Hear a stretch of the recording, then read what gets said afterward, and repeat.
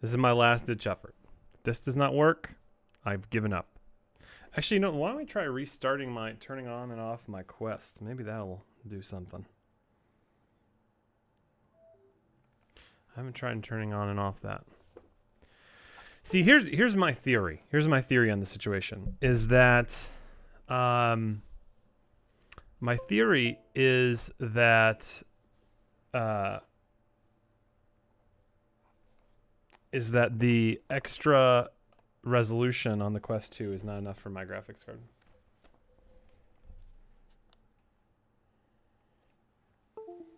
Or it's too much for my graphics card. My graphics card can't push that many pixels. And so I need a new graphics card. I need that RTX 2070, 3070, something like that. But have you guys noticed graphics cards lately? Have you seen graphics cards? They're insane. They are insanely expensive.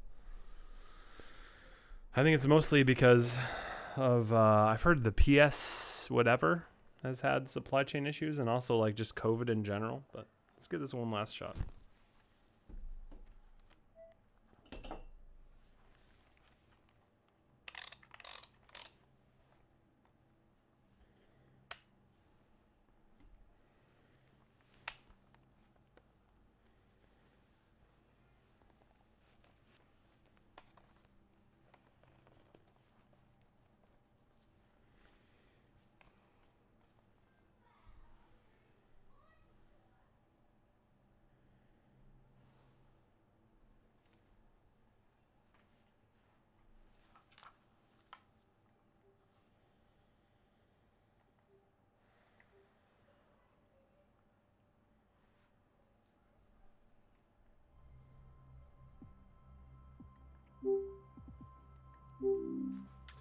All right, last shot. Last shot. Cross your fingers. Looking smooth so far.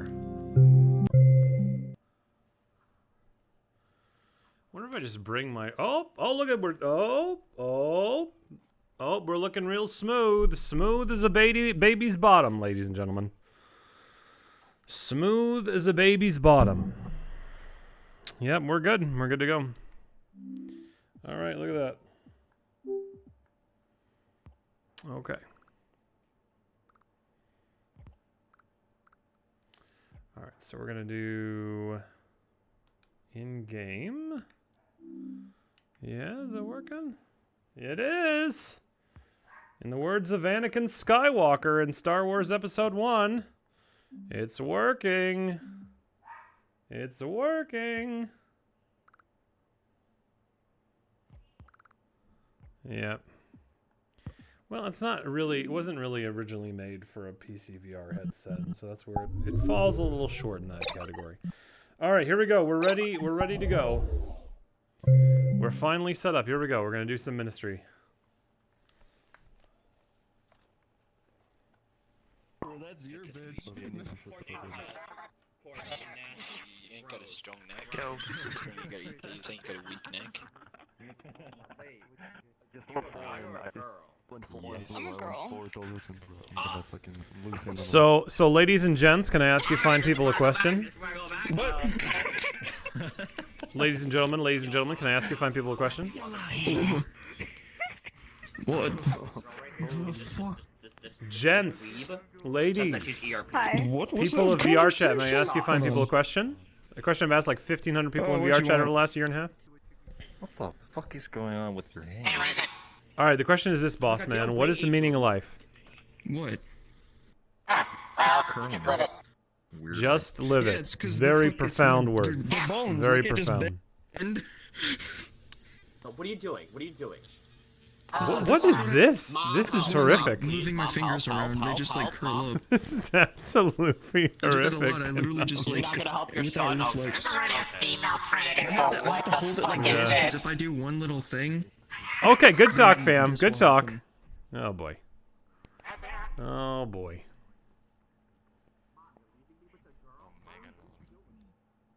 Megalo monkey ass fucking poggers, bro. I like your thighs.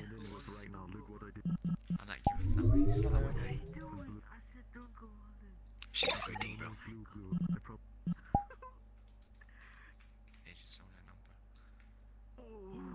my god.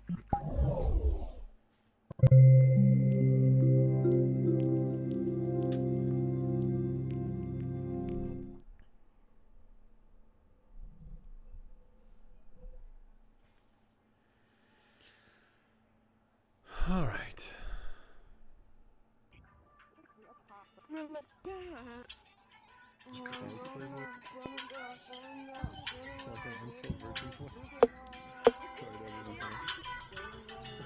How do I mute this guy? Where's this box? Levy. Also, like, I had to have it. 'Cause it's awful. Levy mute. There we go. What's going on, ladies and gentlemen? How are we doing this evening, or this afternoon, or It's morning, or whatever it horrible. is for you in your part of the world? Can I ask you five people a question? Please. What's up, guys? What's up, guys? What's up, guys? What Oh my was god, that? Is that see, a he's trying to keep you pastor? holy too. Bro. Yeah. Yeah. So Please forgive me, I have sinned. I got you, fam. I got you. Said actually, matter of fact. Yeah. Oh no, is this? Hold on a second. I have a quick question here. Yeah. Yep. Are you really a pastor? Yes. You about to, like, Yes. I'm an IRL oh, no. Lutheran pastor from Western Michigan. Yeah, bro. Are you trying to convert me? Damn. Yeah, dog. Well, no, well, kinda. Yeah, but like mostly, I just like love to have religious, and I'd be lying if I didn't say that's true. But like I try to have religious and philosophical I felt it. It conversations was here the in VR voice. You chat. sound. You sound cool. Oh. Thanks, boss. So Appreciate you, it, so you like Father, forgive me. Yeah. You just I'm sounded so proper, so I had a feeling. No, I I had a appreciate it, feeling. dude. so you like God? You got So nice basically, feet? you like Yeah. God. I do. Hey, I Wood, do like can I God. rub your feet? Oh, what's up, Yeah, bro? go for it. Yo. Okay, cool. For Yeah. some reason, this room is not letting me click on people. So Hey, it's like, what's up, it looks Chaos? Like a robot, and I can't change it. Oh well. It's Yeah, sad. you too. No. If you spam, it might. Yo. If you So- spam, so- Well, you actually a pastor? Are you I'm actually a legit, pastor? dude. Yes, yeah. I'm my graduate. You- I have you my are? graduate degree in in Lutheran theology. Yeah. Yes, sir. Yeah, Ready to boss. get in that bag? Yes, sir. That's right. Yeah. So can I ask you guys a question? What is the meaning of life? I've asked like Yeah. 1,500 people this question in VR chat over the last year and a half. It's To experience. To experience, okay. Yeah, I agree with her. What It's I think experience. what I think of life is I feel that life is like, yo, you live the wonder, like if you live a good life, then I'm not afraid of dying. If I lived a Yeah. good life, I'm not afraid of dying. Like Yeah. as long as you live a good life, good happy Okay. life, I don't care about dying. Like Yeah. people You- loved me, you know. Yeah, so I think you guys were talking about like experience, and I think that's a lot of people like, you know, they work a job so they can go get some more experiences, right? Go to the concert, go to the, you know, go to the beach or wherever. But I think, like look at the people in this life that have had the most experiences, that have access to like a private jet and can like fly to Yeah. Abu Dhabi or wherever they want to go. fucking- Like do they seem like perfectly contented and satisfied? Like you know, like not really. Like John D. Rockefeller. Well, that's Oh, go ahead. experience. Go ahead. Tell me more. Tell me more about like experiences. Like what kind of experiences were you thinking of? It's more of like a materialistic standpoint. More of Yeah, a sure, that's what materialistic you or got, less of a yeah. materialistic standpoint? No, like that concept, that's more of like a materialistic. Okay, It's yeah. like, So you were they just saying have experiences money though, and right? That kind of stuff. So what kind of experiences Well, were you yeah, thinking? but like more in like a social This right Mm. here. way. This. Yeah. to like learn This things. experience. Oh would yeah, say, like, sure. Okay, something learn that- things. I got that. I would say like, well, for example, I would say the meaning of life. I mean, you've obviously asked 1,500 people, so Yeah. I feel like a lot of them give similar things, but Yeah. to me at least, it's like it's what I make it type of thing, and but like Facts. it's whatever whatever you want to make, and I feel like if you're something that gives you joy, like let's have a career, and you find joy in your career, and you do that, and you make your family, and you know, I think it's that type of experience. So get rich and be famous. I have my cousin, he's like my mom's cousin. Yeah. He's one of those like multi-millionaires. He has private jets. He has a private island. He throws Mhm. parties. You know, Mhm. big fancy life. Nice. He is content. You know, he's happy. I wouldn't say he's the happiest person, but I don't think any of us are really, Mhm, mhm. if we're honest. Yeah, facts. But I feel I'm like- honest. I feel Yo. like I just feel like it's what you make it, right? Yeah. And that's what I believe to be. I also want to end this off with, I'm not trying to be very inflammatory, but I am anti-theist, right? Hey, that's okay. I've had bad experiences. Sure. That's where I'm at. Yeah, no, that's cool, bro. Like that's what the atheist. so an anti-theist would be more like kind of militantly against religion and the idea of theism, So whereas an atheist may be kind of more apathetic, or an anti-theist is more impassioned. They're more they whereas an atheist might find religion as a neutral or even good thing. An anti-theist says religion is bad and it should be, like the more that we can lessen its grip in the world, you might say, the better. Impact. Yeah. What's your viewpoint on Buddhism? On Buddhism or Buddhism? Buddhism? I was thinking you mean Buddhism. Yeah. I mean, it's a religion, but I mean, I think some religions are, I guess, less. I don't know how to explain it. Every religion has a certain impact and footprint on the world. I feel like Buddhists are they're kind of just there. They do their thing. I think that there are some religions that are more impactful in good ways and in bad ways. By the way, he's hinting at Christianity. That's okay. As well as Islam, for example. Islam lately has been much more of an issue than Christianity. But yeah, sure. Hey there, friend. Do you believe in reincarnation and stuff like that? No. I would think not. He's a naturalist. Yeah. So can I ask you a question though, Deeb? So do you? Sure. So, like when I look at the improbabilities of our existence, like there are two physicists, Barrow and Tipler. They wrote a book called The Anthropic Cosmological Principle, where they put the odds of the human genome evolving within 4.6 billion years between 4 to the negative 180th power to the 110,000th power and 4 to the negative 360th power to the 110,000th power. So, like even if it's more probable than that, like let's say they're wrong. I mean, they're not like some voice from the cosmos. Oh, this is the correct figure. But I think it's somewhere closer to that. It's closer to that than 1 in a million. So like when you look at those staggering improbabilities, like you'd be more likely to grab one hydrogen atom in the entire visible universe at random. Like think about, of all the stars and all the planets and all of the nebulae, like you'd be more likely to pick one hydrogen atom at random than our existence. I wanted to say, sorry, I didn't mean to interrupt. I'll let you talk. I just want to say I'm studying astrophysics. Okay. At the University of okay. Never mind. Forgive me. I no. You should have interrupted me. That's good. No. Good. Yeah. So I just want to let you know. Yeah. So he's familiar. Okay. So it's a binary. Well, go ahead. Forgive me. I don't want to interrupt. No, go ahead. So it's a binary question. Are we here with intention or are we not? And so I think like it could be true that at some point in the future it'll seem more probable than not, but that's a faith claim, right? Like we don't know that. Like based on our evidence that we have before us right now, like we have to come to the most reasonable conclusion, and that's either we're here with intention or we're not. And I think it's overwhelmingly the probability that we're here with intention of some kind. Now that doesn't prove the Christian God. I mean, that could be a flying spaghetti monster. We could be a 8th grade kid's science project on a higher dimensional reality. Go home and make a 3-dimensional universe and populate it with humanoid life. Right. But I think we're here with intention. Yes. You agree with that? And well, I would say no. And here's why. I think that the way in which some people use the word evidence, and especially the situation, for example. Sure. Like what you're saying is it's highly improbable for life to develop. However, we have only like when you're doing a scientific like experiment, let's say, or any type of project or anything. Sure.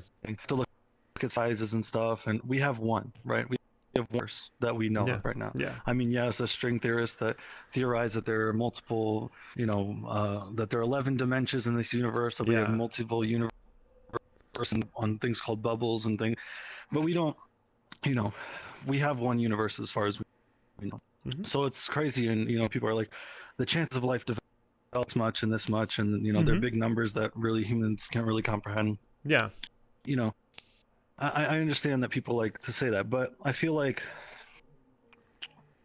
it's not necessarily like because the probability is so low that we're here, because of what we know, and also, okay, for example, those physicists that you were speaking about.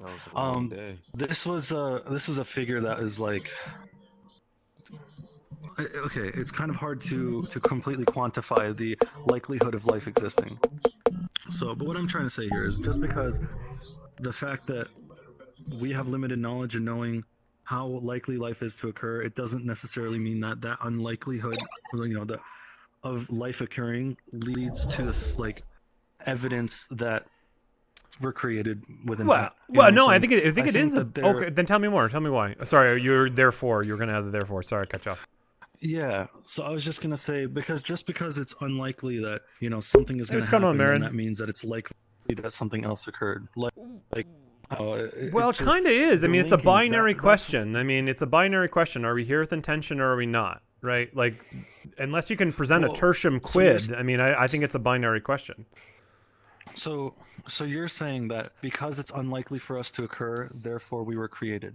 I'm saying you have to have an answer. You don't have to, but I think it's a very compelling question. Are we here with intention?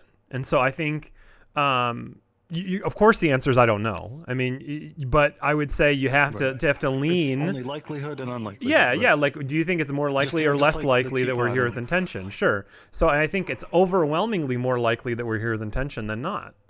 I think in every aspect. I mean, look at the number of, like, for example, Sagan in the 70s and 80s. He thought that there were essentially two things. Yeah, I love Carl Sagan too. Actually, I've got a video on my YouTube channel where actually I think Carl Sagan unknowingly provides some of the best articulation of the Trinity. So yeah, but he wasn't trying to explain the Trinity, but he just. I'm not saying he like inexplicably, but just. Have you ever heard of Carl Sagan's Flatland? We'll use terms like that. Oh, okay. Yes, I actually my professor actually just my astrophysics professor. He just was talking about that. Yeah. So I think Flatland actually provides a really helpful illustration of the Trinity. But anyways, I digress. Carl Sagan in the 70s, 80s. Well, you're an astrophysicist. Forgive me. I keep insulting your intelligence. You know all of this. I mean, you'd think that there are only you'd think there are only two things that you'd need for life. A planet and a star, and a planet that's of sufficient Goldilocks zone kind of distance from that star. But as as an astrophysicist, I mean, there's way more than we need than that. We need a big gravity well planet like Jupiter to kind of vacuum clean asteroids and stuff like that from collision with the Earth. And there's tons of things. It's unclear in the neighborhood. Yeah. And so there's tons of stuff that you need. To have a life permitting situation. And so I think right. So anyways, I digress, but I think it is a binary question. Are we here with intention or not? Right. Who knows, to be honest? Right. Yeah, but what do you you're right, who knows? You're right, who knows? But I think you have to come to I think there's overwhelming hint that we're here with intention. As the Psalms declare, when I look at the universe and see the works of thy hand, what is man that you are mindful of him? I think the universe, the cosmos declares the handiwork of a creator. Now, it doesn't have to be, again, the Christian God, but I think there is some sort of intention behind our existence. I mean, even an atheist like Elon Musk is convinced it's overwhelmingly more probable that we're in a computer simulation than in base reality. I mean, so yeah, we are. He stated, well, that no, we actually created like paper fucking money and decided to trade with it, and for what? We actually are in a simulation. Like that. Yeah, he's There's talking about the fact that it would be more likely if we were able to come up with, or not us now, if civilizations in the future were much, would be likely to create simulations, and exactly. If they did, that there would be way more simulations of reality. Exactly. Bingo. Exactly. Right. You're a smart guy, Deeb. Yeah. You're a super smart guy. Right. I watch Spiritual Soul. You guys know who Spiritual Soul is? The Soul Illuminati? You guys know him? I'm sorry. YouTuber. I try to live my life watch all of that stuff differently, usually. But we're on a floating rock, and some people are worried about sexual attraction and just all of these things that they're so irrelevant. Oh yeah. Well, we can talk about that if you want. Why does? So I'm a Christian, right? And so why does? Everyone's so worried about being so pretty and stuff like that. Well, that and physical tracking. I thought you were saying like a lot of people ask like, why does God care what two consenting adults do in the privacy of their own room? And I was gonna try to take a stab at that question, too. but Well, I don't really believe in God. Well, so- by all Yeah. means, by all means. well, no, if there's interest in that, I don't I'm want trying to to repent, bro. go down that route if there's not interest in that I question. haven't been to God. church. I haven't been to church since Corona happened. Yeah. so- Well, you know, Ari, I actually have a church here in VR Chat. We meet 5 p.m. and 9 p.m. Eastern Standard Time every Sunday. Everybody's welcome, by the way. So yeah, if you want to come to Yeah, church in I do VR the Chat, friend. you can I come. do the Wait, that's kind of cool. Even though I don't go to church, that's kind of cool. Yeah, thanks, boss. I Appreciate did it. use a friend. Yeah, you did. Yeah, so that's what I do. I just invite everybody on my I friends wish I could list. give you a fist bump right now. I wish I could give you a fist bump, but I'm on a computer. I would definitely like. No, dude, you're Yeah, good. Yeah, actually, I kind of want to go just experience. Just to experience it. Yeah, That'd be dude. We cool. got. Yeah. Do you guys know the Twitch streamer Big Boy? He's kind of a big Twitch streamer in the VR Chat community. Okay, never mind. He was in our Bible study a couple last week. So, anyways, why can I not? I can't seem to click on people. Like, I don't. Did they change an update or something? I can't click on that's what I'm If you trying go to into do. social, You have to go into go social? into social, you can friend Yeah, you can go people. into Yeah. social. Yeah. and He's go using into- the world yeah, nice yeah. and zero. Oh, okay. Hey, what? Yo. I can't click on Oh, people. your Why I mic just click went on to me, Eric? but Oh, I'm I about to click go- on people now. Yeah, you could on me. It's so weird. It just fit itself. Alright, yo, fix your mic. Oh yeah, Marin. Hey, sorry by the way, chat. I apologize, guys. I've been neglecting you. I've been focused on the conversation here. Alright, I'll catch you later then. Yeah, Elon Musk is an atheist, though he's kind of. I don't know. He teeters. I think he teeters. Okay. Yeah. What's up, boss? Oh, like you're leaving? Yeah. That guy's Feel free to talk about whatever topic you want to talk about. I think that I study religious type stuff too. Yeah. I'm a Bible fundamentalist as Sure, well. sure. Things I'm gonna look at stuff from a What are you biblical gonna do? What are you gonna do? I'm curious. Sure. What are That's your good. plans? That's good, man. Yeah, awesome. yeah. Yo, you know what you doing with your hands? Yo, what you doing with your hands? Oh, Alright, But, I see. are you nervous? Are you nervous? You know, there's people have all kind of things, like politics. Like, what do you think about all the commotion in the world, like the animosity in America between like Democrats, Republicans, Proud Boys, just all the stuff, man. You know, it seems kind of crazy, doesn't it? Yeah. You know, here's the thing is like, okay, so the fear of God makes me very afraid to hold on one second. Phantom, I think Phantom wants to be unmuted. Does he want to be unmuted? Bag on the VR headset, but like. Hold on one second. I don't. Unmute. What's up, boss? It's honestly worth it. It's so much. Phantom, I unmuted you, friend. Sorry, I had to mute you because you're playing music, and I can't have music, copyright music on my stream. So. Are you streaming? Oh yeah. Lit. Oh shoot. So, hey, what's up, boss? Anyways, so go back to what I was saying. They're chaos. So like I. Yo, I'm not gonna lie. You kind of sound like my teacher. Sorry for. Oh no, that's you good, actually boss. sound like my teacher. Like, Appreciate it, man. You do, bro. I mean, You sound like you're technically he giving is me an teaching. assignment or something. Like you actually Thanks, bro. sound like you're giving. Like. He also looks like a teacher. Appreciate it. No, I'm grateful, Ari. Thank you, friend.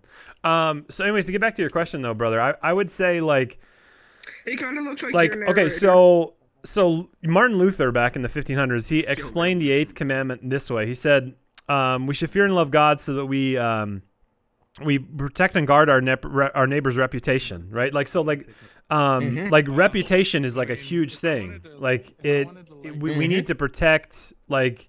And so, like, when we gossip, when we slander, when we insult another without cause, like, that's a big deal. So, like, I'm careful to, like, a lot of people want to say, oh, you know, if they're Republicans, say, oh, Biden's the devil and stuff like that. I'm like, I think we should put the best construction on it. We should say Biden is maybe wrong on X, Y, or Z issue, but you know, I don't know the man. I can't say that I can't impute on his motives that he's evil or something like that. And so I think because I think that's a sin. Like if you don't know, you don't know. Like you can say, this certainly seems consistent with this person, you know, doing X, Y, or Z. And so I think the fact is we've lost the fear of God, and so people are completely content to like completely smear and defame people without cause, without evidence, and without without reason, and without any kind of Christian charity or love. And so like I think that think that's why our world is falling into chaos and people are so vicious and nasty. And going along with that fear of the Lord, there's the thing, humility, right? Like humility, like if you're humble, you see another person's errors in yourself. You see another person. Hey, thanks so much, Autumn. Appreciate that. You see another person's errors in yourself. I just followed but if you're thanks, Autumn. Appreciate it, friend. And if you're arrogant, you can't see, like you're perfect, right? Because you're essentially perfect, like and you don't see your errors in somebody else. And so like I think all of this vitriol comes from a place of a lot of arrogance, and I think we need to be humble, right? You know, like the scriptures talk a lot about humility. So I think we're arrogant, and I think we don't fear God, and I think that's a lot of the reasons why we're running into chaos, right? Okay, yeah. You know, there was a scripture I think it's talking about when it said like in the last days people will be this, that, lovers of self, themselves, disrespectful to different parents, things. So maybe So I guess the further people go from fearing God and being humble, the more likely they are to have those characteristics. And I'm not like, I mean, I know a skeptic would be quick to fire off that, like, not all Christians are very kind people, and to which I would say, well, the Christian church is a hospital for the sick. It's not like a country club for the well, and so like let's all struggle. It's struggle to be more humble, to be more God-fearing, and God-fearing there, like that doesn't mean like I want to define terms there. I forget that like a lot of people may not know what I'm talking about there. Like, so God-fearing isn't like God's gonna smote me with a lightning bolt, but it's just this reverential respect that like I have to give an account to God for my life, so I can't go around slandering all these people, because if I slander all these other people, I deserve to be slandered on the last day, right? That's only fair. That's only just. And so like I try to be reluctant to slander other people because I should be slandered. Okay. And so I think that sense of equity and justice and respect, I think that's a big problem with our world today. So there's no concern, there's no awareness that of how I treat others is how I ought to be treated. Yeah, I want to be careful with things I say too, because they say something like by the words, like every idle word people may be held account for. Somebody else you'll be judged unto you. Exactly. See, that's what I was saying. Yeah, exactly. Yeah. That's exactly what I'm saying. What's going on over here? Hey, what's up, Phantom? So hey, I had to mute you earlier. Sorry, because you were because you had some copyright music. I can't have copyright music on my stream, so it was nothing personal. Oh, no problem. Okay. Because I'd rather I like not being sued. Oh my God, I have cute little paws. I swear I won't be extremely discriminatory. Extremely discriminatory. Yet. I was talking to this person the other day, Pastor Brock, about the Nephilim. We had a very interesting conversation about that. Some people don't know about that kind of stuff. Yeah, I used to think I knew what the Nephilim were, and then I didn't. Then I did, and now I don't think I do again. So I tell you what, like I don't know. I have no idea. It's very interesting though. Interesting topic, no doubt. So X or Z9 and Twitch, what is the price of the Quest 2? It is 300 USD. Yep, 300 USD. Or if you're Canadian, it's like around $500. Cat Minecraft Wolf. Thank you very much for the follow, friend. Much obliged. Much obliged. Oh, let me get the. Sometimes I think you're talking to people in here. I know, right? I know it's bad. So I try to. Hey, Z9, thanks so much, friend. Appreciate the follow. Oh, okay. So. Yeah. I have some controversial views myself, but it's I still think it's from a biblical perspective. Sure. But everyone's not really ready for some of that stuff. So yeah. It's interesting though. No, I mean it's fun to think about. Some of those topics, even if you ultimately at the end of the day say I don't know, they're fun to think about. But for me, like for my theology, knock. Who's there, Phantom? Knock. Who's there? Yeah, Mike. Knock. Who's there? Oh. Oh boy. Oh my god. Okay. So that's how you get blocked, Phantom. And see, I told you the reason I muted you I know. is because the reason I muted you is because you were playing copyrighted music on my stream, and You so now remember I'm me? gonna have to block you. Hi. Hi, remember Yeah, me? kind of. Yeah, you But said yeah, that. Yeah, Mr. kind Brock, of. like what you were saying Hi. earlier, it was very interesting when you were saying that there's circumstantial evidence about creation. You know, like the fact that all this stuff, you know, about quantum physics and how Yeah. could it be that all of this just so happened to come about? Hey, He's Star, saying good it's to see you, friend. unlikely. You know? Yeah, no, it's so So, unlikely. Yeah, you know. Yeah. So, you know, I understand that. I understand that. I don't know in UAE money X9 or Z9. I don't know what it is in UAE money. Forgive me. I don't know the transfer rate there. And it might be a different price. See, sometimes like Z9 on my Twitch chat is asking about how much the price of the Quest 2 is. And so he's asking how much in UAE money. UAE would be about Oh, pretty sure it's about 600 in UAE. Okay. It's good that they made the Quest. How do you, more Xavier? How do you know affordable for the people. exchange rate of USD to UAE? It's probably. I watch a lot of Australian YouTubers. I would fucking know. Australian? No, Just UAE take is Canadian and United out a Arab little No, Emirates. UAE, no. I watch a bunch of different YouTubers. I know a bunch of But I UAE think- shit. well, I don't fucking I know. don't know. All right. It's 600 grand. Currencies Call me are so X4. different. I know it Okay. costs more in UAE than Massachusetts. Gotcha. I know. In Massachusetts, like, Hey, Cheshire, what's up, friend? Good to see you. How are things? How have you been? Good. Very weird for me. Very weird for you. What's up? Oh, it's a long story. I'll talk to you some other time if you want to Okay. talk in like private tomorrow or something. Okay, Yeah. sounds good. Send an invite. Yeah. Hey, Pastor Brock, have you ever heard of the Hebrew Israelites? Have you ever Oh heard of them? yes. Oh my. Yes, Okay, have I? I've been okay, watching a lot of. okay. There's a YouTuber by the name of Vocab Malone.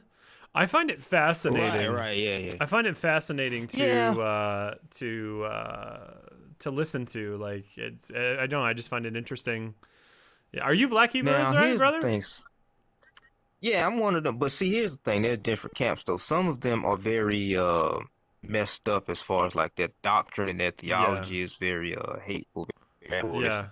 Not that variety. One I'm more of a West. biblically based Yeah. variety. Yeah. There's one. Where are you there's this, streaming right now? ministry, Yeah, if you I can am. get a chance, look it up. It's Oh. called TETW. It stands for the end of the world, Okay. but it's got the letters. It's TO Ministries. Now they're good because they break it down, but they don't like, you know, they use academic sources, Bible. They don't Sure, use sure, a sure. bunch of personal stuff. They're good. And there's another guy named Dante Fortson. Now he's good as well. He has a lot of books also. And but he has a YouTube channel as well. So I mean, you know, I'm going to give you a better perspective, not the loud, rambunctious perspective. Ah, that's Those are interesting. people to listen to if you want a more better, you know what I'm saying? Yeah, no, perspective to interesting, get Where it's interesting. coming from. Yeah, no, I didn't know there was Yeah, a more yeah, yeah, you moderate know. camp of Hebrew Israelites. Yeah. Vocab there- Malone, he likes to mock. He likes to pick like the worst ones, and then people who he can make look bad. I guess you could say, nah, he needs to come across some other ones. So, Okay. Yeah. Gotcha. Yeah. But Thanks for that, making Blue a lot Frog. of You noise, appreciate that. though. Like a lot of noise, because Hey, you know I hey, believe like. Brock, Yeah. Oh, okay. Yeah. Go. did you know if a wolf meditates, it becomes a werewolf? I like it. I like it. That's funny. That's funny Crazy. stuff. I want like to it. punch it like a ferret now. Nice. Sorry, Lighten the keep- mood. I can dig it. I Keep can going, dig it. Chaos. Sorry, you were saying. Oh no. I was just I was gonna say that, you know, I believe in like Why a do you come biblical over to what perspective the that, you know, fuck, all Ozzy? people or, you know, different groups of people can Brock, be can I right with just the tell you creator. something? And Do that not look at Israel was Ozzy's chosen avatar. not as the only You might get people to be saved, but demonetized. like a light to the nations, a nation of king and priest, because originally they were to be the standard for the nations to know God and stuff like that. And then, of course the nation Ozzy, there's for somebody Christ to screaming come in your through, so Switch that rack them car. in through Christ, obviously, Thank all you. people can be right with God, like a mediator kind of nation, so to speak, because Christ is like the mediator between man and God, right? So this this is what I understand. So the reason I bring that out is because some people have the mistaken idea that when you say that you think or you know rather that the Israelites were black people, they say, "Oh, are you saying white people can't Can be be saved?" saved, No, yeah, no, yeah. no. That's not what we're saying. Yeah. But that's you know what I'm saying. But it's still a certain. See, that helps Yeah. explain like the things behind the transatlantic, trade and all that kind of stuff of why who was being scattered everywhere and different things. It's Yeah. deep. I mean, I think that people should be theologically open-minded to say, I'm going to dismiss offhand. If you can bring me some scripture and have your stuff biblically based, maybe I can look at it and see if it, adds up. Yeah. You know what I'm saying? Yeah. Mm-hmm. I hear you. That's how I feel about it. So like, but I think for me though, like, so the question for me is, it's so like okay, so you look at so we'd agree with like I don't know if it's the One West camp or some of those loud groups in the Black Hebrew Israelite. So we would agree that they're probably misinterpreting some verses here and there. Or how about let's not even get out of Black Hebrew Israelites. Like okay, like probably you and I would both agree on Mormons, right? Like Mormons believe that you can become a god one day of your own planet. Like okay, so we would agree. We would agree. Possible. Yeah, well, we would agree that that's erroneous teaching, right? And so I guess the question is, how do we know proper interpretation from improper interpretation? And I mean, of course, it's going to come from the text, and of course, it's going to come from the rest of Scripture. But I think another thing that's a really important component. Hold on, just 1 second, boss. I'd love to get to you.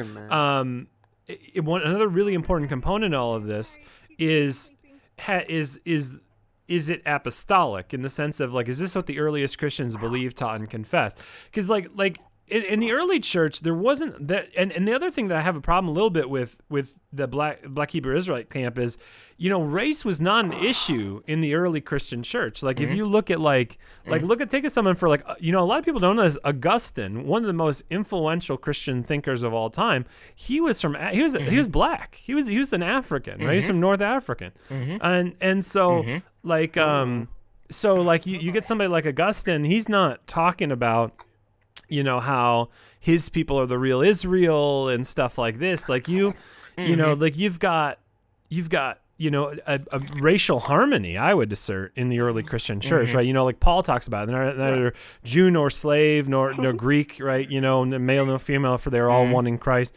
And so like you don't really have that dynamic. And so for me the question is like, what did the earliest Christians believe, teach, and confess? And I want to believe, teach, and confess that. And so that's why I'm in the process of reading this 16 million word volume called the Ante-Nicene, Nicene, and Post-Nicene Fathers. I just want to believe what the earliest Christians believed. And so like that's the important thing for me when it comes to interpretation. But yeah. No, I hear you. Okay. Yeah, not to. Oh, I must have bumped something. Anyway, not to be pushy, but like if I don't know what's going on, like Autumn? a computer or something, but yeah, if you could like just do something to where you could go ahead and either add or something with the Dante Fortson and I'll the check it TO out. Ministries right quick. That would be great. Yeah, I'll check it out sometime. But okay, so here's the thing: when you was talking about the early church and how race and stuff wouldn't have been an issue. See, from what I understand, at that time, it was unnecessary because it was like obvious. You know what I'm saying? It's like, that's like if you say today, you shouldn't focus on what the Americans look like. But if the world was to last long 200 years, something in the future, the American population looked different, then people would have to say, well, back then it was a little bit, you know what I'm saying? It's like, I think in the Renaissance period, there was what they called a whitewashing period. Now, the reason this happened is because it was hard for them to, I guess you could say, market Christianity if it was obvious that the people that they were oppressing were the people, or a lot of them, in the book. So they say, well, we're going to have to fix this and make it more presentable. And that's where the confusion came in at, because they didn't see. But I think you're gonna have a lot of people. Well, the thing is, like, take for example, like Judaism, right? Like, so Judaism throughout the history of the world has always been persecuted, right? Because they were always seen as an other group, right? And that's why, like, there's always been a long history of anti-Semitism, is because they've been always seen as the other. And so I don't think that you would have, like, you would have or like, okay, so the whitewashing in the Renaissance. Okay, so like, what do you do with Mm-hmm. what do you do with somebody like Boniface of Mainz? Okay, so Boniface of Mainz is in the 800s AD, so well before the Renaissance. And so he's a preacher bringing the gospel to like northern Germany, right? And there's this really funny story where like they were worshippers of Thor there, and they had this Thor tree, and it was very special to them. And it's really funny. There's this meme that we send around at my pastors on the feast of Saint Boniface of Mainz, and it says, "Hey, nice Thor tree. Be shame if something happened to it," because Boniface of Mainz goes in there and he chops down the tree, basically as a symbol of like your pagan idols are nothing compared to the God of the Bible, right? And so you've got a Central European preaching the gospel to Northern Europeans. He doesn't have any conception or concept or conception of, you know, these racial divides, which I really think don't really come into place until the 1600s. You know, he doesn't. That's not even in his. That's not even in his frame. So would you say that Boniface of Mainz was a black man, or like how does that work exactly? I'm not really sure about that. I'm sorry. What did you say? I'll try to get you. But what did you say?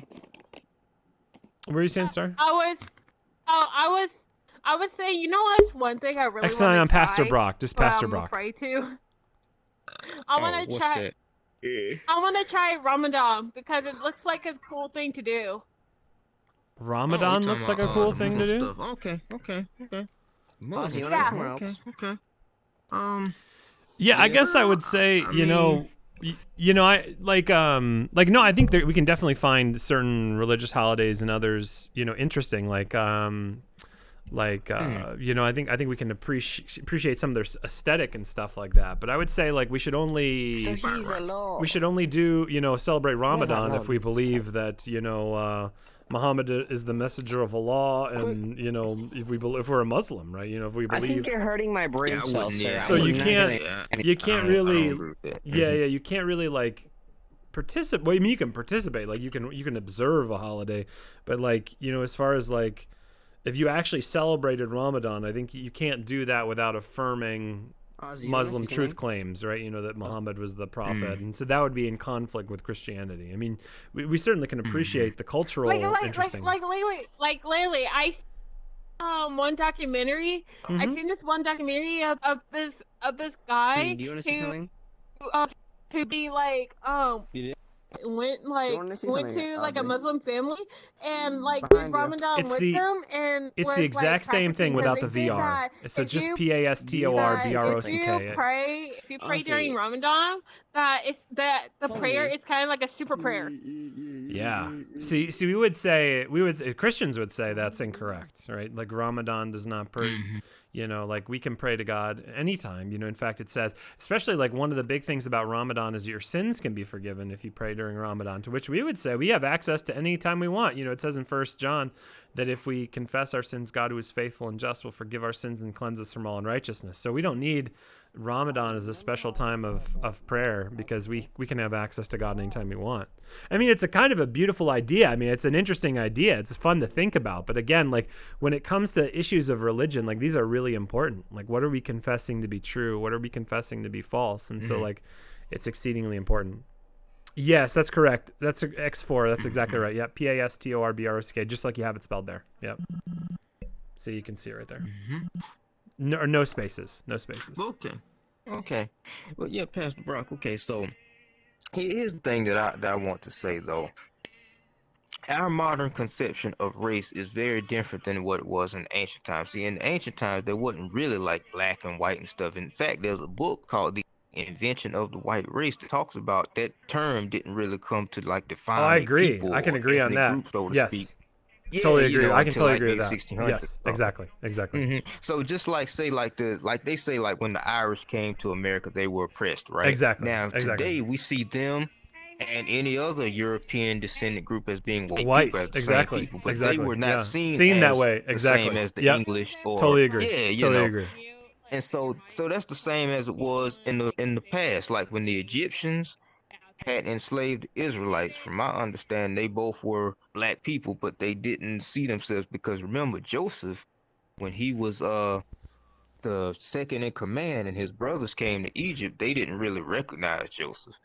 They didn't know it was him. They might have, I guess, assumed he was just another Egyptian or something until he was like, "Okay, I'm your brother." Yeah, I Whatever, mean, right? that could So, that like- could be because of his skin color, or it finally could be read- because I of finally read his, the I mean, his Bible. dress. I finally read the Bible. You and know, now like I mean, if you're yeah. wearing an Egyptian dress, Okay. that could hide your identity. Like,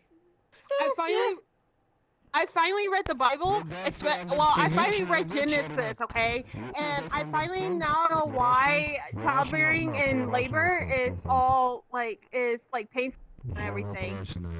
Mm-hmm. Oh yeah, yeah. The Bible's interesting stuff. Interesting. But yeah, so okay, so that's a fair point. Cause see, I try to be open to people. Yeah, you know, yeah, it's a yeah, fair yeah, point. yeah. Okay, so like, so here's another thing though. and I'm just Господи gonna keep it honest помилуй. with you, okay? Christos воскреси. Oh, you speak okay. I only know two phrases in Russian. Sorry, go ahead. I didn't mean to cut you off there. He was just asking if anybody's Russian. Okay. Хуйня не русский, да, okay. понимаешь? Русский поймаешь, хуйня не поймаешь. Yeah, my brother-in-law is Russian Orthodox, so I know a couple of Russian phrases. So. Your brother is Russian. Yeah, my brother. No, he's not Russian, but he's a Russian Orthodox priest. Oh my god, prisoner. No, priest. Priest, Like similar to like episkopos, episcopi, like similar. Like what I don't know how you say it in Russian, like a priest. So you have bishop, you have Christian, yeah. Oh my yeah. god, Christian, what the fuck? Yes. Yeah, Pastor Brock. So yeah. Yeah. So Okay, he backs away. yeah, okay. So Pastor Brock. So Hey, what's up, remember boss? how Hey. Hey, Santa? What the fuck? So remember how they claim, like some people will claim that Moses' sister Miriam and Aaron Oh, there it is. criticized him for marrying a black woman. That's what they'll say, right?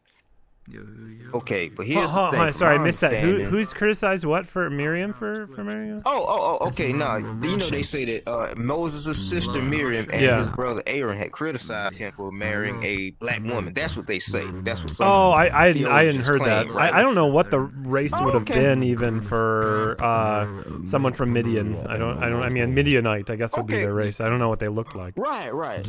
But yeah, because I think they also translate her as being a Cushite or something. I don't know. But Okay. anyway, that's what some theologians will say. But the funny thing about that is that from my understanding, like we said earlier, it had nothing to do with her being black. It was her not being an Israelite, because they both, from my understanding, were black groups. It's just people don't understand. People didn't always see themselves as the same just because they are of the same race as we say today. See what I'm saying? Also, and not to say it like that, but they say that Miriam was punished and she was turned leprous, white as snow, and she was put outside the camp. Now that's not being, anti whatever. It just seems to suggest that, well, maybe she was more of color before She had You see what I'm leprosy. saying? Yeah. I'm not trying to be. Yeah, no, I can. I'm not trying to be. Yeah, but see, I think you can see that idea if you already adopt that theology, right? So like this is what I talk. So yeah, so this is what I talk about, especially like when I'm debating atheists and stuff like this. So I call those what are called affirmations of the faith, right? They're not really evidence for their faith or arguments for the faith, but you might say I can see how if I was already of that camp, I might find that very affirming that it talks about her being what. Like I could see that, but it's not really necessarily like an argument for someone who's outside of the camp, right? But yeah, no, like I have my own affirmations, right? Like I look at something and, I'm affirmed by that, but yeah, you can't, it doesn't hold as much water for someone outside the camp. Right. I mean, it's a lot of interesting stuff. Like they say that Christ, for example, I think it was Luke 21:24. He was talking about the Israelites. And he said something like, and they shall fall by the edge of the sword and be led away captive into all nations.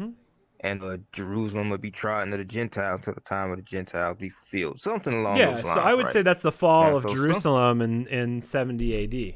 Right. Yeah. You see, the thing is, they say when the fall of Jerusalem happened, you remember, because I even told them when you see armies and stuff, don't even go back in the house to get stuff. Just leave. Go, right? Yeah. So basically it's like people running in Africa. They was leaving in the destruction of Jerusalem. And the Romans were going after them. They didn't run into Europe like some people think. They were running away from the Romans, and they say that they were running into different parts of Africa, and then, of course, set up communities and stuff like that. Yeah, and I can see how you'd see that if you're already in the Black Israelite camp, but I wouldn't say like the text itself necessarily proves that. Is I guess the argument that I would make. That's but it's just so much information. I wish that we were like in like down like websites. Sure. Stuff that, well, here's the thing: is that check it, brother. If you, I don't know if you have a Twitch account, but if you check me out on Twitch, twitch.tv/PastorBrockVR, you can drop, you can get connected to our Discord on there, and Discord you can send me links and videos and all that kind of stuff. So yeah, because I just downloaded the Discord app, right? Okay. Now I have made an account. Now the account is Chaos. Capital B brother space C Chaos. That's it. And that's all I know as far as my account name. I don't know if you can send me like a friend thing or something or whatever. But yeah. Yeah, you can send that. Yeah. Hey, what's going on, Z9? Good to see you, friend. Or X4 for X4, right? You wanted me to call you X4. Welcome, friend. Yeah. Okay. But yeah, I mean, it's a good discussion. I mean, this is. I talk about all kinds of stuff though. I used to look into all kinds of stuff. I was raised up Baptist, okay? But I looked into all types of different things. I mean, I looked into New Age, witchcraft, Kabbalah, occultism, secret societies. I want to know what was going on in life. So I'm not really trying to, and it led me full circle back to the Bible. Yeah. So it's not like I'm someone to say, "Oh, you just believe that because you was raised up." Yeah. No. Well, but here's my thing though. Chaos is like, okay, so I think what we should strive to do is believe, teach, and confess, like what the earliest Christians. So my advice to you is, like, if you agree with that premise, I'd go check out somebody like Augustine of Hippo, right? A black man.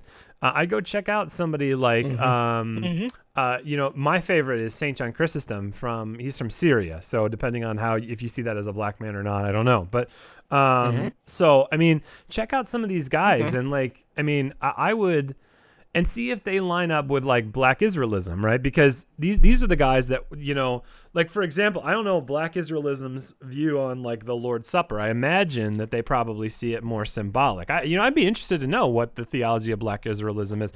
But like, take for example, you look at all the early Christians. Again, most of these are Africans or Middle Eastern men. Like look at Ignatius of Antioch. He calls the Lord's Supper the medicine of immortality and the antidote to prevent you from dying. And so. Like there was a high view of the Lord's Supper that somehow in a mysterious way I'm encountering the very body and blood of Jesus. I bet you probably wouldn't find that in Black Israelism. And so if we want to have the faith of the earliest Christians, let's listen to what they had to say. Yo, what are we talking about? We're talking about excuse me. Religion and philosophy. Go ahead, Greg. I have to go. My niece just showed up. Hey, let's talk again sometime. Let's talk again sometime, brother. Take care, boss. We should. Dude, much love, brother. God bless, man. Yes. See you, nigger. Whoa, hey, bro. Like, what's up with that, dude? Like, that's abominable, man. That's like exceedingly wicked.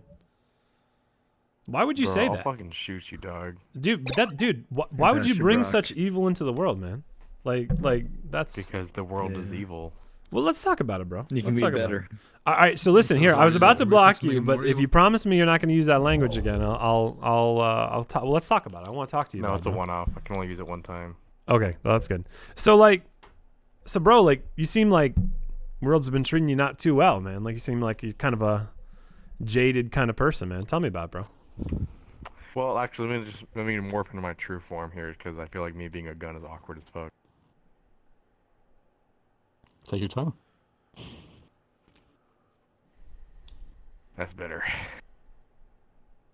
Yeah, the world's ass, bro. And the sooner you see it, the sooner you can thrive in knowing that you can't always pretend that good will prevail. Good prevails in moments, not in the end. Oh, I would disagree. I would say evil prevails in moments, but in the end, right? I would agree with Tolkien, who said, because of the birth, death, and resurrection of Jesus, everything sad will come untrue. Jesus was a fucking bitch. Now, like, why would you say that, boss? Like, what? Okay, so why would you like? First of all, like, you know that. Okay, so here's the thing. Even if you Jesus is believe, equivalent hold to on. a fucking even if Avatar you, character. even He's if you, fake, like, and even he's if you just made up believed to that, inspire like, people. okay, like, even if you believed that to be true, right? Like, you know, you're talking to a Christian pastor, so like, why would you be rude in that regard? Like, if you were a Muslim, I wouldn't say, yeah, Muhammad was a You wanna look like a pedophile, fucking right? Like, towelhead even. dog? You know, he married a woman of 9 years old, and so even if I believed he was a pedophile, that's just not polite. Do you know what I mean? Like that's just not, even if it's true, even if everything you just said is true, like it's just not polite. Like it's not. There's no beauty in that. There's no love in that, bro. There's no goodness in that. I'm trying to be edgy. I apologize. It's okay, boss. I want to have this conversation. I'm just saying. Go ahead. What? In the end, it's a matter of being better and being the light in the world, as what the Lord has taught us. Like, you know, Imagine being so when fucking lonely you seek Jesus out for comfort, you fucking homo. Nah, bro. It's not Like, even well, that. It's someone here's the just- dude. it's I got a like wife you- and, like, and 4 let's kids, say- bro. Like, I can't. It's not because I'm mean, lonely that I seek I out was God. raped from 4 years old to 8 years old. Were you and then really, my father bro? killed himself. Oh man. So I Wow. don't give a fuck what you say. I'm sorry to hear It's that, one of those bro. things where it's No, like, you hold on, gotta- Vic, come you gotta talk to be me, bro. better Like, I than want to that. talk about it, bro. Like that, I'm so sorry to hear that, friend. Yeah. Hold on one second, dude.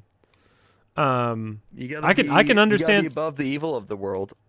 Okay, hold on one second. Hold on. Like, dude, I can see how you can. I can see how you, would be jaded like that, bro. Like, I can God has understand. never been there for me. Yeah, he's well, that's- watched me ruin my life, and he's watched my life ruin, and it's never gotten better. So why the fuck would I believe in his ass? Well, I mean, I would say. Okay. If you can just stay still for a minute, Vic, I'd love to talk to you about it, bro. Yeah, I mean, I think there is good that can come from suffering. Like, I mean, look at your high school class, right? Like, who are the kids that were most beautiful, most compassionate, most loving? Was it the kids at the top of the social totem niggers. pole? Okay. All right. Yeah. Now he's just I'm totally trolling. kidding. The story I told you was bullshit, bro. He actually fell for that. Yeah, dude, because I love you, bro. Yeah, like, because I care for you, Damn. man. Like, and if you had been abused, like, I care about you, bro. Yeah, you're right. I did. Yeah, I have no idea. I have no way of knowing if what you're saying is true or what you're saying is false. And, like, I care for you, dude. Like, that's why I'm talking to you, bro.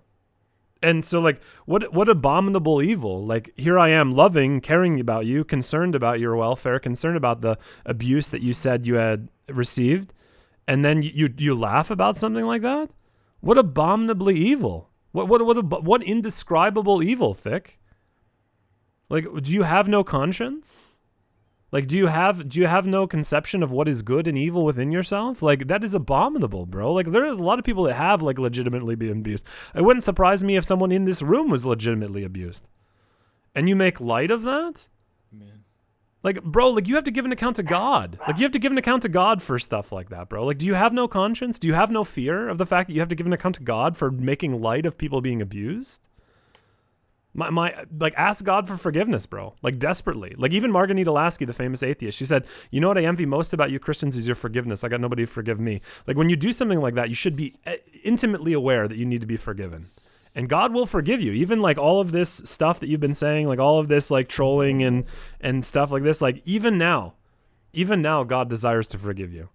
Right? Like, any one of us would if we were God in that situation, we'd say to Thick, give him the big old bird and, like, smote his dupa down. Like God, even now in his goodness, like, extends a hand. And maybe that's what this whole conversation's about, bro. Is that, like, here's God, despite, like, it talks about this in Romans, right? Well, while we were yet enemies of God, Christ died for us, right? And so, like, this is the love of God, right? Some people would die for, like, a really good person or maybe for their kid or something like this. But this is the love of God, that he even died for people who blaspheme his name. So my brother, my earnest desire, I love you, I care for you. My earnest desire for you, bro, is to ask God for forgiveness, and he'll give it to you.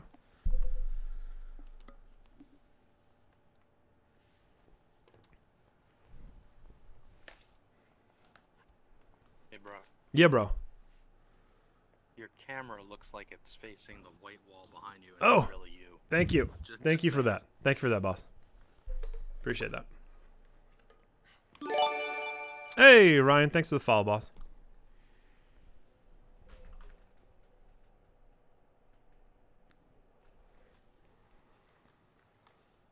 So, anyways, can I ask you guys a question? I asked like 1,500 people this question over the last year. What is the meaning of life? Spread the gospel, I guess. Spread the gospel, I guess. So confident in your answer there, Sepher. I love that, bro. To live a meaningful life that's been given to us by the grace of our Lord Jesus Christ. I don't know how to say it. Like, I don't know how to explain it. I know what it means, but I don't know how to explain it. That's okay. That's okay. Yeah, any thoughts on that Ruffle Tough? Dude, I love the name. Ruffle. We were like created for fellowship, so I guess you could say it's all about our personal relationship with the Father. Sure. Yeah. I'd say relationship with God. Yeah. Sure. Like I think we know that from our own personal experience. What's the most important thing is like to be I don't know much about life. forgiven. Basically, right now, 14. Well, there you go. 14's a good year. Got a lot of good years ahead of you. I don't know. So how about you, Heavy? Yo, fire away, boss. I'm currently dealing with something. Yeah, dude, and please. I was looking to you to kind of help with some guidance. Yeah, 'cause, like, yeah. I'd be I honored. know the Lord does say to like not let any grievances or malice stay within our heart, but to let go and to forgive. But at the same time, like right now, I'm dealing with a situation where I've been How do I make an avatar? dealt so bad and treated so badly by someone that I have ill wish for them. Yeah, but I know yeah. in my heart of heart, like I don't want that. But on Yeah. the surface level, I do. Yeah. I'm Right. dealing with that. Yeah, great. Yeah, no, I totally relate to this. I think so first of all, why do we desire in those instances to hold that anger? Why do we love to desire to well, because it feels powerful to some degree, but it feels like we are enacting justice. It feels good to bring justice into the world, right? Like, if somebody, you ever like get somebody back or avenge somebody for something, you're like, yes, you're like, I have brought justice into the world, right? And so I think the reason coming to them. Yeah, they got what's coming to them, right? You're like, yes, but like the scriptures say that like we should let God do that. Like that's not our I went job. to the bathroom. We should let God take care of the justice. So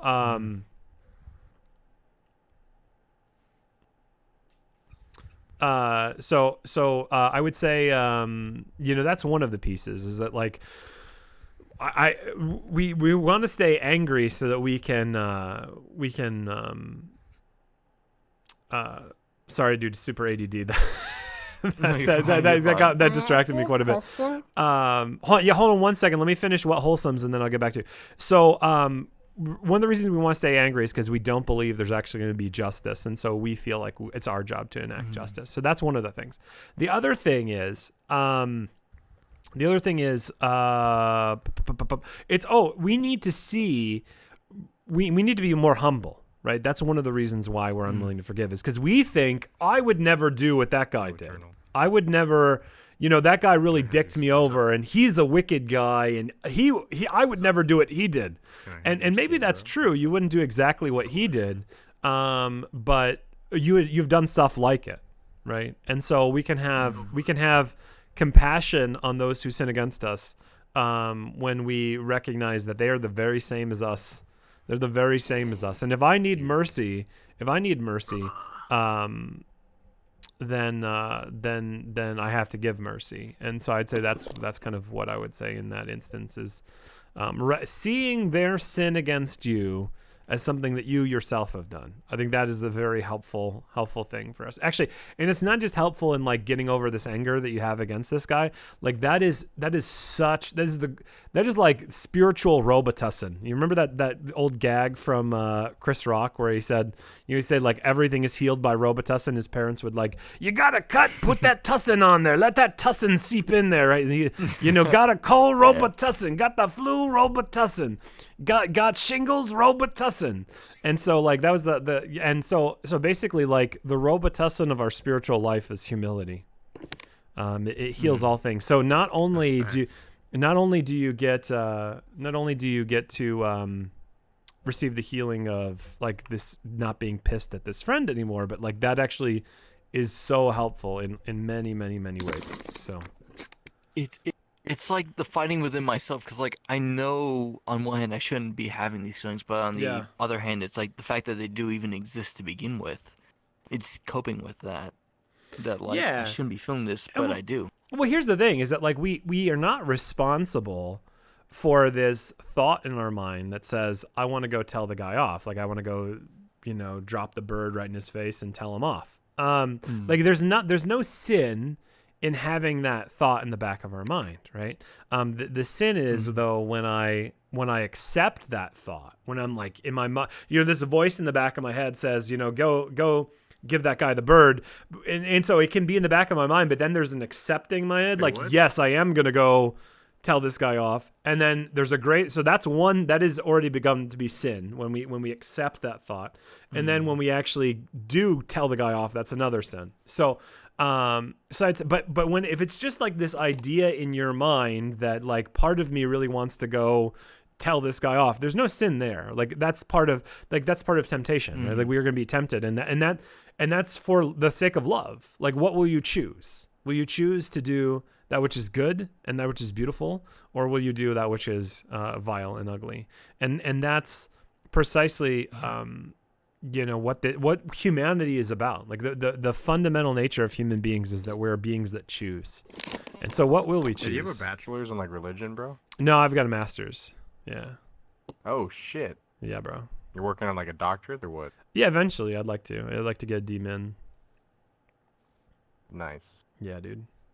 So I was very blessed with an excellent education. My seminary professors went to Harvard and Oxford, Concordia Theological Seminary in Fort Wayne, Indiana. Never heard of it. I'm in California, so that's okay. It's a smaller school, but very good professors.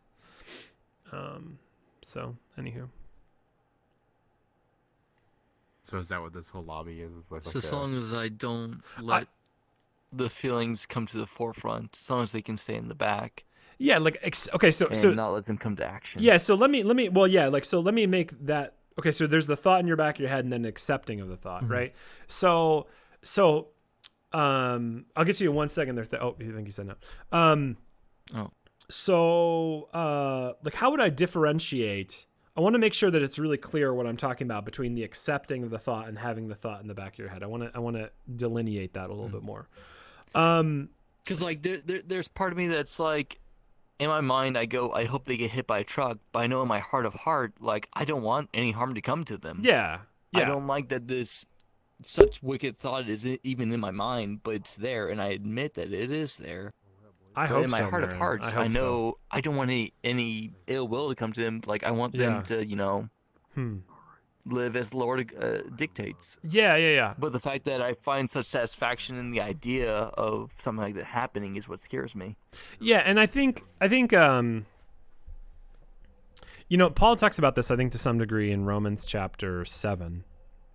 He says, the good I want to do, I do not do, but that which I hate, I keep on doing, right? And if I do what I do not want to do, I agree with the law that it is good, right? So even the fact that you're translation, I know that was all like wah wah wah wah wah wah translation. Mm-hmm. So the sheer fact that you know that this is not the right thing to do shows that you're agreeing with God's law, right? You're not in conflict with God, and so I think we just need to reject those thoughts when they come into our mind. We need to say, no, that's not right.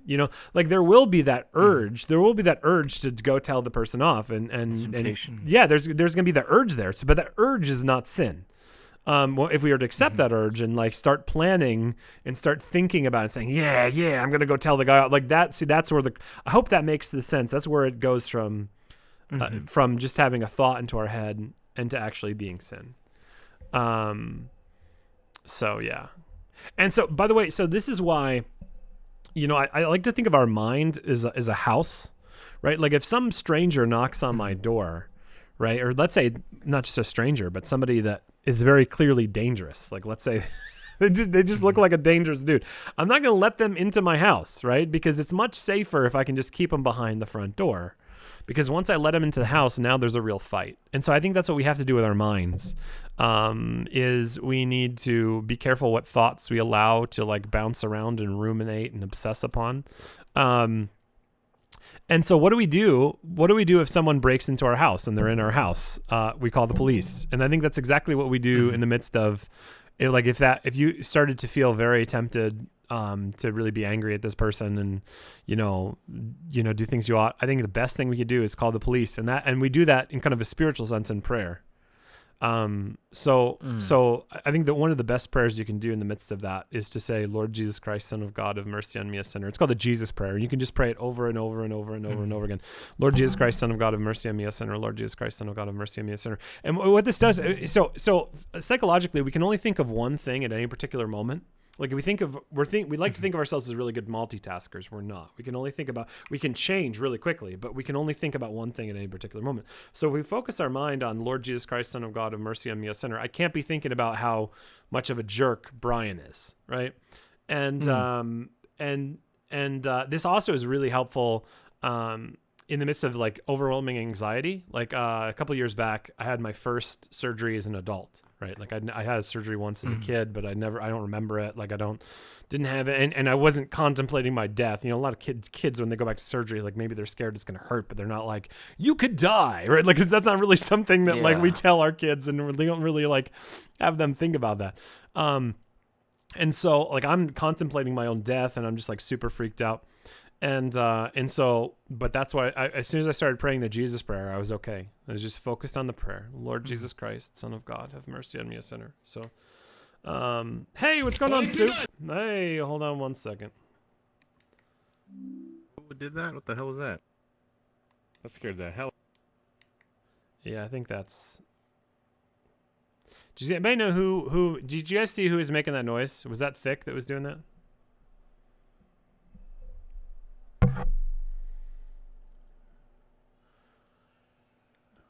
Cryptos, thank you so much. Hold on one second, guys.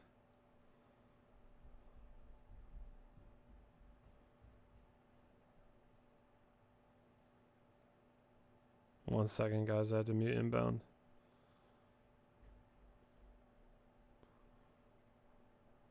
Hey, dude. No, you're good. You're good.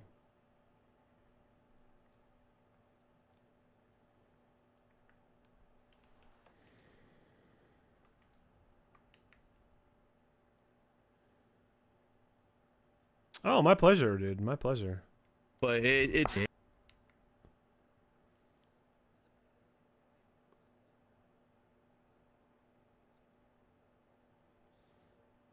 Yeah. Yeah. Yeah. Right. Hold on one second. I'll be right back.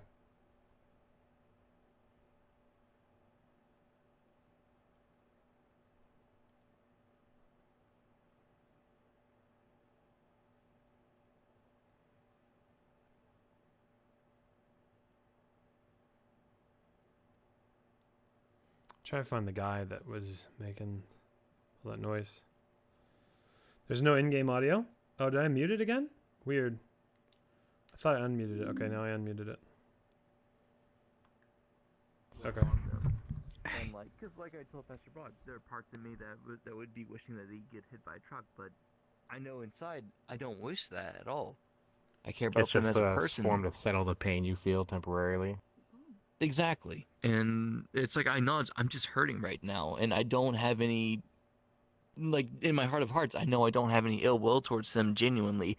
I don't wish any harm to come upon them. I'm just suffering in my own way right what's now. going on, Fox? Long time no see, friend. How are things? Can I ask you a question? Not an excuse. Yeah, I don't yes, normally get on here this early. What did he or she do to you that broke up? Was it like a cheating thing, or? Mix between cheating and spreading ill information about me that's false. Was it after the fact? After the fact. Yeah, my ex was the same. So I'm 25. I got in the military at 22. And I broke up with my ex-girlfriend during the military. So like 4 years together, deployed twice. Crazy shit happened. I was with her. And I broke up with her the day I got out of the Marine Corps. And it was like, what the fuck are you doing? Like, what's wrong with you? And I was like, I'm just not happy with you. Like, you're kind of unhealthy for me. And Yeah. then after that, for a whole year, she just spread all these lies on Instagram Yeah, and so Twitter. I would say, and, he's a is psychopath God's or, name God? He's got a small dick, and it's like, dude, what the hell are you doing? Like, why are you doing that? Normally, Like, we'd say 'cause like you're his just a name dick, and is it's like, bro, Elohim, or no, excuse me, like, Yahweh. if you had love for me once, you wouldn't be doing that shit. So, And yeah. it took me 3 years of therapy. Mhm. After I got out of the military, I overcame like suicidal God attempts. has many names, though, Fox. I lost Yeah, like good 8 question. friends to suicide. There should I be was audio homeless now. for like 9 months.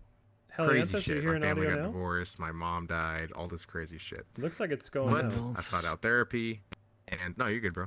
And after therapy, I'm chilling.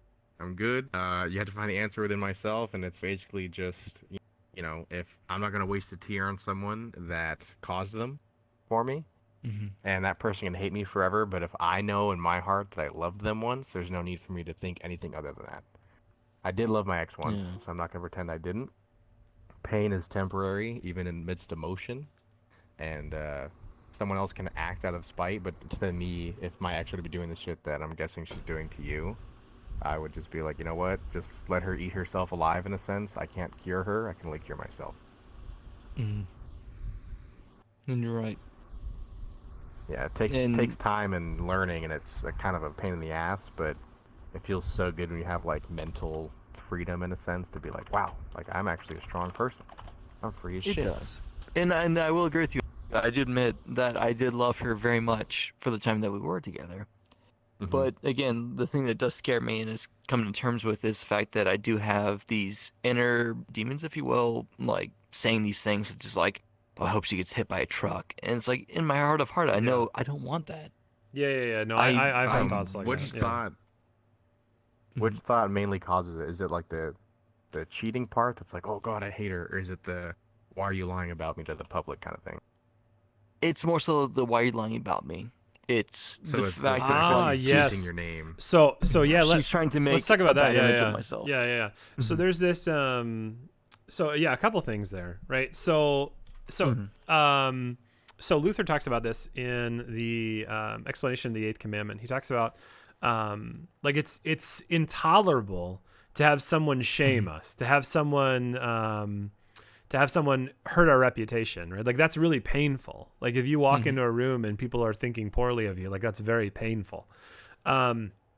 And so I think when the reality is you've done everything you could to be the best you can. Sure. And I think if you're a Christian, you recognize that you have to entrust your life to God, right? Like you have to especially upon your death, you have to say, God, into your hands I commend my spirit, as Christ said.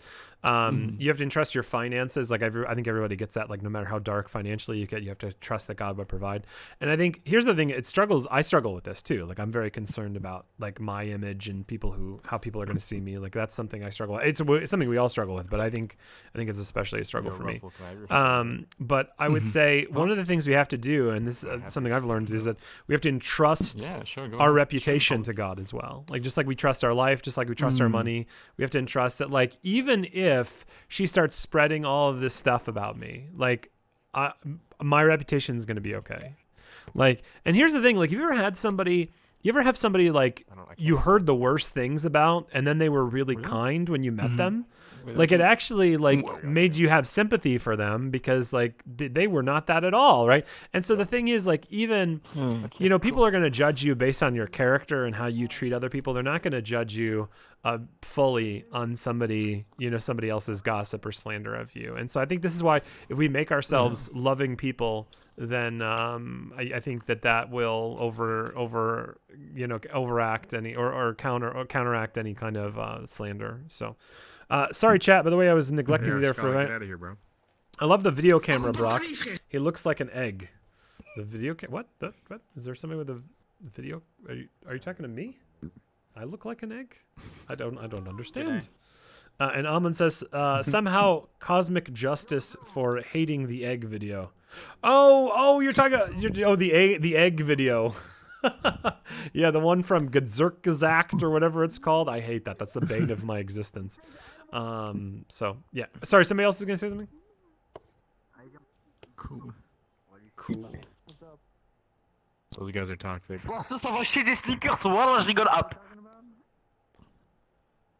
Also, I apologize for my hiccups. You know what I love to do in VR chat is just run into conversations that I'm not a part of and just cause about a lot of ruckus and make a lot of noise. It's like my favorite pastime. I did that, but I feel pretty bad, so now I'm here. Hey, it's okay. All's forgiven, my brother. All's forgiven.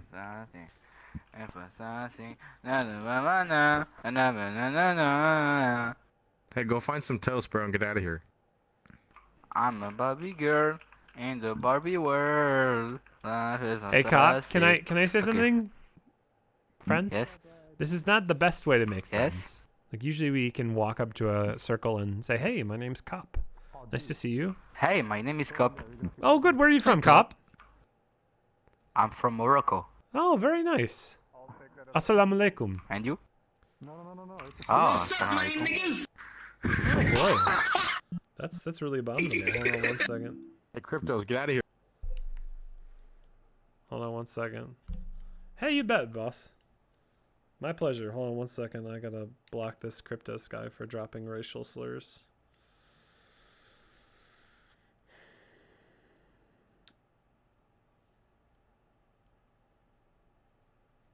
Where'd he go? Oh, bummer. Hey! Burn! Send me, well, hey, come check it out sometime. I got church services in VR chat 5 p.m. and 9 p.m. Eastern Standard Time every Sunday. So that's actually tomorrow. So yeah, please. Thank you.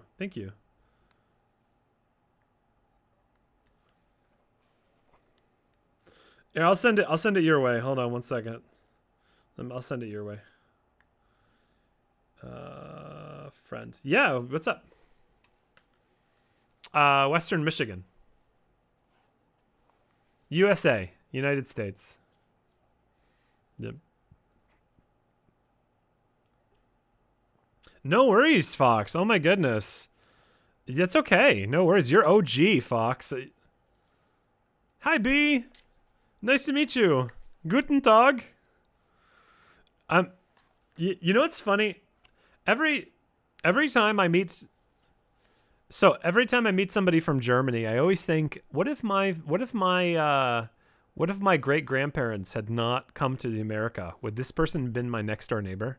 Like, obviously that wouldn't have happened because like I never would have. But it wouldn't be me. It would be possibly some form of me. But anyways, so B, my family's from Bremen. So where in Germany are you? Oh, or you don't have to say. Don't dox yourself if that's okay. If you don't feel comfortable, that's totally fine.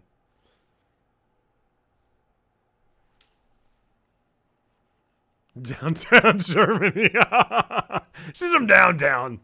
Yes. I love you too, buddy. Oh, thank you, friend. You know, so my wife took German in high school, and so she knows. Oh, you're fluent too, Fox? That's great.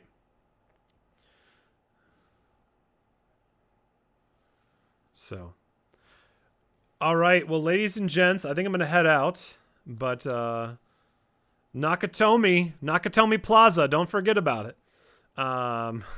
It's a reference to Die Hard. Is it Die Hard, I think? Nakatomi Plaza. So, hey, let me send a friend request out you guys' way. Don't feel obligated, but I have to be very careful about inbound friend requests as being a pastor in VR chat, as you can imagine. So, I get a lot of trolls. So, anyways, thanks. Nice talking with you guys. And again, I got church service tomorrow, 5 p.m. and 9 p.m. Eastern Standard Time. Love to have you. Hey, whoa, dude, Zephyr, dude, that's too much, bro. Like, no, Zephyr, dude, that is way. Change that right now. That is way too much, dude. That is way too much, dude. Zephyr just pledged $50 on Patreon, dude. Like, that's way too much, bro. Dude, no, but dude, give it to your local church. Give it to their local church. That's too much. That's way too much. If you want to drop like a 5 spot or something like that, that's fine. But don't. No. Stop it. Stop it. Stop it. Stop it. Stop it. Anyways, Zephyr, I'm dude. That's way too much. That's way too much. But thank you very much, friend. My family appreciates that. So that's super kind. Anywho, well, I'm going to head on down the road unless there's any question. Well, if you have any questions, like I am, one of the reasons that I'm on here is because I want to, like a lot of people have never heard really compelling reasons to believe in Christianity. Grandma said to them, "You should believe in Jesus because you should believe in Jesus," and like never gave any kind of reasoned or logical reason why we should believe in Christianity. So if you have any questions or objections, or what I like to call stump the pastor questions, if you think your question is going to be so brutal that it will leave me dumbfounded and speechless, I would love to hear your stump the pastor questions. Ah, well, thank you very much, Thick. I appreciate you, friend. I'm glad you're here. Fox says my local churches don't have. Yes, please. I'd love that. Ah, yes. This is the greatest of questions. It's called Theodicy. Yeah, this is great. Oh my goodness. So do we have 3 hours? Like I'm like dumbfounded where to even begin. There's a lot that I could say. All right. So, okay. So let's look at the apostles, for example, right? The apostles are the friends of Jesus, right? And they served and loved Jesus their entire life. And 11 of the 12 of them die terrible deaths, right? Bartholomew is flayed alive, Ramsay Bolton style from Game of Thrones. He has his skin cut away. Andrew is crucified. Peter is crucified. Philip is crucified. James is sawn in two. Matthias is beheaded. Matthew is beheaded. James is beheaded. So they all die terrible, gruesome deaths, right? And so you'd say, well, why did God allow those bad things to happen to those really good people? I mean, these are the very role models of the Christian faith. To which I would say this is, Jesus has a comment. He says, "Greater love hath no man than this, that a man lay down his life for his friends." For example, B, I don't know if you have a boyfriend, but why do you want your boyfriend to buy you flowers? You don't need you don't need something nice to smell, right? A little, plug-in scented, dispenser could give you something nice to smell. If you Glade scented plug-in, as they're called here in the United States, you could plug that in and that would give you a nice flowery smell. But why do you want your boyfriend to buy you flowers? Because when he buys you those flowers, he's saying to you, you are worth it. You are of so much worth that you are worth giving up my time, my energy, my thought. You are worth that sacrifice, and you feel loved. Consequently, you feel like you have worth because he was willing to give up that stuff for you. So it is a beautiful and loving thing to sacrifice for another. And so Jesus gave the greatest sacrifice, right? Jesus died on the cross, right? Greater love hath no man than this, that a man lay down his life for his friends. Jesus laid down his life for you and for me. And so that's, it would not be beautiful if John 3:16 said, "For God so loved the world that he drank a martini, that whoever believes in him should not perish but have eternal life," right? The fact that he died on the cross is really... Okay, Cop, if you're going to interrupt me again, boss, I'm going to have to mute you, okay? So I'm trying to get to a lot of ideas in really short time, okay? So anyways, no, I'm glad you're here. I want you to be part of this conversation. I'm also super ADD. I'm super ADD, so I'm sorry. But anyways, to get back to the question, so it's actually the excruciating sacrifice of the cross that is what makes it beautiful. So if we understand sacrifice and love, I think that can go a long way to help us understand why God allows suffering to for good people. So there's a lot of things, like, and it could be a mix of these things for any particular person. Yeah, let me pause there and say this. Like, let's say Rev over there is suffering. Like, I can't say, why has God allowed Rev to suffer today? Like, I don't know that. Like, God hasn't told me, hey, Pastor Brock, Rev is suffering so that X, Y, or Z happens. Like, I don't know. God hasn't fit to told me. So I'm just telling you some general things, how God can bring good from suffering. The other thing that suffering can do is it can make us more compassionate people. Like, think about your high school experience, B. Who are the kids in your high school that were the most beautiful, the most compassionate, most loving kids? Was it the most popular kids? Heck no. Those kids were little, those kids were like little, goobers that made your life, hell, right? And so it was actually the kids, it was actually the kids that got picked on a lot that were the most compassionate. Why? Because they had felt the wounds of the bullying and they didn't want you to feel that, right? Like, they had compassion and didn't want you to feel wounded. So it's actually true that when we experience pain, we're able to be more compassionate people.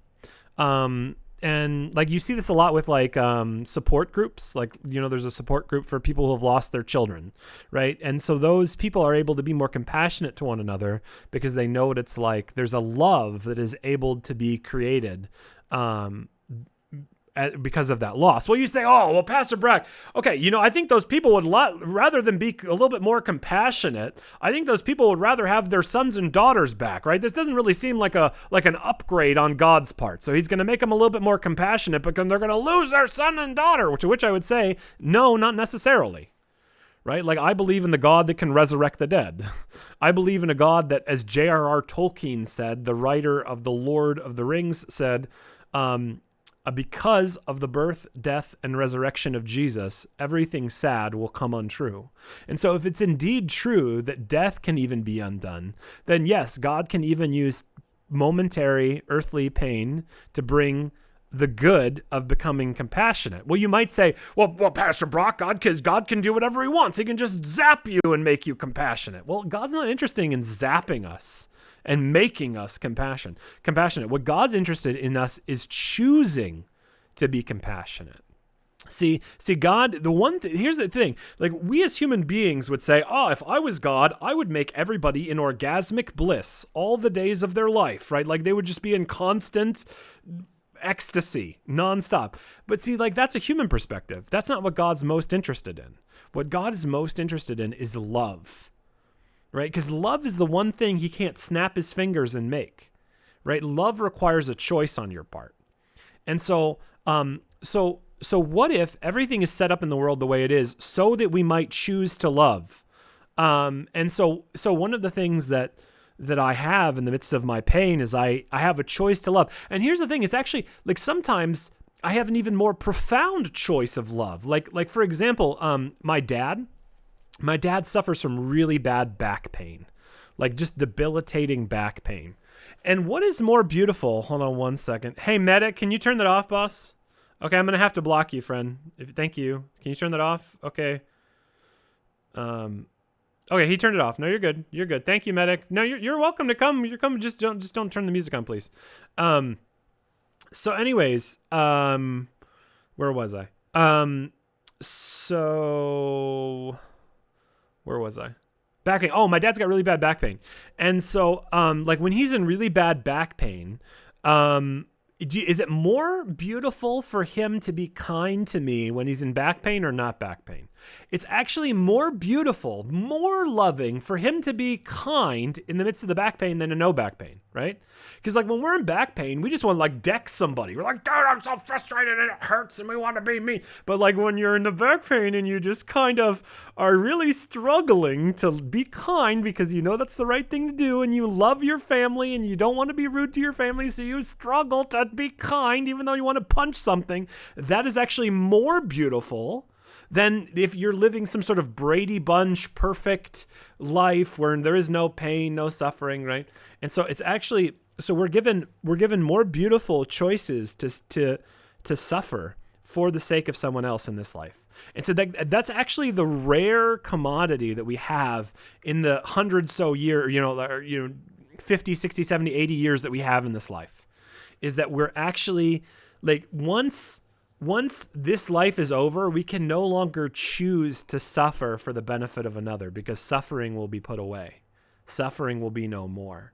And so the question is, are we choosing to suffer? Like, it's funny, like, I'm not trying to sound like I'm a martyr. Oh my goodness, this is first world problems and like, this is nothing. But like one of the things I was thinking about doing today is I was thinking, I'm going to go play some World of Warcraft, right? And I wanted to play some World of Warcraft, but I was like, no, there's no beauty in that. There's no love in that. Oh goodness, I just hit my hand on the table. Don't you hate when you do that in VR? It's actually like, no, the beautiful thing is come on VR chat and show people the most beautiful thing in existence, namely God. And so, like that's the more beautiful thing than, playing World of Warcraft. So choosing to suffer for the benefit of another, that's what bad things happening to good people. One of the things that bad things happening to good people happens. Now, those are just a couple of small examples. Again, going back to what I was saying, I can't tell you why God allows Rev to suffer in this particular instance. Like, it could be 100 other things, which I can't even think about or have any conception of. But here's the thing is like, we have to be like the child who's brought to the pediatrician, the doctor, to receive a shot. Right? Like, think about the child, like, you are an evil parent. You have taken me to this doctor's office to receive a shot and have a pokey thing jabbed into my leg. You're such a wicked parent. And like, no, that's not the truth of the matter, right? The truth of the matter is that even in that pain, your parent was working what was best for you. And I think from a whole host of other reasons, even if I don't know specifically why now and why this, I can still trust God, right? That little child should trust their parent because for all the days of their life, that child has been provided for by their parents. All the days of their life, that parent has looked out for the best for them. So even when things get confusing, like, why are you taking me to this office for somebody to stab me? We trust in the goodness of our parent. We should have as children. We didn't. And so let us now, even if we don't understand it, let us trust in the goodness of God. And even in the midst of pain and believe that he can bring beauty from pain. So anyways, I'm sorry, that's like a super long answer, but that's kind of my answer. Thanks for hearing me out. Let me get out chat here. Dude, thank you so much, bro. Like, and here's the thing, like, well, there's a lot I could say. But Bray, I'm so honored, dude. Like that you'd say that. That's such an encouragement to me, friend. So thank you so much for saying that. I'm really grateful.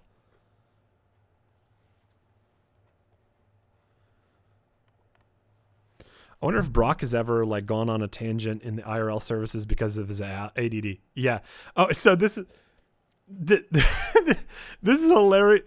This is a hilarious question that I just got from on my Twitch chat. It says, I wonder if Brock has ever like gone off on a tangent in his IRL services because of his ADD. And the answer is yes. The answer is yes. And so sometimes my sermons go a little long because I go on some sort of ADD tangent, but game is muted? Oh no! Sorry, Ryan. We had somebody drop in racial slurs earlier and I forgot to unmute it. I'm sorry. Luckily, I was the one talking for a while there. So thank you for catching that, Ryan. So, and so Amen, you're correct. Yes, Amen says, I imagine the answer is yes, and the answer is yes. So, by the way, before I forget, I have, if you guys don't know, I am an IRL Christian pastor. I do church services here in VR Chat, 5 p.m. and 9 p.m. Eastern Standard Time every Sunday. And so I'd be honored if you guys wanted to come. Everybody's welcome, all religions or none. Sometimes people come just because they're interested from like a philosophical perspective, like, what does Christianity teach? I want to understand, especially like if you're interested in like, what does Christianity teach? Like, this is the perfect time to get connected with our community. On Tuesday nights, we have this, this class that's being taught right now, called Christianity 101. And we're basically just looking at like the basics of Christianity, like what does it teach and stuff like that. Hey, Thick, I appreciate it. Thanks, man. Appreciate it. Thanks for coming on Twitch, dude. Appreciate it, bro. I appreciate you. So, yeah, I'm grateful, dude. What a great night or morning. I'm always on here on night, so I instinctively said night. Yeah, you know what's crazy here is I haven't been on VR Chat. Okay, so I've been doing this stuff in VR Chat for like a year and a half, 2 years. I don't remember a single time that I've come on a Saturday at this time. Like, so I think like the sheer fact that we're having this conversation right now is pretty profound. Dude, you can watch for free. You can watch for free. Oh, wait. Anonymous Gifter gifted a sub to Thick. Oh, well, thank you, Anonymous Gifter. Thank you very much. You can watch for free. What's your Twitch? Twitch.tv/PastorBrockVR. We've got Bible studies every weekday, different times. You'll have to check out the schedule. It's Monday, Wednesday, Friday, 8:30 to 9:30 a.m. Eastern Standard Time, and then 2 p.m. to 3 p.m. Eastern Standard Time on Tuesday, Wednesday, and Thursday. Yes, there's 2 Bible studies on Wednesday. So you guys can watch for sin. Yeah, I know. I'm almost to 1K. I'm almost to 1K follows. I'm like right below. So thank you so much, man. To Amen. 1 million people. Oh, you're kind, dude. You're kind, bro. You're kind. I appreciate it. Much love, brother. Firing up the bot accounts. Firing up the bot account. I'm about to build a computer that just has bots that it just. Okay, hold on, Zephyr. Hold on. Hold on. So I need to. So I instituted a new thing. I don't have the post-it notes. Are you watching your stream, Zephyr? So. Yeah. What the hell is that back So- there? That guy put a penis on the TV, bro. No. Oh, what? Oh, did they? Oh. Buster, look at the TV. Look at the TV. Yeah, I know. There's a big dick on the TV. Oh, What the fuck? I'm glad that Yeah. I can't see it. I'm glad that I'm not seeing it. But anyways, so I'm gonna put some sticky notes when somebody makes such an hilarious comment that that they win the chat. I'm gonna have to put that on there. So Hey, Cobb, get out of here, bro. for the day. Hey, Bray, thanks so much, man. Appreciate the follow. And Bray, you can watch for free, bro. Like, this is not about the money, dude. I'm not on here for the money, so don't. Oh, You don't no, have I know. to. Thank you, though, dude. I really appreciate it. It's a trying to blessing to my support. family. No, I appreciate it, bro. It's my secret. I really do. You guys get out. So it's a blessing, though. So my Twitch channel has bought my wife a ring. So the only thing my woman. Oh my goodness, why I didn't mean to say that. My wife, excuse me. Would you clip it? Did you say clip it, Zephyr? My wife, excuse me. She's like the least materialistic person that I know. Like, she never buys anything for herself. I'm like, hey, I think I need a new SSD, and I think I need a new I need some more RAM. Right? Like, and I'm like always like buying little things, buying Steam games and stuff like that. She never buys anything. So for like years now, she's like, I want to get a new wedding band. I want to get a new wedding band because it's like a diamond wedding band that matches her engagement ring. And so, oh boy, Cop, come on. Hey, Autumn. Hi. How are you? I'm doing good. Good. Thank you. How are you? Oh, were we talking the other night about, and you had the great questions, right? Oh yes, glorious! I'm so excited. I'm so glad you're here. I thought that. It's so by. Yeah, I'm so glad. So anyways, let me just finish up this one story real quick, and then I'd love to take a absolutely. stab I at any of your wanna- questions. No, it's great. No, Autumn is brilliant. So she's a really smart woman. She was asking fantastic questions the other night. So anyways, my Twitch channel has been able to buy my wife a new wedding band. So super grateful for that. So it's nice, a little side income. So I appreciate that. But you can watch for free. But anyways, so Autumn, what were we talking about yesterday?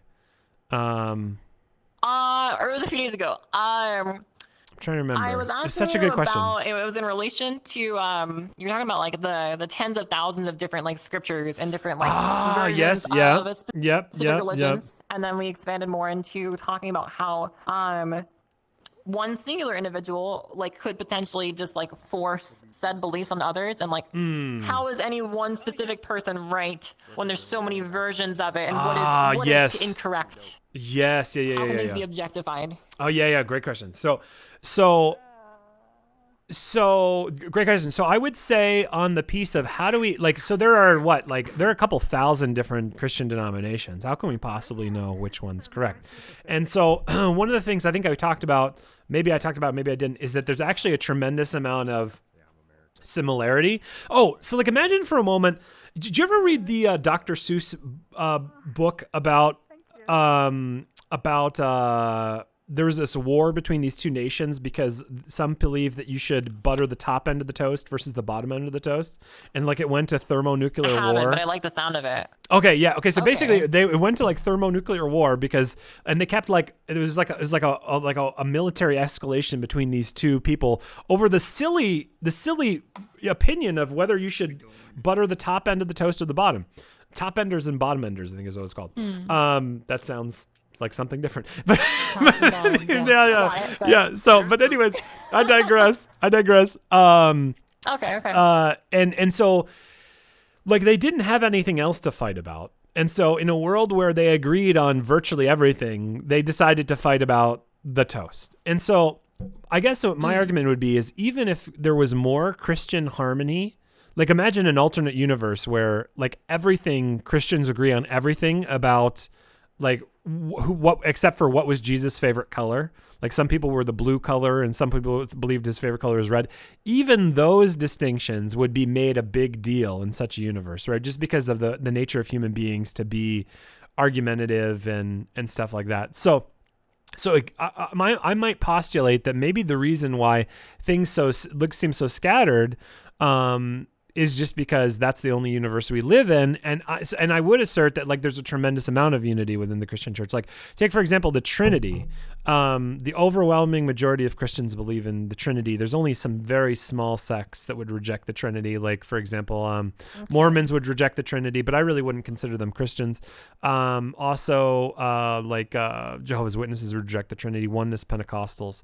But like 98% plus of all the Christians on the world believe in the Trinity. And so I would say there are, if we look at like what most Christian churches have in common, I think we get to a pretty close approximation of like a basic Christianity. Like if you were to take the things that all Christians have in common, or virtually all Christians have in common, like you wouldn't be far off from what I believe the truth to be. And I think most other Christians would say, you're not far off from the truth that needs to be. So for me personally, though, I would say, how do we know the truth? We know the truth by going back earlier to the telephone game. Did you ever play the telephone game as a kid? Like, explain. Yeah, so like somebody whispers something in one person's ear, and then they keep whispering it down the line, and the message gets completely distorted at the end from where the very beginning. And a lot of people make this argument for like, well, Christianity, isn't it distorted after it's been handed down from all the ages? To which I would say no, because that telephone game wouldn't be so funny if you could go back and ask the second person, hey, this person just told me this. Did you say that to them? Like the game would fall apart because you'd be able to authentically transmit the message down the line. And that's exactly what we can do, right? Like, so I'm in the process of reading a 16 million word volume, or 16 million word set of volume called Ante-Nicene, Nicene, and Post-Nicene Fathers. So I'm reading the earliest Christian theologians, and so like I want to believe, teach, and confess what they taught. And so I'm going back into the telephone game and asking the second person down the line, what they taught. So that's how I'd answer the question. How do we know it's true? Well, what has always been taught. That's how I would answer. And you get a lot of people that like add a bunch of new stuff in. Like you get a bunch of people that right. like. I was gonna ask about that. Yeah. At what point are edits? How do edits function and stuff like that? Because there's a lot of things that have been, from what I've heard, have been changed over the course of years. Things like I believe there was something relating to like having bed sheets or something. It was like to be stoned or stone your children for certain things. Oh, something yeah. like that. Yeah. Okay, so yeah, the stone the children thing is actually, that's an Old Testament reference from, I think was it Numbers 21 or something like that? To which I would say we have no evidence of how often these laws were enacted. Like sometimes it's good for my kids to know, like sometimes my kids will do something wrong and I'll say, if you don't do this, you're going to go to timeout, right? And they don't do the thing that I want them to do. I say to them, you really should be going to timeout right now, but I love you and I'm merciful and you're not going to go to timeout even though you deserve to go to timeout. And so sometimes the law functions in that regard. Like take, for example, according to Levitical law, anybody who commits adultery is supposed to be killed, right? That's a capital offense. You commit adultery, you get killed. But look at David. Okay. David's the most famous king in the entire Old Testament. He not only commits adultery, he knocks the chick up who's the wife of another dude, this guy named Uriah the Hittite. His wife Bathsheba, David knocks up. And then, wait for it. This just goes crazy. Okay. Then David calls Uriah back from the battlefield. Uriah's a soldier in David's freaking army fighting for David. He calls Uriah home and is like, hey, bro, how about you go, tap a nice piece of Bathsheba tonight, so that hopefully like he can think that it's his kid, right? Because when he comes back 4 months later and she's 5 months down the line pregnant, like he's going to know that like Bathsheba done messed up Aaron. And so So David invites Uriah back and says, hey, go sleep with, you deserve it. Go sleep with your wife. And he's like, no, my boys are out in the battlefield. If they can't sleep with their wives, I'm not sleeping with my wives. And he doesn't go and sleeps with her. And the next night, David tries to get him drunk so that he goes and sleeps with his wife. He gets drunk, still doesn't go and sleep with his wife. And he's like, well, crap. So David's a goddamn champion, right? He's going around. He's doing what he wants. Okay, right? well, yeah, well, let me just finish the story real quick. And then so then David's like, all right, how else am I going to cover this up? And so he goes and tells the commander of the army, here's what you got to do. You got to charge in. Uriah's got to be at the front of the army, and then you're going to pull your troops back so that Uriah is killed. And not only is Uriah killed, who knows how many of his fellow soldiers are killed. And here's the sickest thing of all. Do you know how do you think David got the message from Jerusalem where he is to the front line of the battlefield? Do you know anybody who's going back to the front line of the battlefield in our story? I guess not, right? Uriah, the dude's carrying his own death warrant back to the commander. How sick is that? And so anyways, so here's somebody who not only committed adultery, not only knocked the girl up, not only tried to cover it up twice, not only killed the husband, and who knows any other types of people. I mean, David deserved to die. David should have died, but God was merciful. So we don't know how many instances of this where God was merciful. So I would say, so yeah, that's kind of how I'd answer that. Do you mind if I go with his on him real quick, or if you want to go? I have everyone muted. I'll unmute him. Sure, go for it. Okay, go ahead, Dax. I think. But just story about me because I heard about. You're kind of cutting out. Oh, you're cutting out there, David. Oh, we were talking about David. Okay, so listen, don't check out another girl bathing, and then knock her up and then have her husband killed. Okay, you make sure you don't do that. Facts. Okay. So, anyways, go ahead while he's getting settled here, Autumn. Why don't you go ahead? Okay. I was just kind of talking about right. We were talking about that. Okay. So how does it transcend into modern day, right? So we have this idea that someone can be occasionally merciful, but we don't see any instances of anyone being, we don't hold to that standard for seemingly a lot of very harsh things that were give me an example. Previously enacted before. Can you give me an example? Well, imagining the adultery thing, I'm imagining that some people I'm assuming people were killed for it, but no one gets killed for that now. I mean, unless that's just thrown under the rug. We don't catch them. But where is the line drawn where we say that this was okay before, but now it's because that seems to muddle things, right? It seems like the morality is changing. Yeah, it's okay, this is supposed to be a timeless, eternal God, and if it's correct, it should, right, exactly. Yeah. Okay, so a couple of things. So there's a distinction between the Old Testament and the New Testament, right? So in the Old Testament, the nation of Israel is functioning as a geopolitical state, right? It has borders, it has magistrates, it has civil penalties, right? And so in the Old Testament, Israel is functioning as a geopolitical entity. And what does Jesus say before Pilate, right before his death? He says, "My kingdom is not of this world," right? So Jesus is the Old Testament nation of Israel is a foreshadow of the Christian church, right? That is not going to be this geopolitical kingdom, but this eternal kingdom of God, of people living with Christ reigning in their heart, kind of stuff. So that's what I would say is there's a distinction there between how the New Testament and Old Testament functions. Now, to get more basic, to get right more to their question there, when did this change? Well, I think nothing changed in terms of what God finds good and evil. God always has found God has always found adultery abominable, right? Like and I think we do, right? Like you see some dude cheating on his wife, like every human being finds that disgusting, right? Like you like totally, you totally find we all recognize the evil in that, or if you can't see it in somebody else, at least you can see it in you can at least see it in hold on one second. How do I turn this person's avatar off? Sorry, I've got boobs, and the only boobs I want to see are my wife's. I can't seem to click on this person. Hey, Chimera, maybe you could just do me a favor, Chimera, if you wouldn't mind changing your avatar, I'd be super grateful. Thank you so much. Yeah.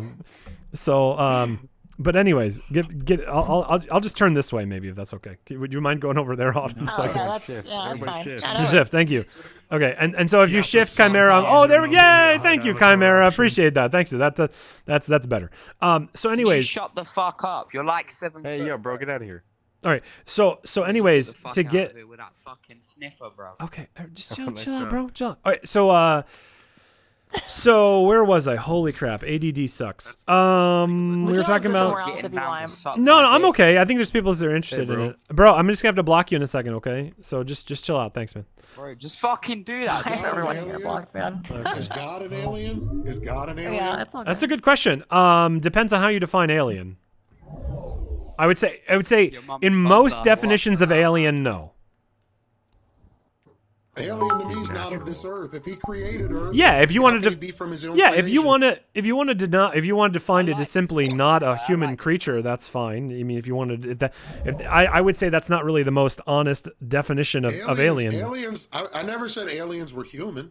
Yeah. I just said the definition of alien is not of this earth. Yeah. So if that's Earth, he can't. If God created Earth, sure, he can't be from his own creation. Right. I agree with that. So I can agree with that. By definition, would you say God is an alien?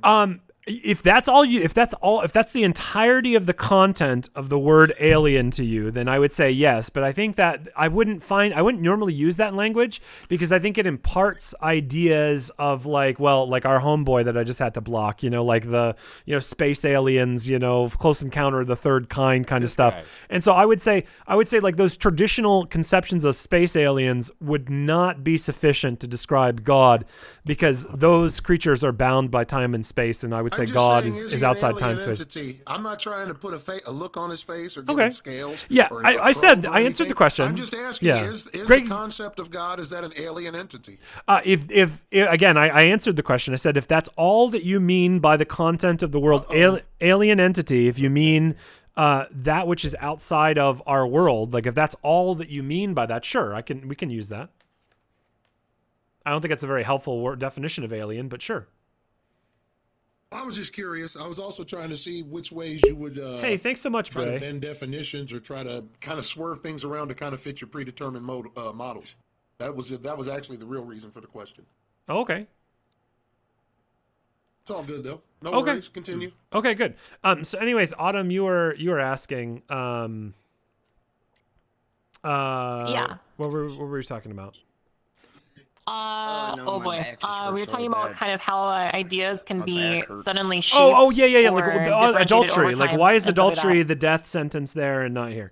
Hey, bro, what the hell? So yeah. So we were talking. What do you mean by adultery? What's your definition of adultery? Why are you yelling? See what I mean? Okay, we can talk about the definition of adultery. Yeah. So I think I would go with Luther's definition of the the sixth commandment, where he says we should fear and love God so that we do not. Oh my goodness, brain fart. So let me just be more simple.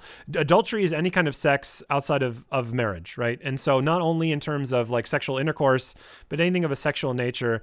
Christ even defines adultery in Matthew 6 by saying, if you look at a woman with lust in your eye, you've already committed adultery with her in your heart, right? So I would say even pornography is adultery. Yeah, so that's a breaking of the sixth commandment.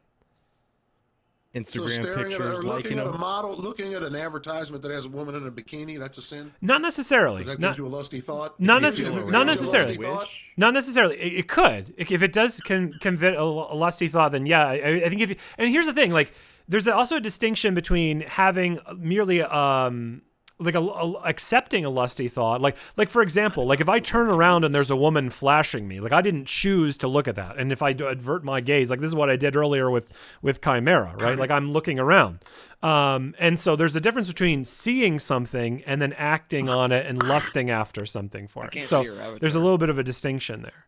So looking at a woman in a bikini could be sin. It could not necessarily be sin.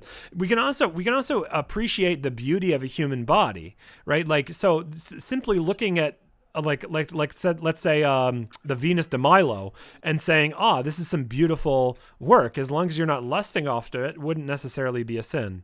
Yeah.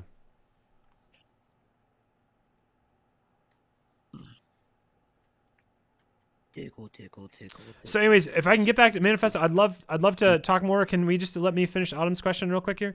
So anyways, so God has always been against adultery. Yeah, sure. That's no, Manifesto. I love it, bro. You're a smart guy. You got great questions. I'm grateful you're here. So I wasn't trying to cut you off at all. So no, it's fine, man. You're good. No offense taken. Perfect. So Autumn, I would say